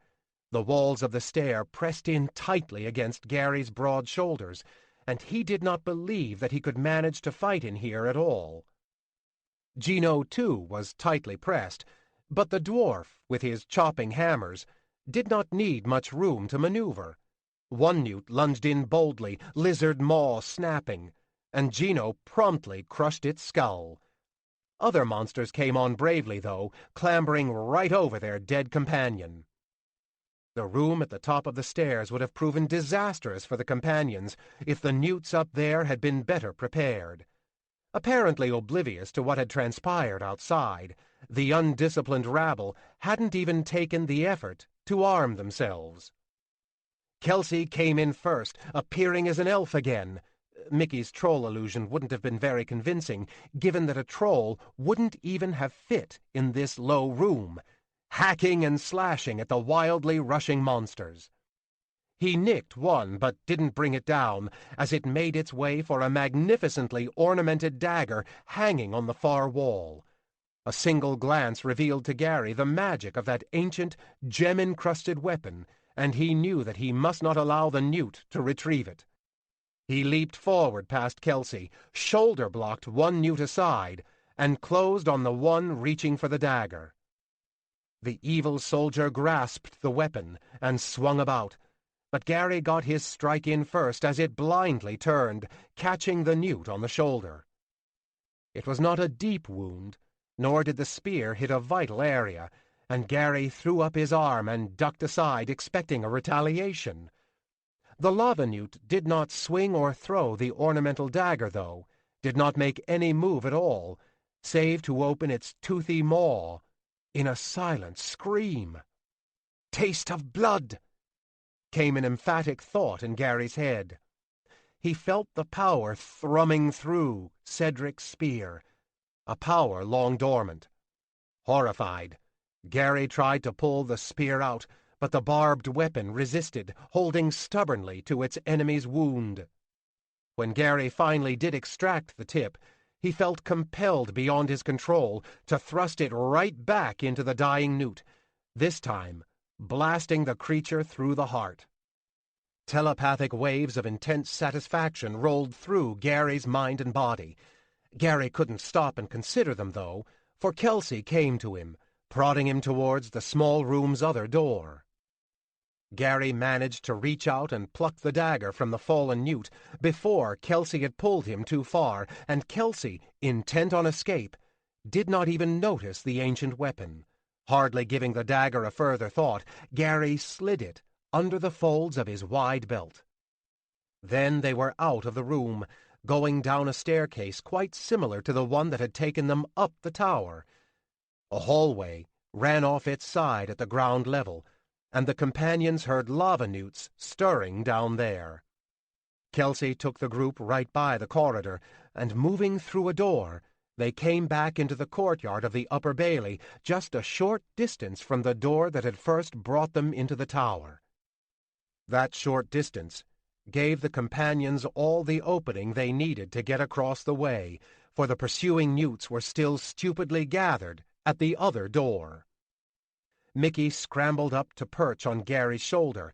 Gary started to protest, fearing that he would soon be fighting once again, but then he realized that the leprechaun needed the position to work some more of his magic. Soon, Gary, Kelsey, and Gino all appeared as mountain trolls, their footsteps even sounding like the thunder of a troll charge. The newts scrambled furiously to keep out of their way as Kelsey led the charge across the courtyard towards the desired door in the low-roofed and sturdy structure. Again the elf burst right through, sending two not-so-surprised lava newts fleeing down a small and dark passage directly ahead. Kelsey didn't pursue them. A few steps inside the building, beyond a hanging tapestry, he turned a corner and came into a huge and ornate hall. Just a few lava newts stood in the hall, and these made no move to intercept the companions. They remained at their posts, spaced in regular intervals along the decorated walls. And those newts outside that had found the courage to pursue the group did not even enter the low-roofed building. Gary had the uncomfortable feeling that this had all been arranged, that he and his friends had been purposely herded to this very chamber. Hammers ready for more play, Gino started for the closest newt, but Kelsey held him back. To the dwarfs, and to Gary's amazement, the elf then sheathed his sword and nodded to Mickey. The troll illusion disappeared. The group was just an elf, a dwarf, a man, and a leprechaun once more. As if on cue, a huge man, red-haired and red-bearded with thick and corded muscles, stepped out from behind a suit of plated armor at the far end of the hall. Even from this distance, Gary could tell that the man stood at least a foot taller than he, and 100 pounds heavier. "Kelsenel and Elviel, how good of you to finally arrive!" The red-haired man cried out in a bellowing voice that reverberated off of every wall. Kelsey's return greeting confirmed what Gary somehow suspected, what Gary feared, though he couldn't sort out the ominous discrepancy in this strange man's appearance. My greetings. 22. In sheep's clothing. Gary blinked many times in amazement as he scanned the huge torchlit hall. Suits of intricate and decorated armor, both metal and leather, stood at silent attention. Why weren't the lava newt soldiers wearing them? Gleaming with new polish. Swords, spears, polearms, weapons of so many shapes and sizes lined the walls, joining the many rich-colored tapestries. One group of spears in particular caught Gary's eye. Identical in build, they were lashed halfway up the wall with their butt ends touching at evenly spaced angles, giving the whole ensemble a harmonious semicircular design, like the top half of the sun cresting the eastern horizon. And one sword in particular held Gary in absolute awe, both for its obviously magnificent craftsmanship and for its sheer size. Unlike the other weapons in the room, this sword was not fitted to any wall or held by empty decorative armor. It leaned easily against the far wall, as if waiting for a wielder, waiting for battle. Gary couldn't imagine anyone actually lifting the monstrous thing, let alone wielding it in a fight. Beyond the armor and weapons and tapestries, and all the other fabulous decorations, the room itself seemed a spectacular thing. Thick stone walls ran up, straight and smooth, giving way to a dark wooded ceiling of great interlocking beams. How high were those walls, Gary wondered? 20 feet? 50? Dimensions seemed out of kilter in here, a room more suited to a giant than a man, and no matter how high it actually was, the sheer mass of that ceiling awed Gary, and made him feel very small indeed. "Your friend approves of my meeting hall," the huge red-haired man bellowed, looking from Kelsey to Gary. "Is he the one to fulfill the prophecies?" Robert walked a few steps closer, studying Gary as he came. His face brightened suddenly, as if in revelation, and, to Gary's sincere relief, he stopped his advance. "Yes," Robert answered his own question. "I see that he wears the armor of Cedric Donegarten, though not as well as dead Cedric once wore it." He roared out a laugh that came straight from his belly. "Is there no one who does not know your quest?" Gino, obviously not similarly amused, asked Kelsey snidely. Kelsey turned on the dwarf sharply, and Gary could see true pain in the elf's golden eyes. Gino's sarcasm had stung. Apparently, Kelsey had not expected Robert to be so well informed. "I could kill you all right now, you realize," the red-haired man said suddenly, and from the strength of his voice alone, Gary held no doubts about his claim. "There's the boasts of a true dragon," Mickey replied dryly, and Robert's ensuing laughter shook the hall like the rumble of thunder. By this time, Gary was even more confused. When he had first heard the man referred to as Robert, he had assumed that this was a different Robert, a human counterpart to the dreadful dragon, perhaps. Or Gary had hoped that this Robert was different, he realized, for in his heart he had known the truth all along. Gary could not deny the aura of power surrounding this being, a strength much greater than any mere human could contain. But if this was really Robert, the dreaded dragon, he certainly did not fit the description of the dragon in Gary's book, or, for that matter, any description of any dragon that Gary had ever heard of. Yet Mickey had told Gary to read those pages concerning the dragon in his book to get an idea of what Robert would look like. "Well, I know why you are here," Robert said. "Or at least part of the reason.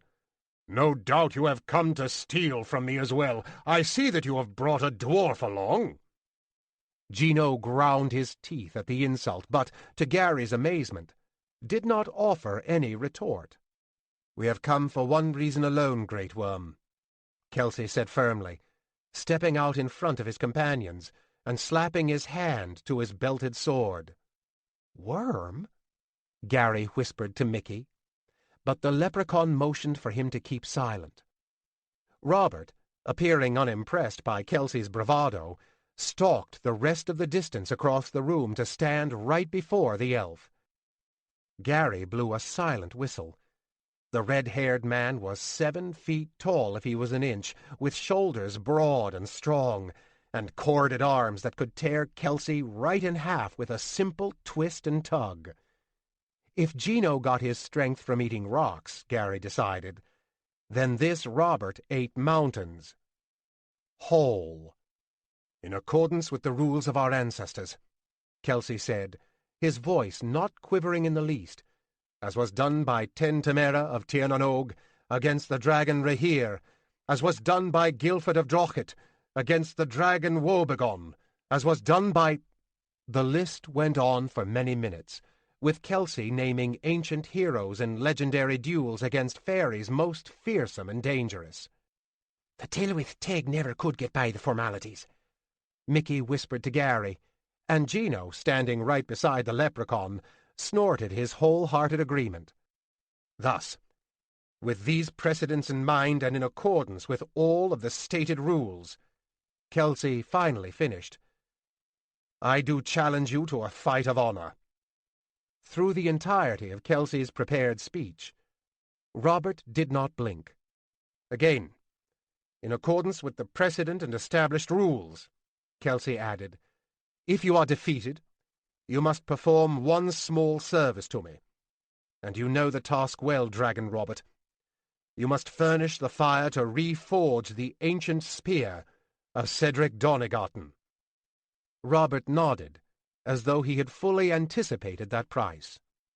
No fires wrought by mortals could soften its metal, he replied, as if reciting a portion of some ancient verse.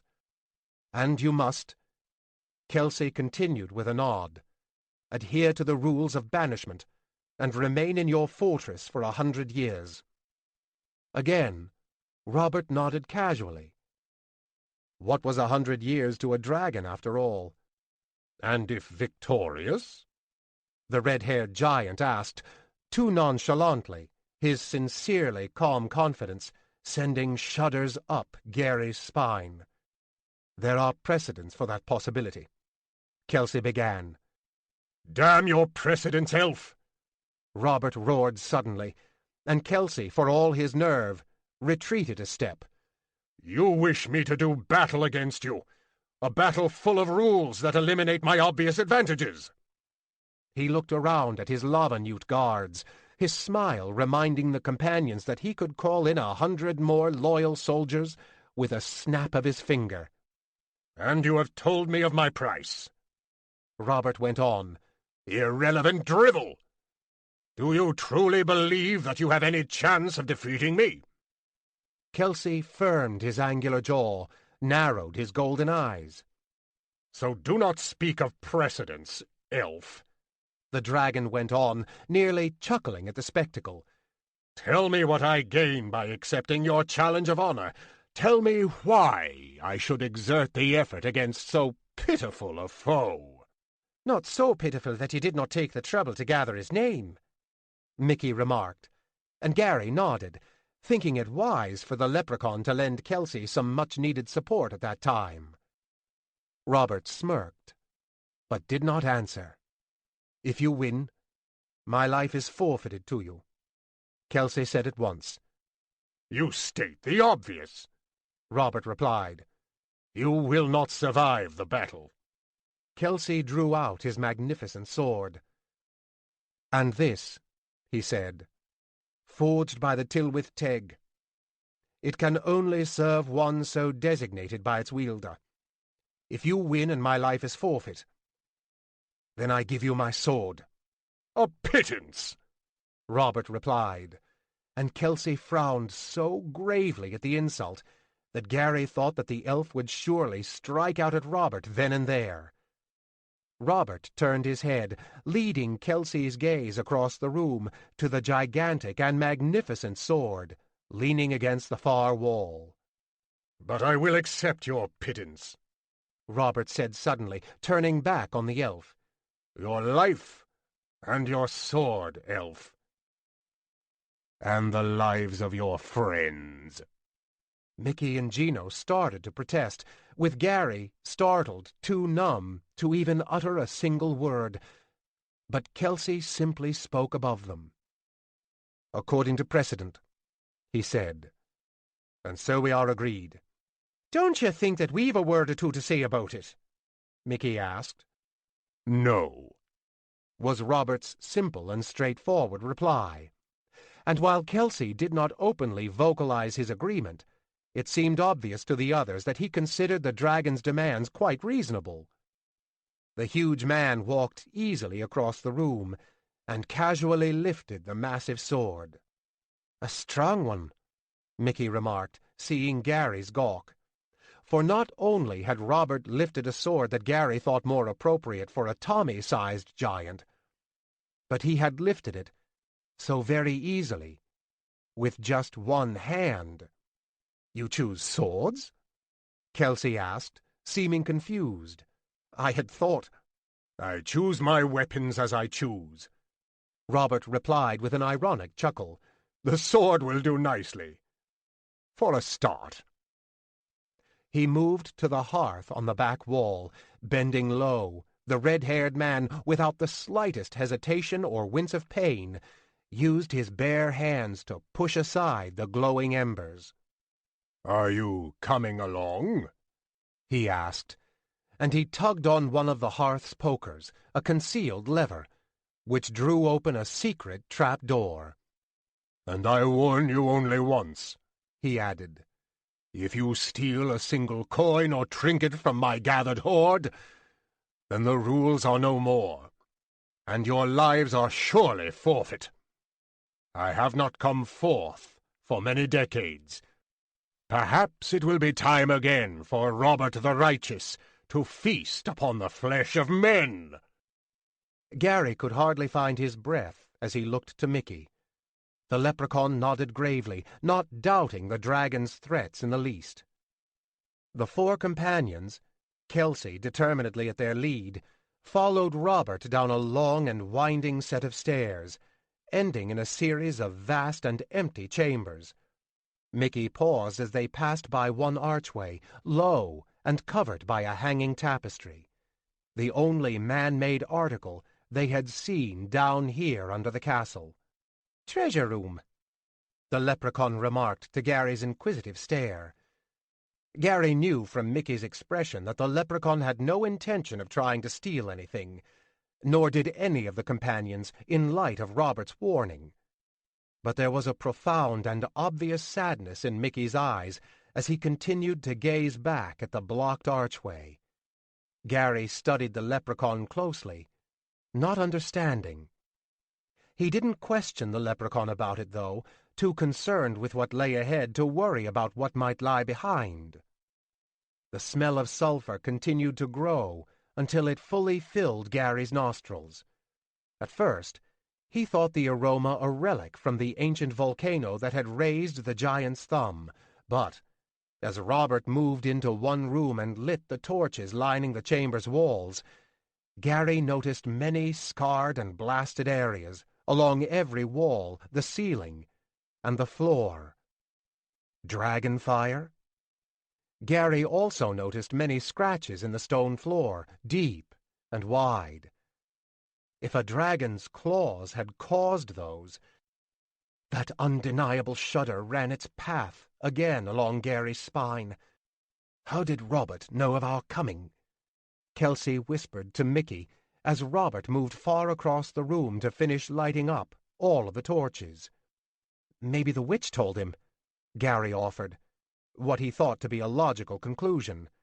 3 skeptical stares showed him differently, though. "No, lad," Mickey explained. "Caridwen would not be talking to the likes of Robert, nor would any of her minions. They don't get on well. It'd be as likely for the witch to side with Kelsey in the coming battle as to side with Robert." "She doesn't want the spear forged," Gary reminded him. "Nor does she desire to see the spear in Cedric's armor fall into the dragon's clutches," Gino reasoned. "I would guess that Caridwen would prefer to deal with Kelsey holding the repaired spear than to deal with Robert at all." "The two do take pains to keep away from each other," Mickey said with an amused expression.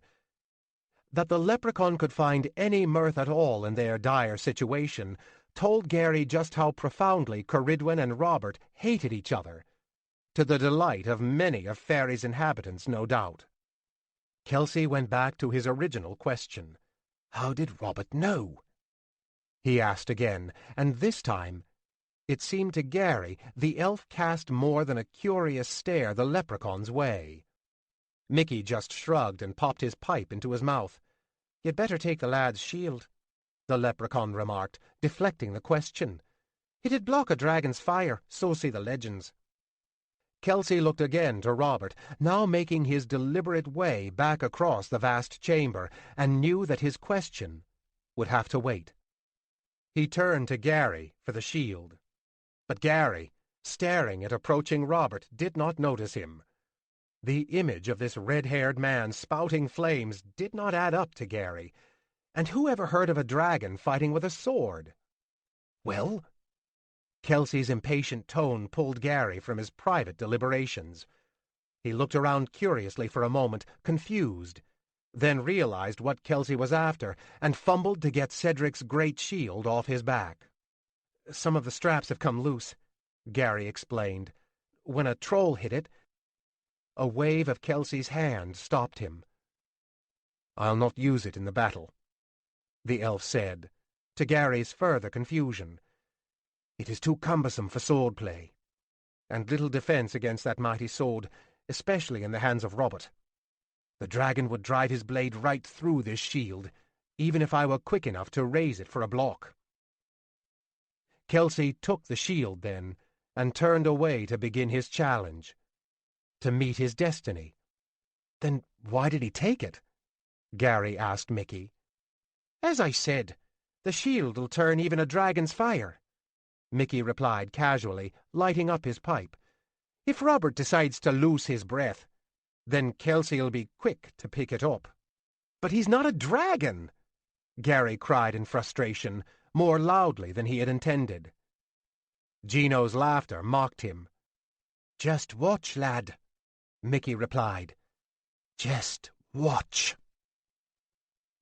Kelsey and Robert squared off, near to the center of the huge chamber, Kelsey laying the magical shield on the floor beside one decapitated stalagmite, and taking up his sword in both hands. Robert, too, hoisted his weapon in both hands, bringing it into an easy circular swing above his head. Do not die too quickly, elf, the great man growled.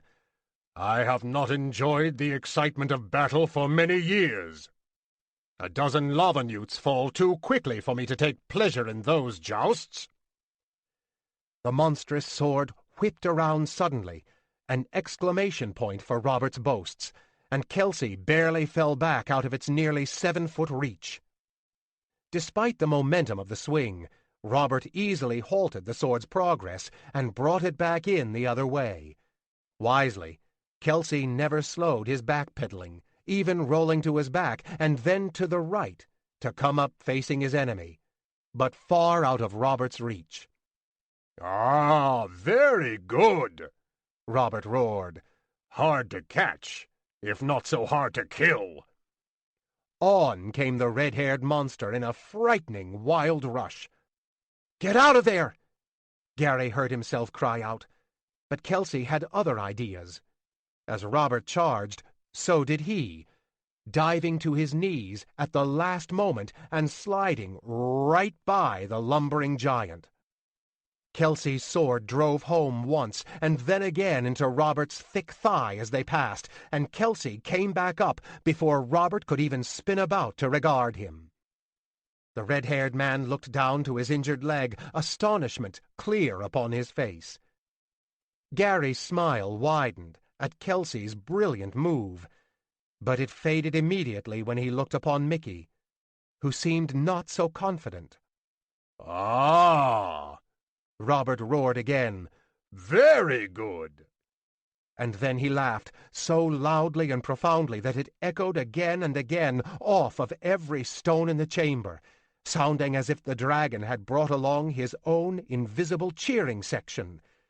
Giving no more heed to the wounds at all, he advanced upon Kelsey once again, this time slowly, deliberately, his great sword waving out before him. At least I'll get to see the damned elf die before it's my turn to face the worm, Gino muttered grimly. 23. The Fighter and the Worm. The great sword swiped about, then again, and a third time, the momentum of each swing bringing raging Robert just a bit closer to his prey. Kelsey didn't even try to parry the mighty blows, knowing that unless his sword angle was exactly perfect, Robert's powerful cuts would surely blast right through his meager defenses. Normally, in such a fight against a larger foe, the elf would hold a wide advantage of quickness, especially with his opponent wielding so heavy and unwieldy a sword. But not this time. Robert swung the blade as easily as Kelsey maneuvered his slender elven sword, and the giant man proved deceptively quick and always balanced. Again came a mighty swing, and this time the elf barely managed to get back out of harm's way. Robert's widening smile mocked Kelsey's continuing retreat. Kelsey was far from ready to surrender, though, not that vicious Robert would have accepted it anyway.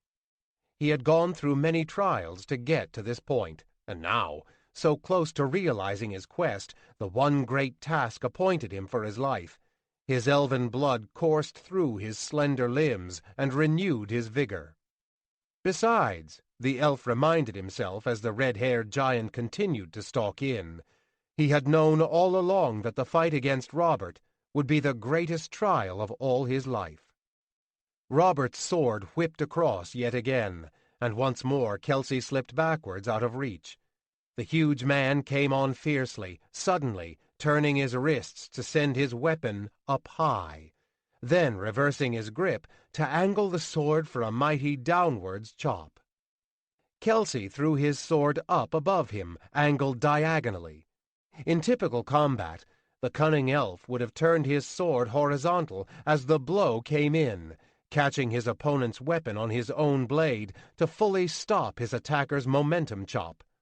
From there, a simple twist would throw the attacking sword harmlessly aside and leave Kelsey's foe vulnerable for a counter. Wisely, Kelsey did not try his usual tactics against the inhumanly strong Robert. As Robert's sword crashed in, the elf, instead of turning his sword to the horizontal plane, twisted it vertically and immediately stepped to his left, away from the deflected blow. Robert was quick to recover, but not quick enough to defeat Kelsey's obvious advantage. With Robert's sword far to the other side, Kelsey rushed by the red-haired man's right flank, launching a rapid series of stinging slashes and pokes as he passed.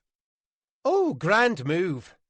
Mickey blurted out around the edges of his long-stemmed pipe, clapping his chubby little hands together. Every onlooker, and Robert as well, thought that Kelsey would then simply run out of range again, putting the fight back on even ground. None of them, particularly not the dragon, truly understood the fires that burned in the veins of the noble elf. As Robert spun to catch up with the passing elf, Kelsey cut around in a tight circle, keeping ahead of Robert's blade and keeping Robert's right flank open and vulnerable. The elf's sword hit home perhaps a dozen times in the next frenzied moments before Robert wisely stopped his futile chasing and retreated a few steps instead. "Oh, grander move!" Ricky called, adding another series of claps. Robert turned an angry glare upon the leprechaun, silencing Mickey immediately, except for a profound gulp. Gary thought that the huge man would surely run over and slaughter Mickey, and Gary didn't trust that the monstrous red-haired man would stop at that. The weight of doom suddenly heavy around his shoulders, Gary looked to Gino for support. He was not comforted by what he saw, though, for the dwarf had prudently moved a dozen long steps away from Mickey's other side. But fears of the attack proved unfounded. Robert was too busy in his battle to take any actions against the others at that time. He turned his glower upon Kelsey. then looked disdainfully at his wounded side. His right arm had been opened in several places. One gash had the brute's corded muscles hanging out right beyond his thick skin. "I had thought to spare you," Robert spat at Kelsey. "A lie," Kelsey muttered in reply. "But now you die!" roared Robert, and he came on wildly, sword slashing back and forth. Despite Kelsey's previous moments of brilliance, Gary found that he absolutely believed Robert's prediction as the next furious assault began. How could anyone, especially one as slender and delicate as Kelsey, fend off or escape the crushing power of Robert's mighty swings? And even if Kelsey managed to stay away, how could he hope to win? He had nailed Robert with many direct hits, strikes that would have killed, or at least stopped, any real human opponent, to no avail, and Robert showed not the slightest signs of tiring. Kelsey dropped behind one of the few stalagmite mounds in the room, hoping to diminish the intensity of the attack. Robert didn't slow, didn't hold back his ringing sword at all. Sparks flew as the great weapon slammed against the stone, and when they cleared, the stalagmite mound stood but half its original height.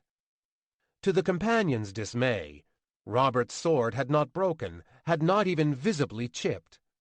On came the red-haired monster, his face contorted with rage, his sword humming as it again began its death-promising sidelong cuts through the empty air.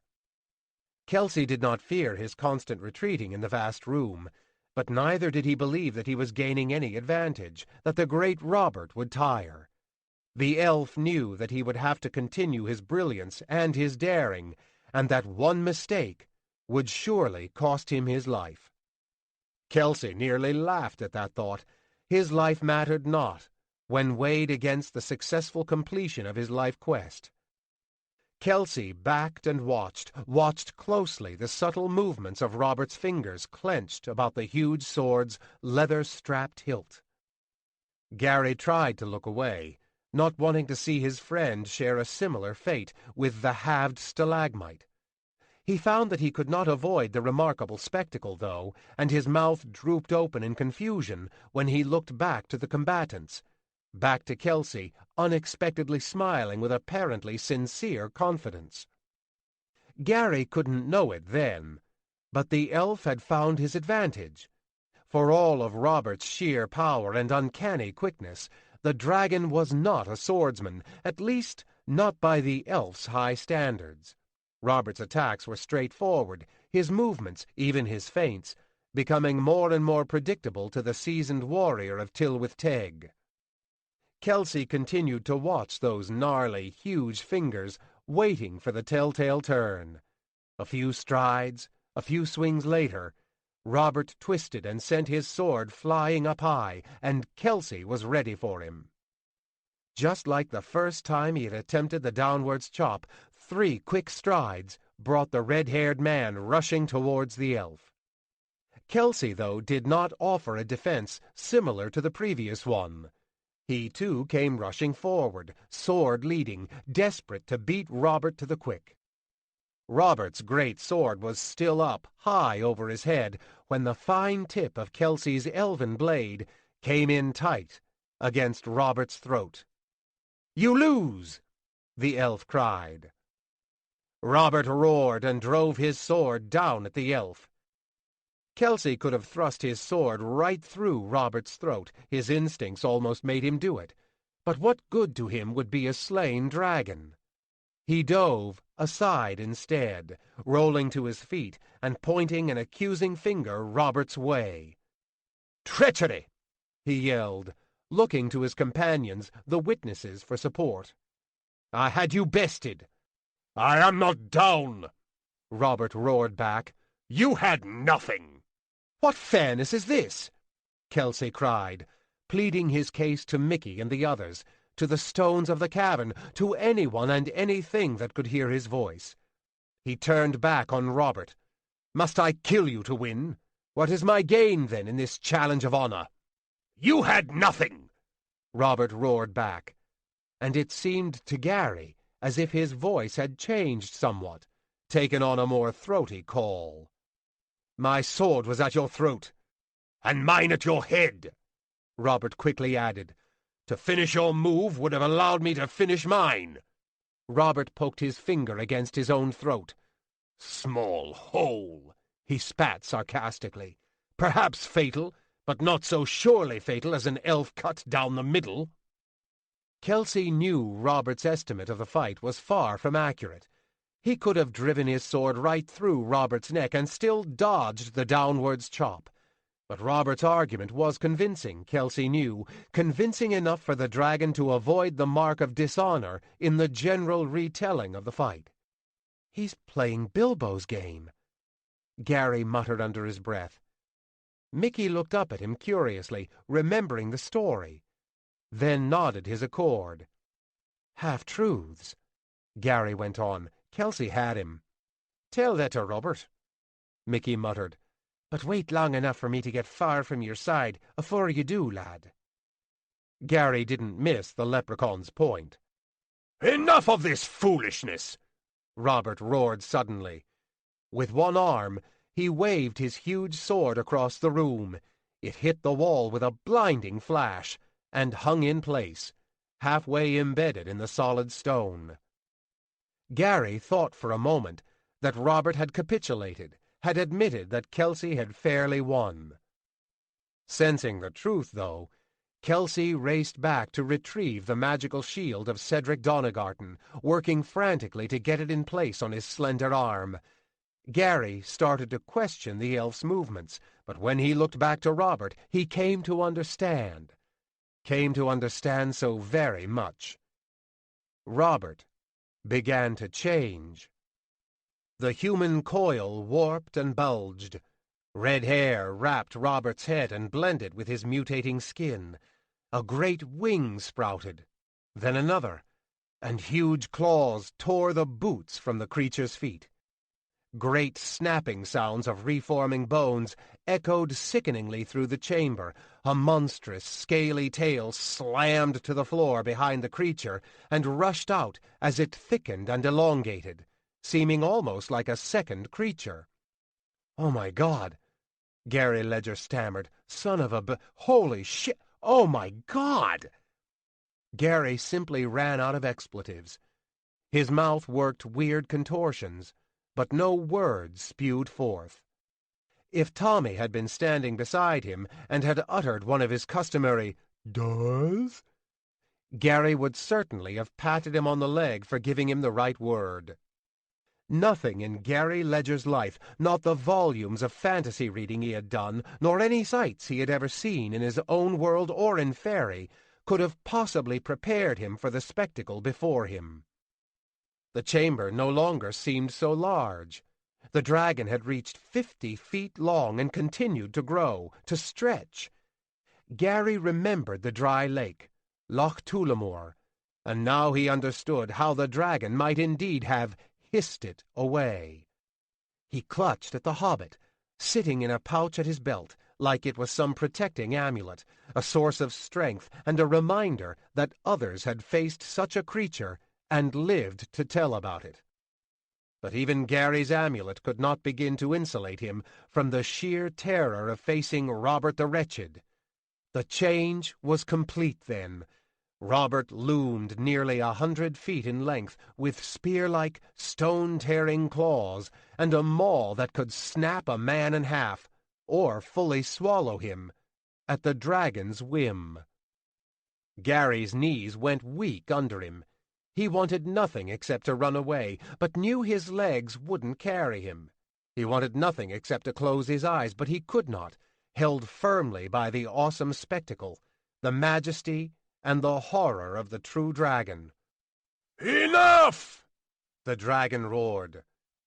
If Robert's voice in human form could shake stones, then the power of this blast could surely split them. "The game is ended, Kelson Ellen Elviel Gilrobadry." Gino cast a disconcerting look, Gary and Mickey's way. "I suppose that the spear will have to wait some time before it gets back in one piece again." the dwarf muttered sarcastically. Stupid elf, he added, and his derisive chuckle momentarily freed Gary from his awe-stricken trance. You don't seem too concerned, he muttered Gino's way, his voice cracking several times as he struggled to spit the words out. Gino gave a resigned shrug. Robert will not eat me, he replied with some confidence. Dragons are not overly fond of the taste of dwarves. Besides, dragons like the pretty things a dwarf hammer might bring. Gino's snort twanged against the marrow of Gary's bones. He'll eat you, though. Gary turned his attention back to the fight, which seemed more a prelude to a massacre now. Kelsey's smile was long gone, and so was the elf's look of confidence, even of determination. And who could blame him? Can we help him? Gary whispered to Mickey, though Gary knew that if Mickey told him to charge in beside Kelsey, his quivering legs would betray his noble intentions. The leprechaun snorted incredulously, and Gary said no more. He finally managed to close his eyes and turned his thoughts inwards instead, calling upon the sentient spear, his most reliable battle ally, for some answers to this nightmare. Kelsey braced himself and clutched his sword more tightly, trying to remind himself of his purpose in being there, of the fact that he had known from the beginning of his quest what creature he would ultimately face. Rationale didn't seem an antidote to the sheer terror evoked by the sight of the unbeatable dragon. Serpentine Robert slithered, belly low, towards Kelly. He gave a swipe of his huge foreclaw, almost a playful swing, like some kitten with a ball of yarn. Kelsey threw his weight behind the heavy shield to block, but still went sliding many feet across the stone floor. Oh, damn, Gino muttered, and turned away, thinking the fight at its gruesome end. Oh, the dwarf corrected weakly when he looked back, looked at Kelsey. Somehow still standing, and somehow undaunted, the elf stepped right back and ripped off a series of 3 short jabs into the dragon's extended arm. The wind from Robert's ensuing laughter knocked Kelsey to the floor. Do not make it so easy, the dragon growled. I wish to play for as long as I might. Who knows when another hero might be as foolish as you, Kelsen Ellen Elviel Girovajdri. How might I aid my friend? Gary's thoughts asked the sentient spear. No answer. He called mentally to the spear several times, insisting that it communicate with him. The fight is not yours. The spear finally answered. I must help Kelsey. You must not, came an emphatic reply. The fight is a challenge of honor. Events go exactly as they were dictated before the elf's quest was undertaken. Gary started to protest, to argue that no one single warrior could defeat such a beast, and that the quest must be abandoned for the sake of Kelsey's life. But then he understood.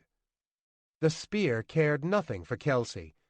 This battle, carried out properly in accordance with ancient rules, was the sentient weapon's only chance of being reforged. Helplessly, Gary Ledger opened his eyes. Kelsey was on the attack again, rushing in beyond Robert's foreclaws and banging away at the dragon's scaly armor with all his strength. The huge horned dragon head bobbed with bellowing laughter, mocking Kelsey. Every now and then, Robert casually dropped a claw near to the elf, knocking him aside. But stubborn, incredibly stubborn Kelsey did not relent, and his persistence paid off. Robert's lizard-like features contorted suddenly in pain as Kelsey's sword slipped between armor plates and dug deep at dragon flesh. The dragon set his wings into fierce beat, their wind driving Kelsey back while lifting Robert to his towering height. Kelsey stubbornly kept his balance, using the great shield to somewhat deflect the blasting wind. He nearly overbalanced when the dragon sucked in its breath, countering the force of the beating wings. "Here it comes," Gary heard Mickey mutter. And indeed it did. A blast of fire that seemed to swallow pitiful Kelsey and warmed all the vast chamber so profoundly that Gary, standing many yards away, felt his eyebrows singe underneath the loose-fitting helmet. Robert's exhale went on for many seconds, the white-hot fires pouring over Kelsey, scorching the stone all about the elf's feet. And then it was ended. And Kelsey still stood. Stone bubbled beside him, and the outer metal of the shield of Cedric glowed an angry red, but the elf, even his clothes, and the ground in the protective shadow of that shield, appeared unharmed. "Damn good shield," Gino said in disbelief. Robert, too, seemed stricken, gawking at the elf who somehow had held his ground against a blast that could melt stone. "You'll have to do better than that, mighty worm," Kelsey chided, apparently gaining some confidence in the proof that the legendary shield could, as the bard's pen had declared, turn the fire of a dragon's breath. Robert launched another blast, Kelsey just barely ducking behind the protective shield in time. Now the stone around the elf hissed and sputtered. That sulphuric smell permeated the room. But when the fire ceased, Kelsey poked his head around the shield. And he was wearing a smile. Simply surviving Robert's breath was insult enough, but the elf's taunts, and now his smile, sent the dragon into a rage beyond anything Gary had ever imagined. "Oh, begorra!" he heard Mickey whisper, and then came the scraping and pounding of the dragon's charge that tore the cavern floor in its wake. Claws hammered down at Kelsey, a hit so fierce that Gary thought the elf surely dead. Somehow Kelsey held his ground. But then the terrible maw snapped back, cat-like, to bite at him. Somehow again it seemed impossible to Gary. Kelsey managed to dodge, even to smack Robert several times before the dragon got its massive horned head back out of range. Claws rained destruction. Back legs kicked. Wings beat down mercilessly, and once the dragon's tail snapped around with force enough to fell a thick-trunked oak. But Kelsey was ahead of nearly every attack, and those that did connect did no more than slow the elf's own frenzied offense. The slaps of Kelsey's sword sounded as a tap dance, rhythmical and constant, beating at every target Robert presented to him. Dragonfire came roaring in again, but the shield repelled it, and Kelsey even managed to close in under the fiery cover and snap off 3 vicious strikes. "That's impossible," Gary groaned, turning to Mickey. The leprechaun was too intent on the action to answer him, but Gino replied, tossing a hammer casually off the side of Gary's helmet. "Shut your big mouth," the dwarf growled, his unexpected anger stunning Gary to silence. Robert's frenzy did not relent. Gary came to fear that all the mountain would crumble under the dragon's pounding, but neither did Kelsey relent, snapping, slicing, poking, beating at the dragon from every angle, moving with such speed and precision that at times he seemed no more than a thin blur. A claw sent him reeling backwards, a solid hit, and as he started forward once more, Robert's great maw fell over him. Gary nearly swooned as the dragon's head came up with Kelsey in his mouth. Kelsey wasn't finished. Somehow, impossibly, The elf had wedged his shield between the dragon's jaws, and Robert's actions now actually worked against the dragon, for now Kelsey was within reach of the beast's only vulnerable area. With his slender, wicked sword dancing less than an inch from the dragon's yellow reptilian eye, Kelsey asked evenly, "Do you yield?" "I could breathe you to char," the dragon hissed between its locked jaws. "And you'd lose your eye," Kelsey proclaimed.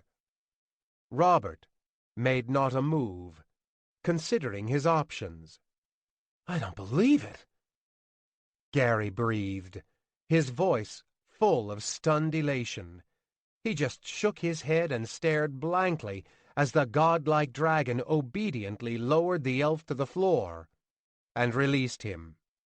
"Bring the ancient spear and be done with it," the dragon roared, stamping his foreclaws, and several stones in the wide cavern did indeed split apart under the force of Robert's outrage. "Unbelievable," Gary muttered again. "Keep quiet, lad," Mickey implored him. "Say not a word, and get your part done as quickly as you can." Gary considered the leprechaun curiously, wondering why Mickey was so full of intensity and trepidation. Was that a bead of sweat on Mickey's forehead? Why? Gary wondered. For the greatest trial had been passed, Kelsey had won. The elf had survived the wrath of Robert, had taken blows that would have toppled ancient trees and flattened mountains. Gary abruptly halted his confused train of thought. "You'd lose your eye?" he mumbled under his breath, imitating the accent that Kelsey had used when demanding Robert's surrender. Now he understood Gino's anger at his proclamation that Kelsey's feats were impossible. Gary turned his attention to the scene before him. Robert had started away, shifting his great scaled body to the side towards a wide and high tunnel running off of the main chamber. Kelsey stood in the same spot where Robert had released him, impassive, apparently basking in his victory. Gary looked right through the illusionary elf. "The first hit," Mickey whispered to him, seeing that he had finally figured out the game. Gary quickly recalled the events of the battle, the first powerful sidelong swipe that Robert had launched Kelsey's way, then looked to the appropriate side. Crumpled beside a stalagmite mound lay Kelsey, curled in a ball and covered in blood. The elf was alive, Gary could see, and trying hard not to make any move or sound. "You will need the shield," Gino remarked to Gary. With the illusionary scene dispelled to him, Gary noticed the shield lying where Kelsey had first placed it on the floor, beside the scars of dragonfire and the fast-cooling stone. He wondered how he might retrieve it without alerting Robert to the trick, but Mickey was already taking care of that part. The illusionary Kelsey walked over to the real shield and laid the illusionary shield on top of it. It was all very confusing to Gary, and he didn't understand why the dragon hadn't seen right through the leprechaun's trick. But he went over and picked up the shield and followed Gino and Robert into the side chamber. He looked back as he exited the room and watched Mickey's illusionary elf go and sit beside the real Kelsey at the stalagmite mound, the leprechaun going as well to tend to the real Kelsey's very real wounds. Gary slumped even lower behind the shield when he heard the sharp intake of the dragon's breath. He felt like he had to go to the bathroom, feared that he would embarrass himself right then and there. But he could say nothing. The spear was laid out on a flat stone before him, and he, as the prophecies dictated, held tight to its bottom half. Gino had tied the two ends of the shaft together with a leather thong, and had sprinkled some flaky substance, Gary couldn't tell if it was metal scrapings or crushed gemstones, along the part to be rejoined. Now, Gino stood far back, hammer in one heavy gauntleted hand, and bag of the same flaky substance in the other. Gary reminded himself that he had not actually witnessed the shield deflecting the dragon's terrible breath, that what he had seen had been no more than one of Mickey's illusions.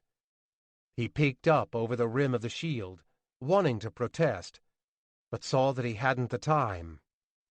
Then the flames came, and Gary didn't know if he had wet his pants or not, and in that heat they certainly would have dried in an instant anyway. Great gouts of white fire licked at Gary around the edges of the shield. His hand, holding the magical spear, warmed and then burned with pain.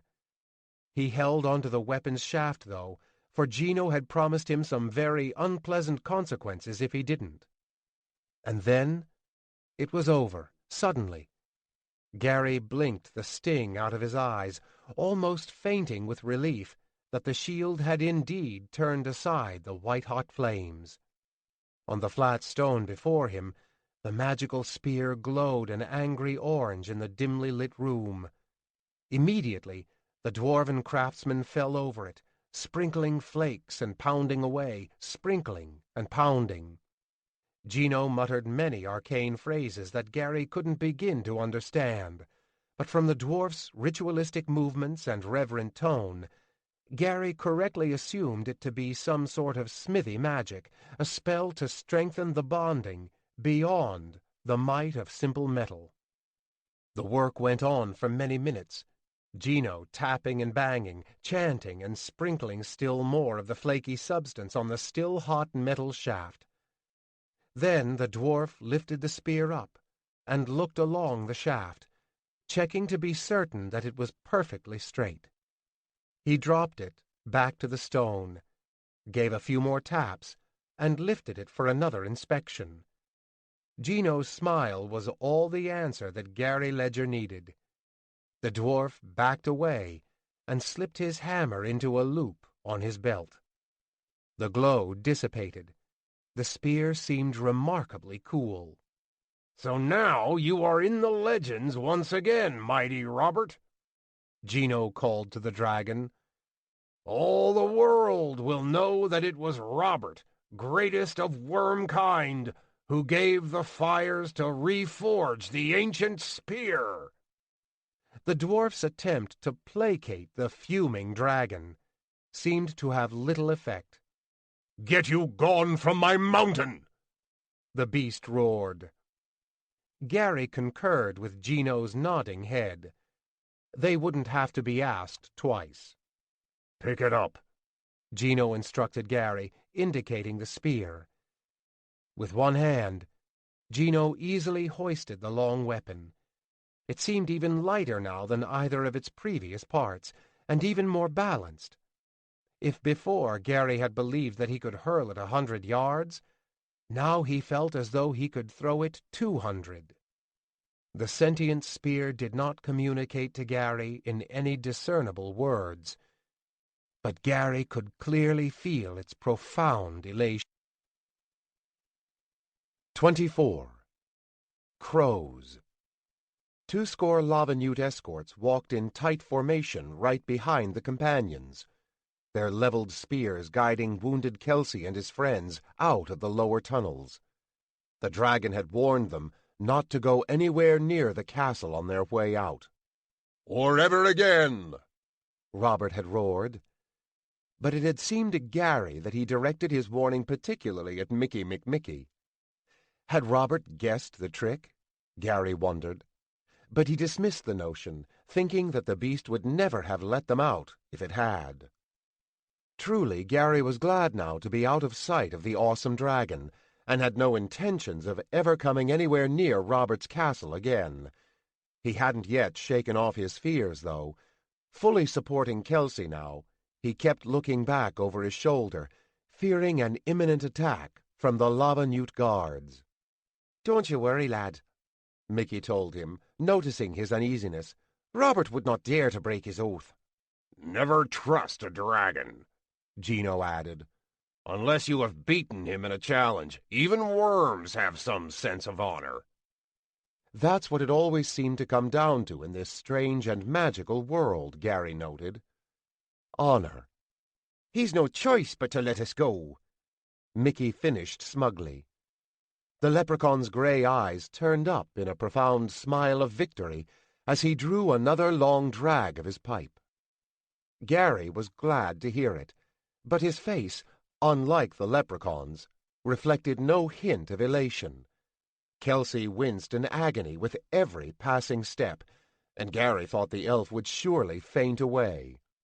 One of Kelsey's arms was badly twisted and possibly broken, and a great tear ran along Kelsey's side, where dragon claws had ripped through armor and skin alike. Blood matted the elf's golden hair and caked on his delicate face, and only the luster in Kelsey's golden eyes, a profound look of satisfaction, showed that he was even conscious of what was happening around him. Then they were outside. The new day had dawned, on the lower trails of the mountain's east side, far below the barracks of Robert's Lavanute garrison. Half of their escorts remained to block the tunnel behind them. The other half took up defensive positions on the sloping road above. as if they fear we're heading back that way, Mickey scoffed, seeing the blocking line. The leprechaun's words and tone struck Gary profoundly.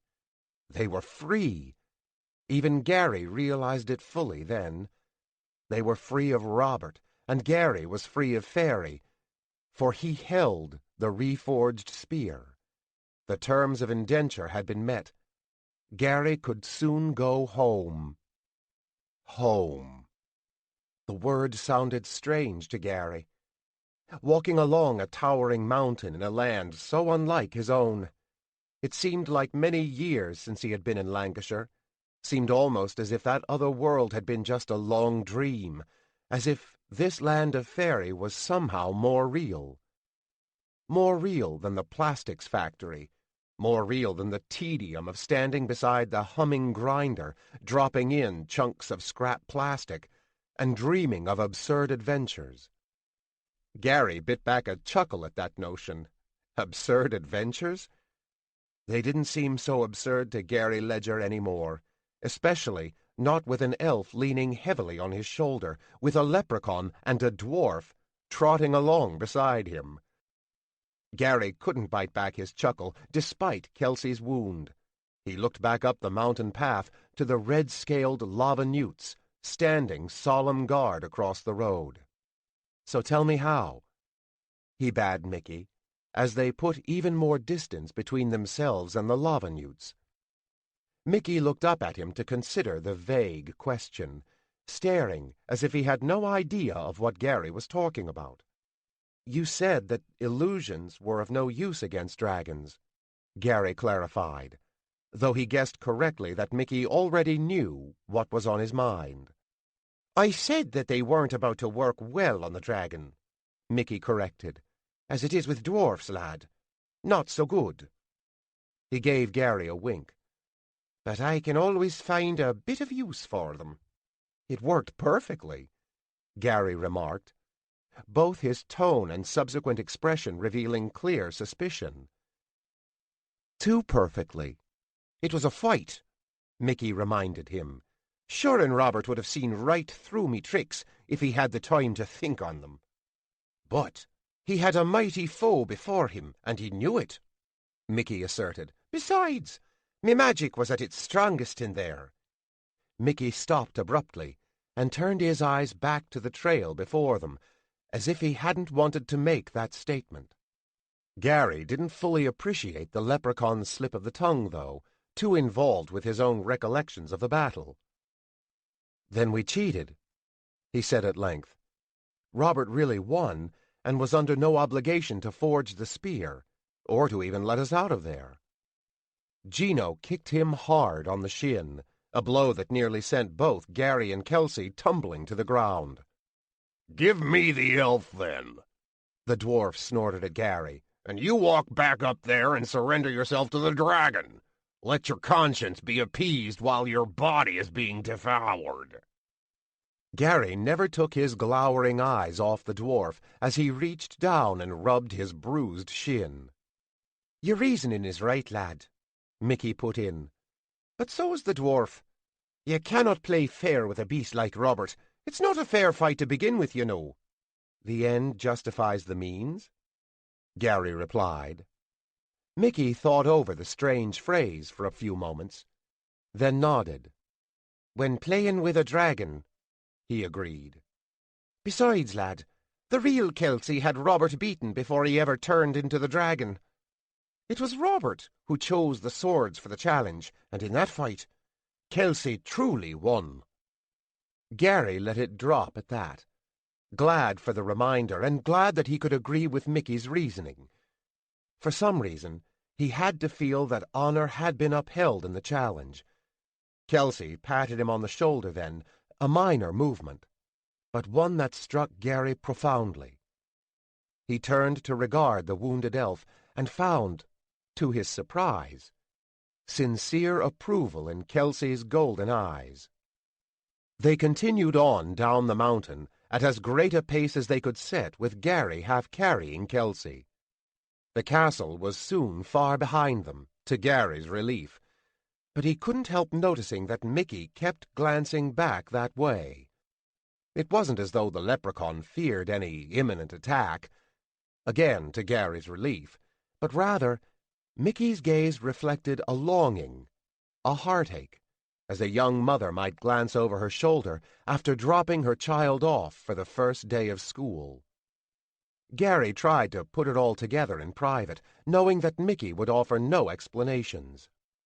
He recalled the leprechaun's meeting with the pixie on their first night out of Divergamol, and only then did he make note of Mickey's remark that his magic was at its strongest in Robert's lair. Truly, it had been the finest illusion Gary had witnessed yet. The image of the fighting elf resembled Kelsey in every detail and moved perfectly to compensate for the give-and-take maneuvers of the battle. But that did not explain to Gary why Robert had been so fooled.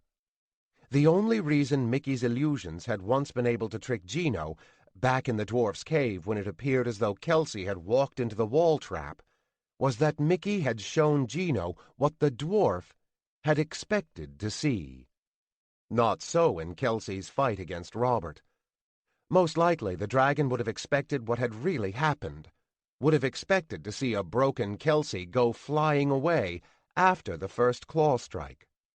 If Robert was truly an ancient and wise worm, a beast befitting the common and apparently accurate legends of dragonkind, he should have seen through the illusion, if not at first, then at least later on, in the lull before he had let Gary and Gino into the side chamber to reforge the spear. Then why was Robert fooled? And why did Mickey keep looking back up at the castle? No matter how hard Gary tried, the pieces of the puzzle would not add up. The trail split in several directions as they neared the bottom of the obelisk-shaped mountain. Mickey took up the lead and headed north. "This way will get us back quicker to the crevice and the giant," the leprechaun explained. "And to the crags?" Gino asked dryly. Mickey shook his head. "No need to go back that way," the sprite replied firmly, and his face and the dwarf's lit up at that welcomed declaration. Mickey hopped up into the air and kicked his curly-toed shoes together. "The quest is done, don't you know?" he said, overly exuberant and looking mostly at Kelsey. "We can take our time in walking now and enjoy the fine weather." Even as Mickey landed, his joyous facade slipped, and he cast a concerned look back up the trail. Gary understood then why the leprechaun had suddenly acted so full of cheer. For Kelsey's sake. And looking at the pained elf, Gary gave an approving nod to Mickey. Gary held the spear out before him so that Kelsey might see it in all its reforged splendor. Kelsey's face did indeed brighten, and it seemed to Gary as if his elvish load lessened somewhat, as if some of the spring suddenly returned to Kelsey's step. "And you'll go down in the legends," Gary remarked to Gino, vying to get the dwarf to join in the celebration, as the dwarf who reforged the legendary spear. He felt Gino's spittle splatter against the back of his leg, and said no more. He thought again of the prospects of returning home, wondered if he would wake up in some white room with padded walls, or in his own bed, maybe, to learn that it had all been no more than a wistful dream. His mind played the adventure from Tir Nan Og to the Giant's Thumb, trying to hold on to the many sights he had seen, the wondrous smells, the fears and excitement. He should have reminded himself that he was a long way from home, a long way from Tir Nan Og even, and that the adventure had not yet ended. Kelsey cried out in pain. Gary looked around the elf's slumping form to see a small hunk of moving rock, vaguely humanoid in shape, though less than half Gary's height, grabbing tightly at Kelsey's leg. Instinctively, Gary released his hold on the elf, trying to use his leg to cushion Kelsey's inevitable fall, but more intent on readying his spear. "Dwarf magic?" Gary cried out in disbelief. He jabbed the spear against the stone, wincing as it struck, for he feared that the rock might break it once again. Sparks flew as the metal tip connected, and Cedric's spear slashed right through the stone, its magic blasting the curious little creature to a pile of rolling rubble. "Dwarf magic?" Gary cried again. But when he looked to Gino, he knew how ridiculous his question, his accusation, must have sounded. Several rock men surrounded the dwarf, clubbing and grabbing at his arms and legs. Gino's hammers smashed away, each swing sending large chips of his enemies flying. "My sword!" Kelsey called weakly, as more rocks suddenly animated along the sides of the road and rushed in. Gary held the spear in both hands as he straddled to prone himself, knowing that Kelsey could not begin to defend himself. "Mickey!" Gary yelled. He slashed and jabbed repeatedly, and the air all around him became a shower of multicolored sparks. "I cannot do a thing against them," Mickey called back. Gary noticed the leprechaun floating up in the air beneath his open umbrella, bending his curly-toed shoes under him to avoid the reaching grasp of still more of the creatures. Metal rang on stone repeatedly. Sparks filled the air, but the fearless creatures came on relentlessly, too many to beat back. "Mickey!" Gary yelled again, fearing that Kelsey would soon be crunched. A rockman slipped inside the wide swing of Gary's spear and bore down on the man and the elf. Gary had nowhere to run, nowhere to even back up enough to bring his spear to bear. A single hammer stroke shattered the rockman into 100 pieces. Gary looked up from the pile of blasted stones to see Gino, wearing that wide, one-tooth-missing mischievous smile, wading through a sea of broken stones. Rockmen closed in on the dwarf from both sides, and bang! Bang! The path around him was clear once more.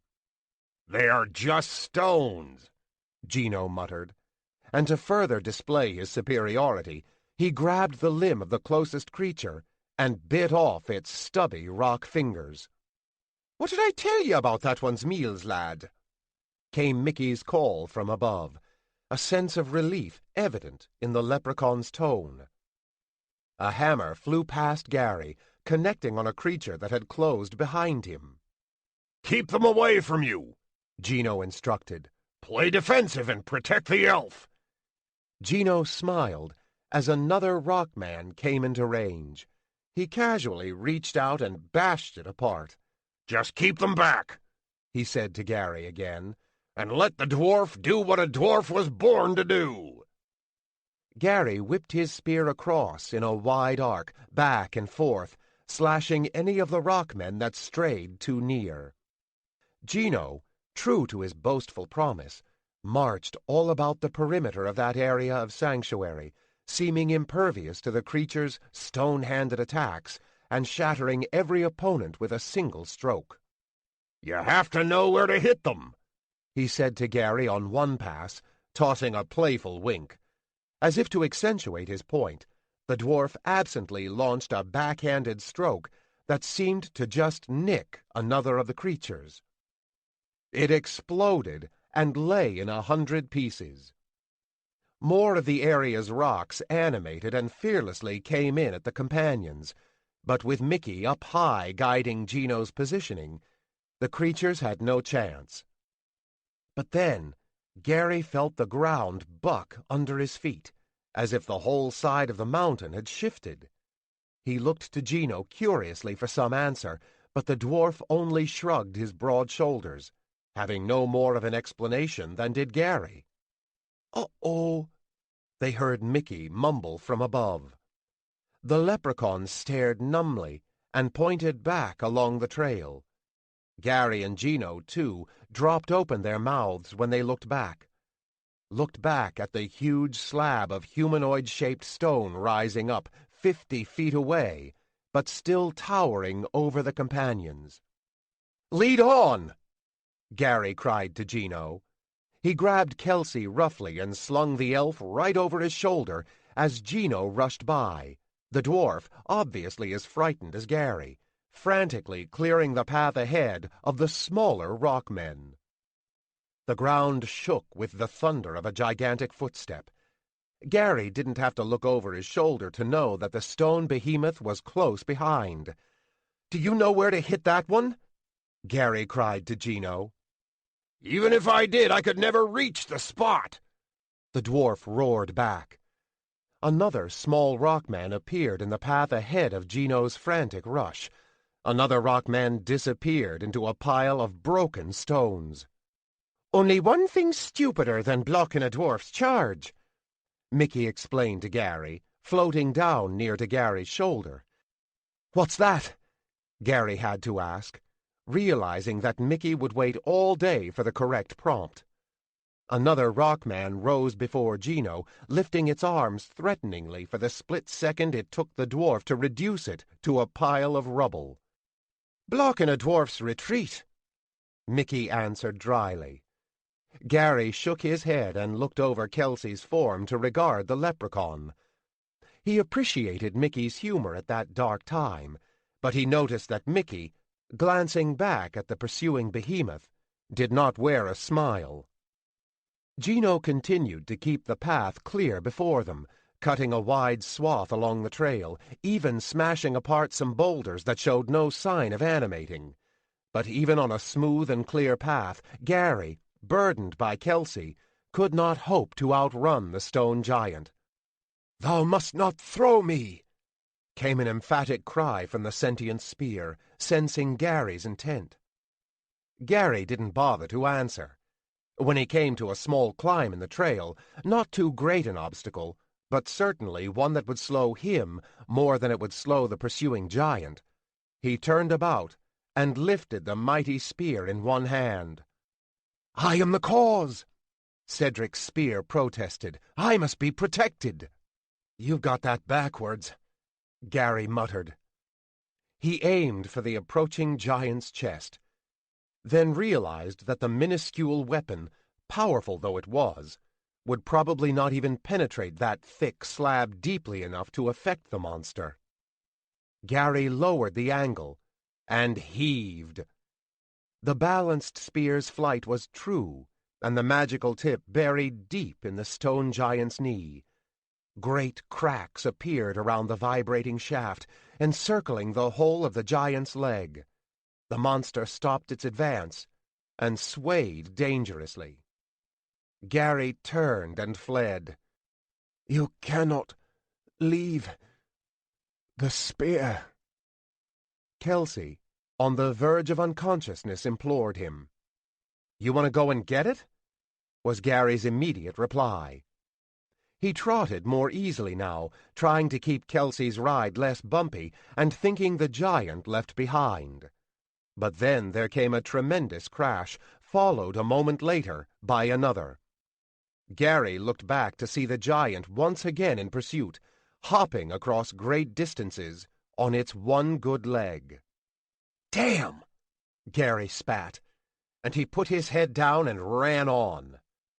"I warned thee," came a distant call in his mind, a reminder that now he had no weapon at all. Gary was still looking more behind him than in front when he heard Gino cry out in surprise. He glanced ahead to see another gigantic form rushing over to them. At first, Gary thought them doomed, thought that another animated stone giant had cut off their retreat. This second form moved right past the companions, though, lowering its broad shoulders and charging headlong into the pursuing giant. "Tommy!" Tommy was not nearly as large as the stone giant, and, of course, just a fraction of the animated monster's weight. But the bigger giant was unbalanced with its wounded leg and did not react quickly enough to brace itself against Tommy's powerful shoulder tackle. The two behemoths tumbled down in an avalanche of flesh and stone, breaking apart the rocks all about them. "Keep running!" came Gino's cry from in front, but Gary ignored the call. He gently laid Kelsey to the ground and headed back the other way. "No, lad!" Mickey called behind him. "Ah, begorra!" the leprechaun added, as Gino too rushed by, going to the aid of his friends and spitting curses with every step. The instant Gary got his hands around the shaft of Cedric's spear, he wondered how smart he had been in returning. The movements of the wrestling giants whipped the shaft every which way. Gary got it in the face once, and only his helmet prevented the blow from splitting his skull. To his own amazement, he did manage to pull the spear free, and he stumbled back a few steps, looking for a vital target. Gino was already hard at work on the stone giant's shoulder, cracking apart one of the arms squeezing Tommy. Fortunately, Tommy was on top of the larger giant. Tommy would have no doubt been crushed if the stone monstrosity had come down on top of him. Still, the giant's constricting arms worked hard on poor Tommy, who could not hope to draw breath under that brutal assault. Gary danced and dodged, keeping clear of the flailing feet. He poked the spear in whenever he could, but knew that his half-hearted attacks were doing little damage. Down the path, Mickey cried out, and Gary heard the twang of a bowstring. He looked up to see the leprechaun and the elf huddled under a virtual rain of black-winged crows. Kelsey lay on his back, swiping across with his longbow to keep the birds away and trying to notch another arrow amidst the chaos. Mickey crouched low next to the elf, his umbrella an impromptu shield above them. "Run on!" the dwarf instructed Gary when the stone giant's arm finally broke free. Gary rushed off, pausing to jab his spear once into the giant's other knee. A hammer spun past him as he bore down on the flock, taking down 2 birds in its flight. By the time Gary got close enough to skewer one squawking bird, 3 more of Gino's hammers had crashed through, showering the area in black feathers. Free from the immediate assault, Kelsey managed to fire off a few effective bow shots. But the crows were not alone. More rocks animated and moved in on the group. "Robert's word isn't so good," Gary grumbled. Mickey started to reply, to correct Gary, then changed his mind. The leprechaun knew that only the dwarfs a fairy and one other person, a certain witch, could animate stones so effectively, and Mickey understood the significance of crows flying near to Robert's mountain. Gary grabbed Kelsey by the arm and got him to his feet as Gino intercepted the approaching stone men. "Take the helmet," Gary offered, and before Kelsey could begin to protest, he plopped it over the elf's head and moved Kelsey along. The chase was on once more. Even more miserable now, with crows pecking and scratching at Gary's face and eyes every step of the way. Mickey found a perch below Gary's shoulder, sheltered by Kelsey's leaning form. How convenient for him, Gary thought, brushing away a nagging crow. Something smaller and much swifter than a crow zipped past Gary's head. He looked around to see a falcon tear through the crow pack, emerging with one blackbird in its deadly clutches. Another bird of prey rushed by, and then another. Falcons? Gary whispered. It didn't make any sense, and when something didn't make any sense, Gary could be relatively certain that Mickey was involved. "I've always been partial to hunting birds," the leprechaun remarked. His illusion proved quite effective in driving off the flock, and Gino soon had the situation of New Rockmen fully under control, his crunching hammers battering them to littler and littler pieces. Even more good news came a moment later as Tommy lumbered down the path, finally free of the stone giant's stubborn grasp, and with no pursuit evident behind him. Limping, the giant still had no trouble catching up with the companions. He came up beside Gary and gently hoisted Kelsey into his great arms, cradling the wounded elf before him. Gary clenched a fist in victory. All about them the enemy ranks dissipated and fell away altogether. Mickey was not so exuberant, nor was the leprechaun overly surprised when they turned a bend in the mountain trail and came face to face with a fuming 25. End of the road. Gary heard a small, resigned sigh escape Mickey's lips as the leprechaun turned himself invisible. Gary honestly couldn't blame the leprechaun for his tactical retreat. Looking at Ceridwen, beautiful and terrible all at once in her black gossamer gown, and standing on a ledge against the mountain wall high enough up so that she seemed to tower over even Tommy, Gary knew that they were doomed. "Well, giant, what have you to say for your treachery?" The witch hissed evenly. Tommy blanched and trembled so violently that Gary thought the giant would surely fall right over and grovel on the path.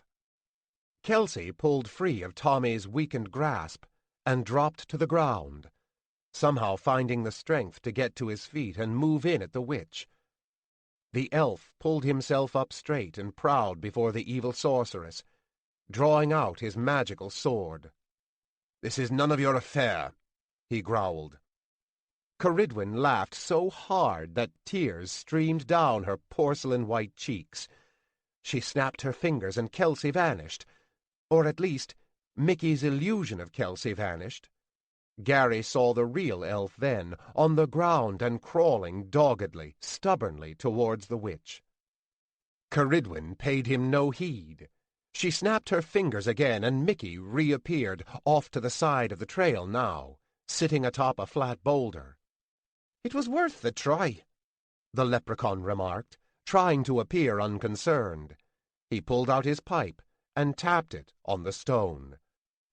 Ceridwen seemed amused as she watched his movements. "You cannot win, you know," Mickey went on absently.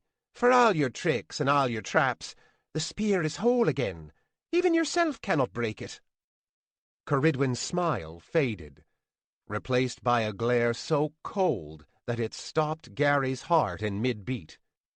"That is of no matter," the raven-haired witch replied.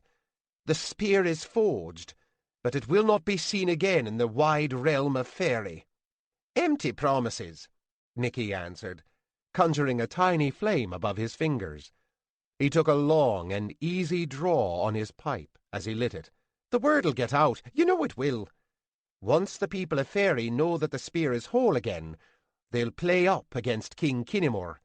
They'll force his hand and tell him to go and find the thing."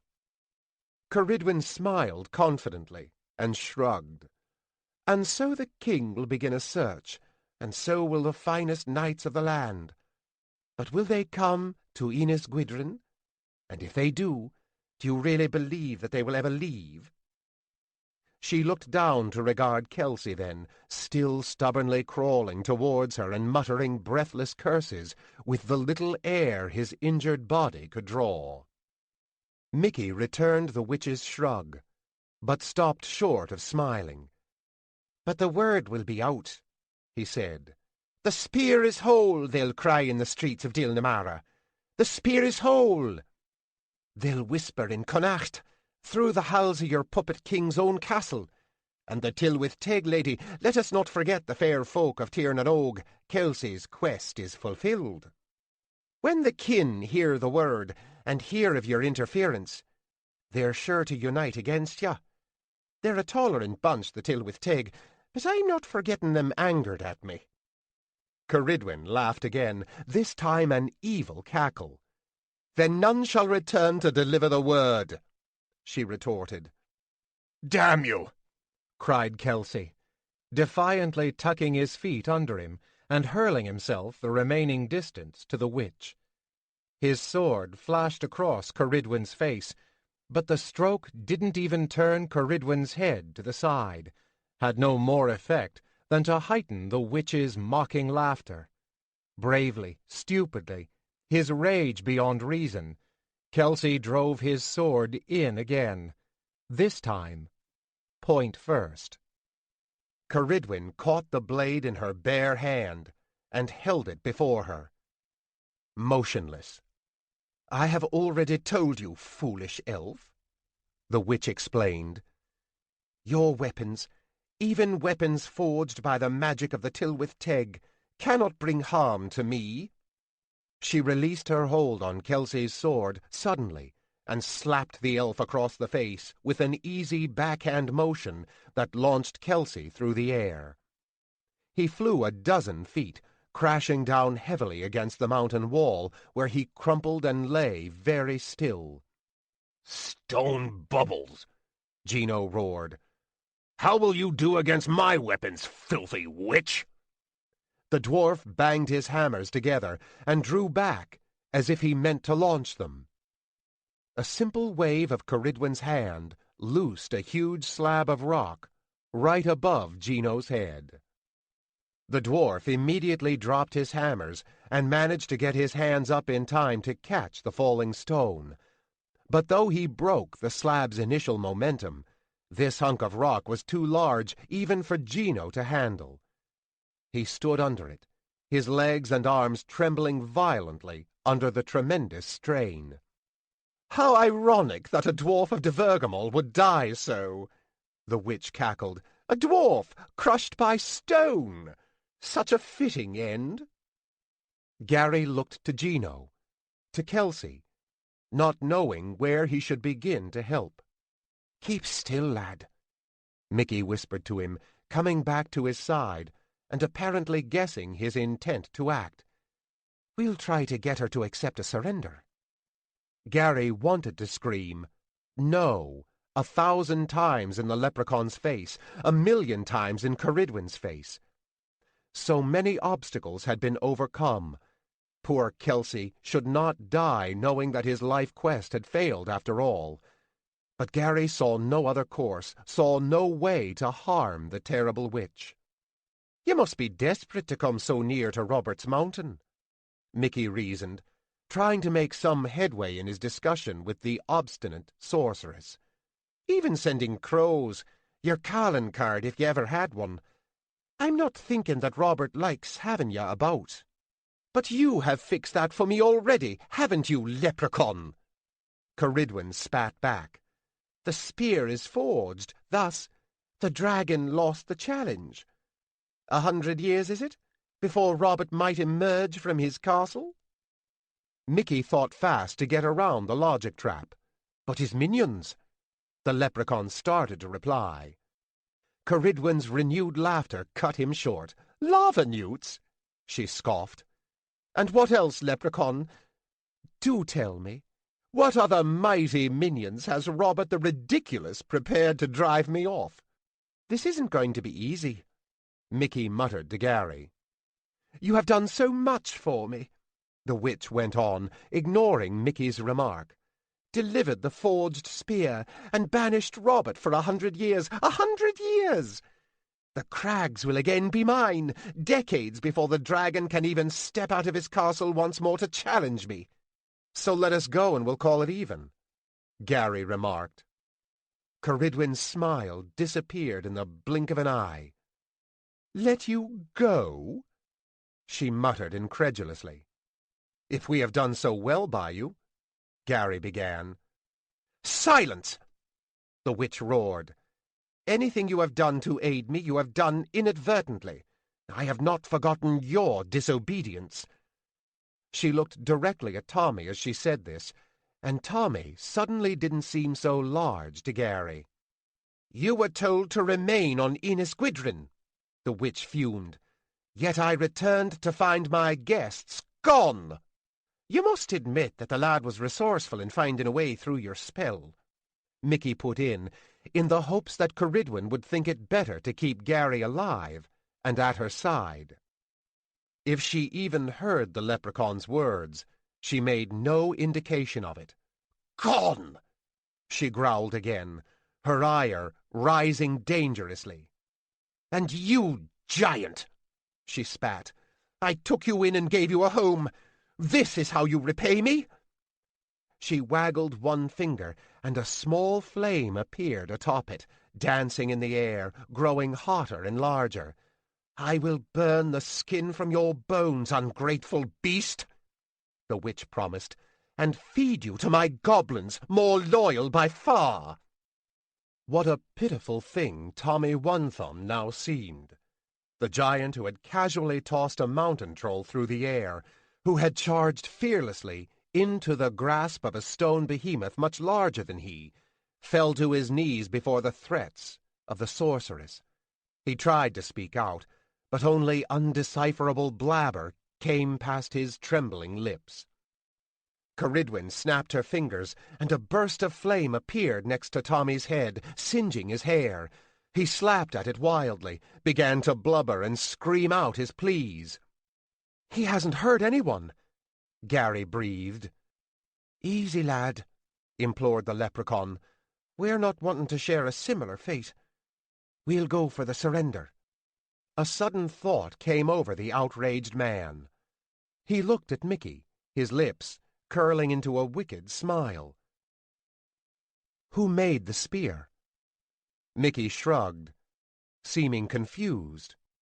That's what I thought, Gary replied. There was more to Ceridwen's desires to have the spear than any fears she might hold for the feelings and heroic recollections of her pitiful and unwitting subjects. "Wait!" Gary cried at Ceridwen, to Mickey's dismay. You came to retrieve the spear, and it is mine to give. He held the spear out before him, ignoring its sudden stream of telepathic protests. We overcame so many obstacles to reforge this weapon, many of them inspired by you, no doubt, but we did it. And Kelsey, brave Kelsey, faced down the dragon. Fairly. But for all its value, this piece of metal is not worth the lives of my friends. "Give it to me!" Ceridwen roared, verily drooling at the sight of the magnificent weapon. "Yes, do," agreed the spear, suddenly satisfied. Ceridwen's icy blue eyes widened in surprise as Gary drew back the spear, his face contorted suddenly in open hatred. The witch waved her hand, sending a blast of fire rolling out from her fingers towards the threat. "No, lad!" Mickey cried, trying to scramble away. Gary's scream came from the pit of his stomach, emanated from every muscle and every nerve in his entire body. All of his anger, all of his frustration, strengthened his movements as he hurled the mighty weapon. The spear dove into the flames, just a few feet away from Gary by then, and disappeared behind the orange and smoke-gray ball. The witch's fires blew away the instant before they engulfed both Gary and Mickey. And when the flames were gone, the companions looked again upon Ceridwen, the spear through her belly, pinning her to the mountain wall. Horrified, the witch grasped at the quivering shaft with hands that hadn't the strength to even close about it. Vile blackness flowed out from the wound, spreading across the witch's gown and down her bare arms. "I shall repay you!" She spat at Gary, a hollow threat as the blackness spread up her neck and over her face. Her mouth contorted in a silent scream. Her hands still trembled over the vibrating shaft of black metal. Then Ceridwen seemed no more than a shadow against the wall. Gary could see the back of the spear's tip, buried deeply in the stone. "Would you look at that?" Mickey gasped.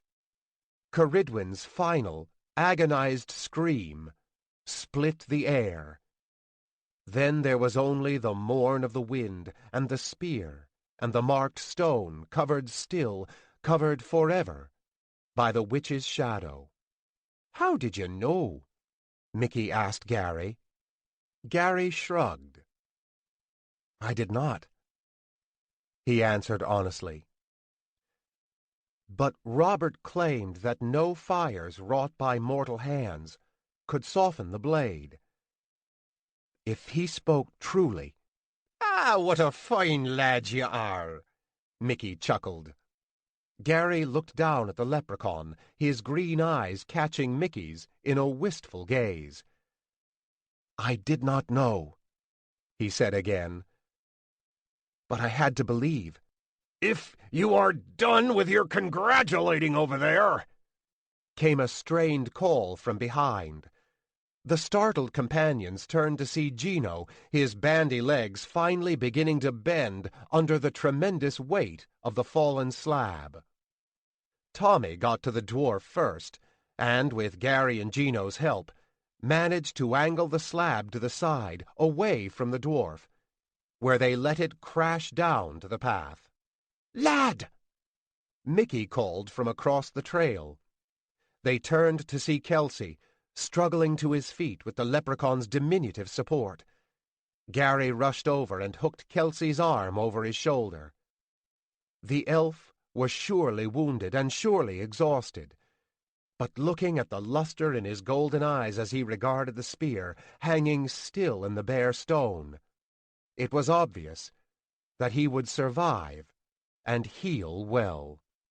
"Ding-dong, the witch is dead?" Gary offered hopefully, bringing a smile to Kelsey's bloodied lips. "Not dead, lad," Mickey corrected. "But she'll do 100 years on Innis Gwydrin before she finds her way back out again, and a better land it'll be with both Ceridwen and Robert out of the way." "There goes the last buckle for this leg," Mickey said to comfort Gary as the leprechaun helped the man strip out of the bulky armor. Dilnamara was in sight.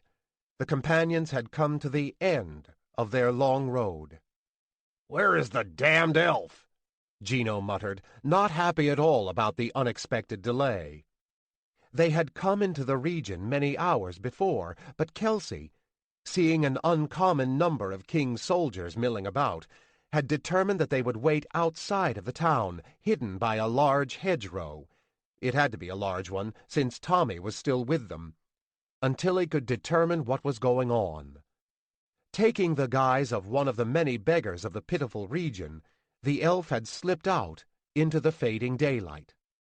"Another one," Mickey declared, loosening the buckle low on Gary's back.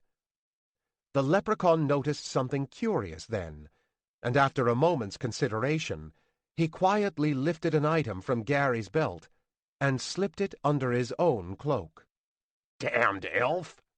spat Gino, paying no heed to either Mickey or Gary. Gino had actually been quite hospitable after the defeat of the witch, on the uneventful road home north around the dreaded crags, down a narrow pass between them and de Vergamall.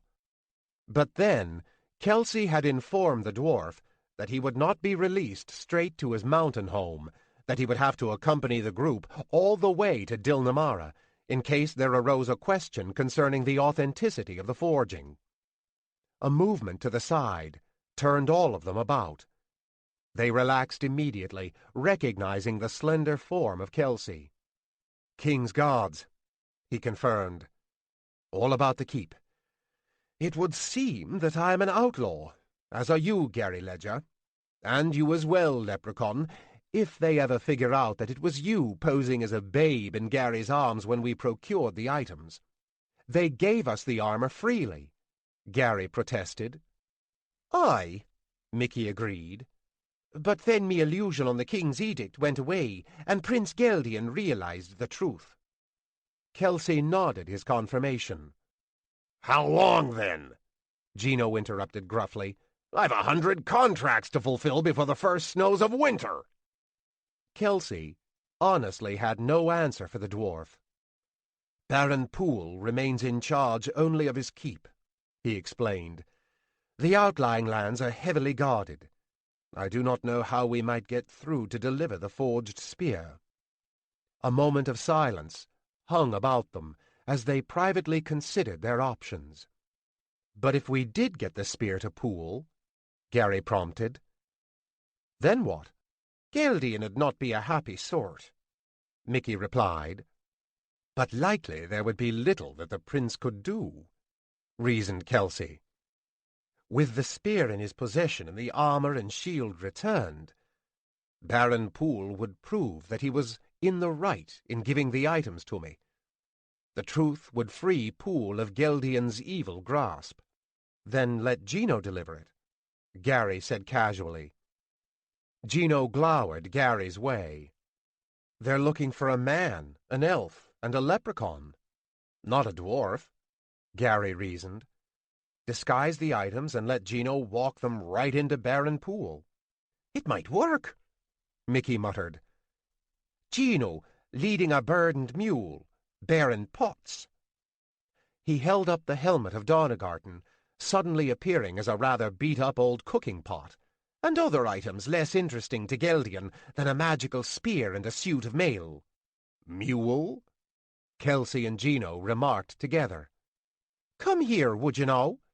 Mickey asked Tommy, "and kneel down on all fours. There's a good giant." Gino snickered. "This might be worth the trouble," he said. "And then I am free to return to my home?" Kelsey looked around and then, seeing no problems, nodded. "Tommy does not like this," the giant put in, finally figuring out his equine role in the deception. "Ah, it'll be fine," Mickey assured him. "That it will," Gino added, giving Tommy a look of sincere confidence. "I will watch out for you, and when we're done, you come along with me to Divergamal. There are many holes in my mountains. I will find you a proper place for a giant to live. Not too near to my people, you understand." Tommy's face brightened, and he assumed his best mule posture, waiting for Mickey to work another of his tricks. A few moments later, the dwarf tradesman and his pack mule set off, passing through the many guards who indeed were not so concerned with the mundane items Gino carried. "Never did I expect so much of you," Kelsey admitted when he, Mickey, and Gary came to the great oak tree of Tir na Nog, the very spot where the elf had first met Gary Ledger. Kelsey cast an amused look up the tree, to the lair of Lashaya. Gary agreed fully with the elf's observations. He, too, recalled that first meeting where Kelsey had stolen him away from his pleasure. It had been an auspicious beginning, to be sure, but now that the adventure had ended, neither would deny their friendship, publicly or privately. "I am glad that your quest went so well," Gary replied, "and I hope that Caridwen's fears concerning Cedric's spear prove well-founded.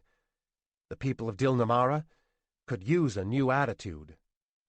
Kelsey nodded, patted Gary on the shoulders, and took his leave, disappearing into the darkness of the thick forest underbrush so quickly and so completely that Gary almost had to wonder if the elf had ever really been there. "Are you ready, lad?" Mickey asked. "The pixies'll be dancing in the blueberry patch. I can get you home this very night." Gary cast another longing gaze up Lashia's tree. "Another hour?" he asked, half serious. "Don't you be pushing your luck," came Mickey's warning. "It's time for you to get back to your own place." Gary shrugged and moved away from the tree. "Lead on, then," he said. But in his heart, he wasn't so sure that he ever wanted to return home. Gary said little on their trek back through Tir na Og to the blueberry patch. He wondered again what his return trip might be like. Would he simply awaken, in his own bed perhaps? Or would he come out of a delusion to the startlement of those concerned people around him? Truthfully, Gary didn't believe either explanation. They seemed no less strained to him than to simply accept what had happened as reality.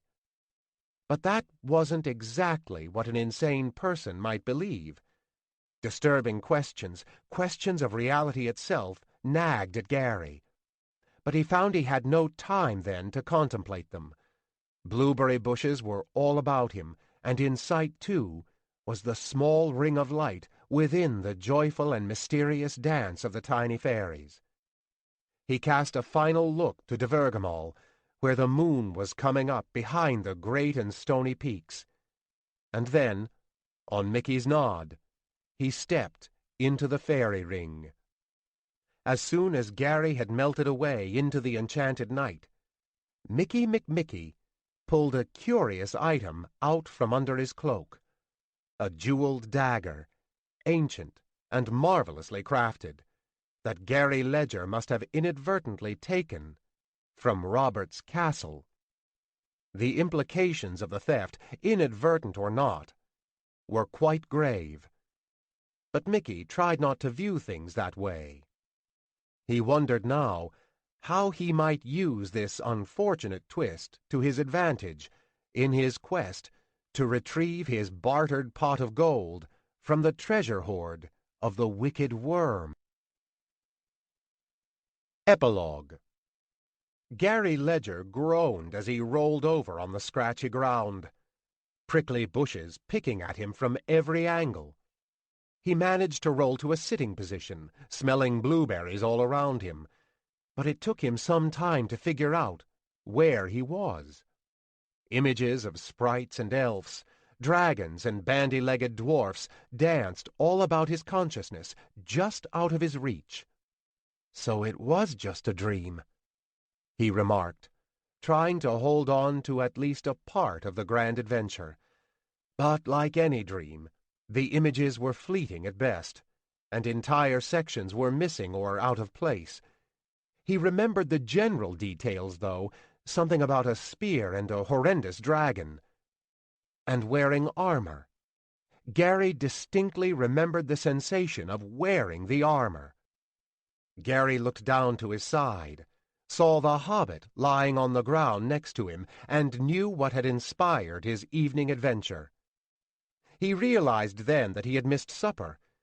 He worried then how many hours, days, had passed. Gary blinked at that thought and looked around him, studying the landscape beneath the light of the rising moon. Yes, he was in the woods out back, not in Tir na Og. Tir na Og? He muttered curiously. How did he know that name? Confused beyond any hopes of sorting it all out, Gary scooped up his book and struggled to his feet. He started down the path to the fire road, but changed direction and went across the blueberry patch instead, to the ridge overlooking... Overlooking what? Gary crept up, alternating his gaze from the widening landscape beneath him to the distant hills. Hills, he thought, not mountains, and dotted with the lights of many houses. Still, Gary held his breath as he came to the lip of the small hill, and was then sincerely relieved, and also somehow sincerely disappointed. Southeast Elementary School. Some dream, he mumbled to himself, sprinting back as fast as he dared to go in the dim light towards the fire road. More sights, familiar sights, greeted him as he rushed along. The cemetery fence, the house at the end of his parents' street, and then his own jeep, sitting under the streetlight, in front of the hedgerow. "Where the hell have you been?" his father asked him when he burst through the kitchen door. The remnants of supper sat on the stove and counter. "You'll have to reheat it." "Reheat it?" Gary muttered curiously. An image of a spear flashing through his mind, and white flames licking at him around the edges of a fine shield. "Yeah, it got cold. You'll have to heat it up again," his father said sarcastically. "Hey, I cooked it once," his mother, playing solitaire at the dining-room table, added sternly. "If you can't be on time for—" "You won't believe this," Gary interrupted.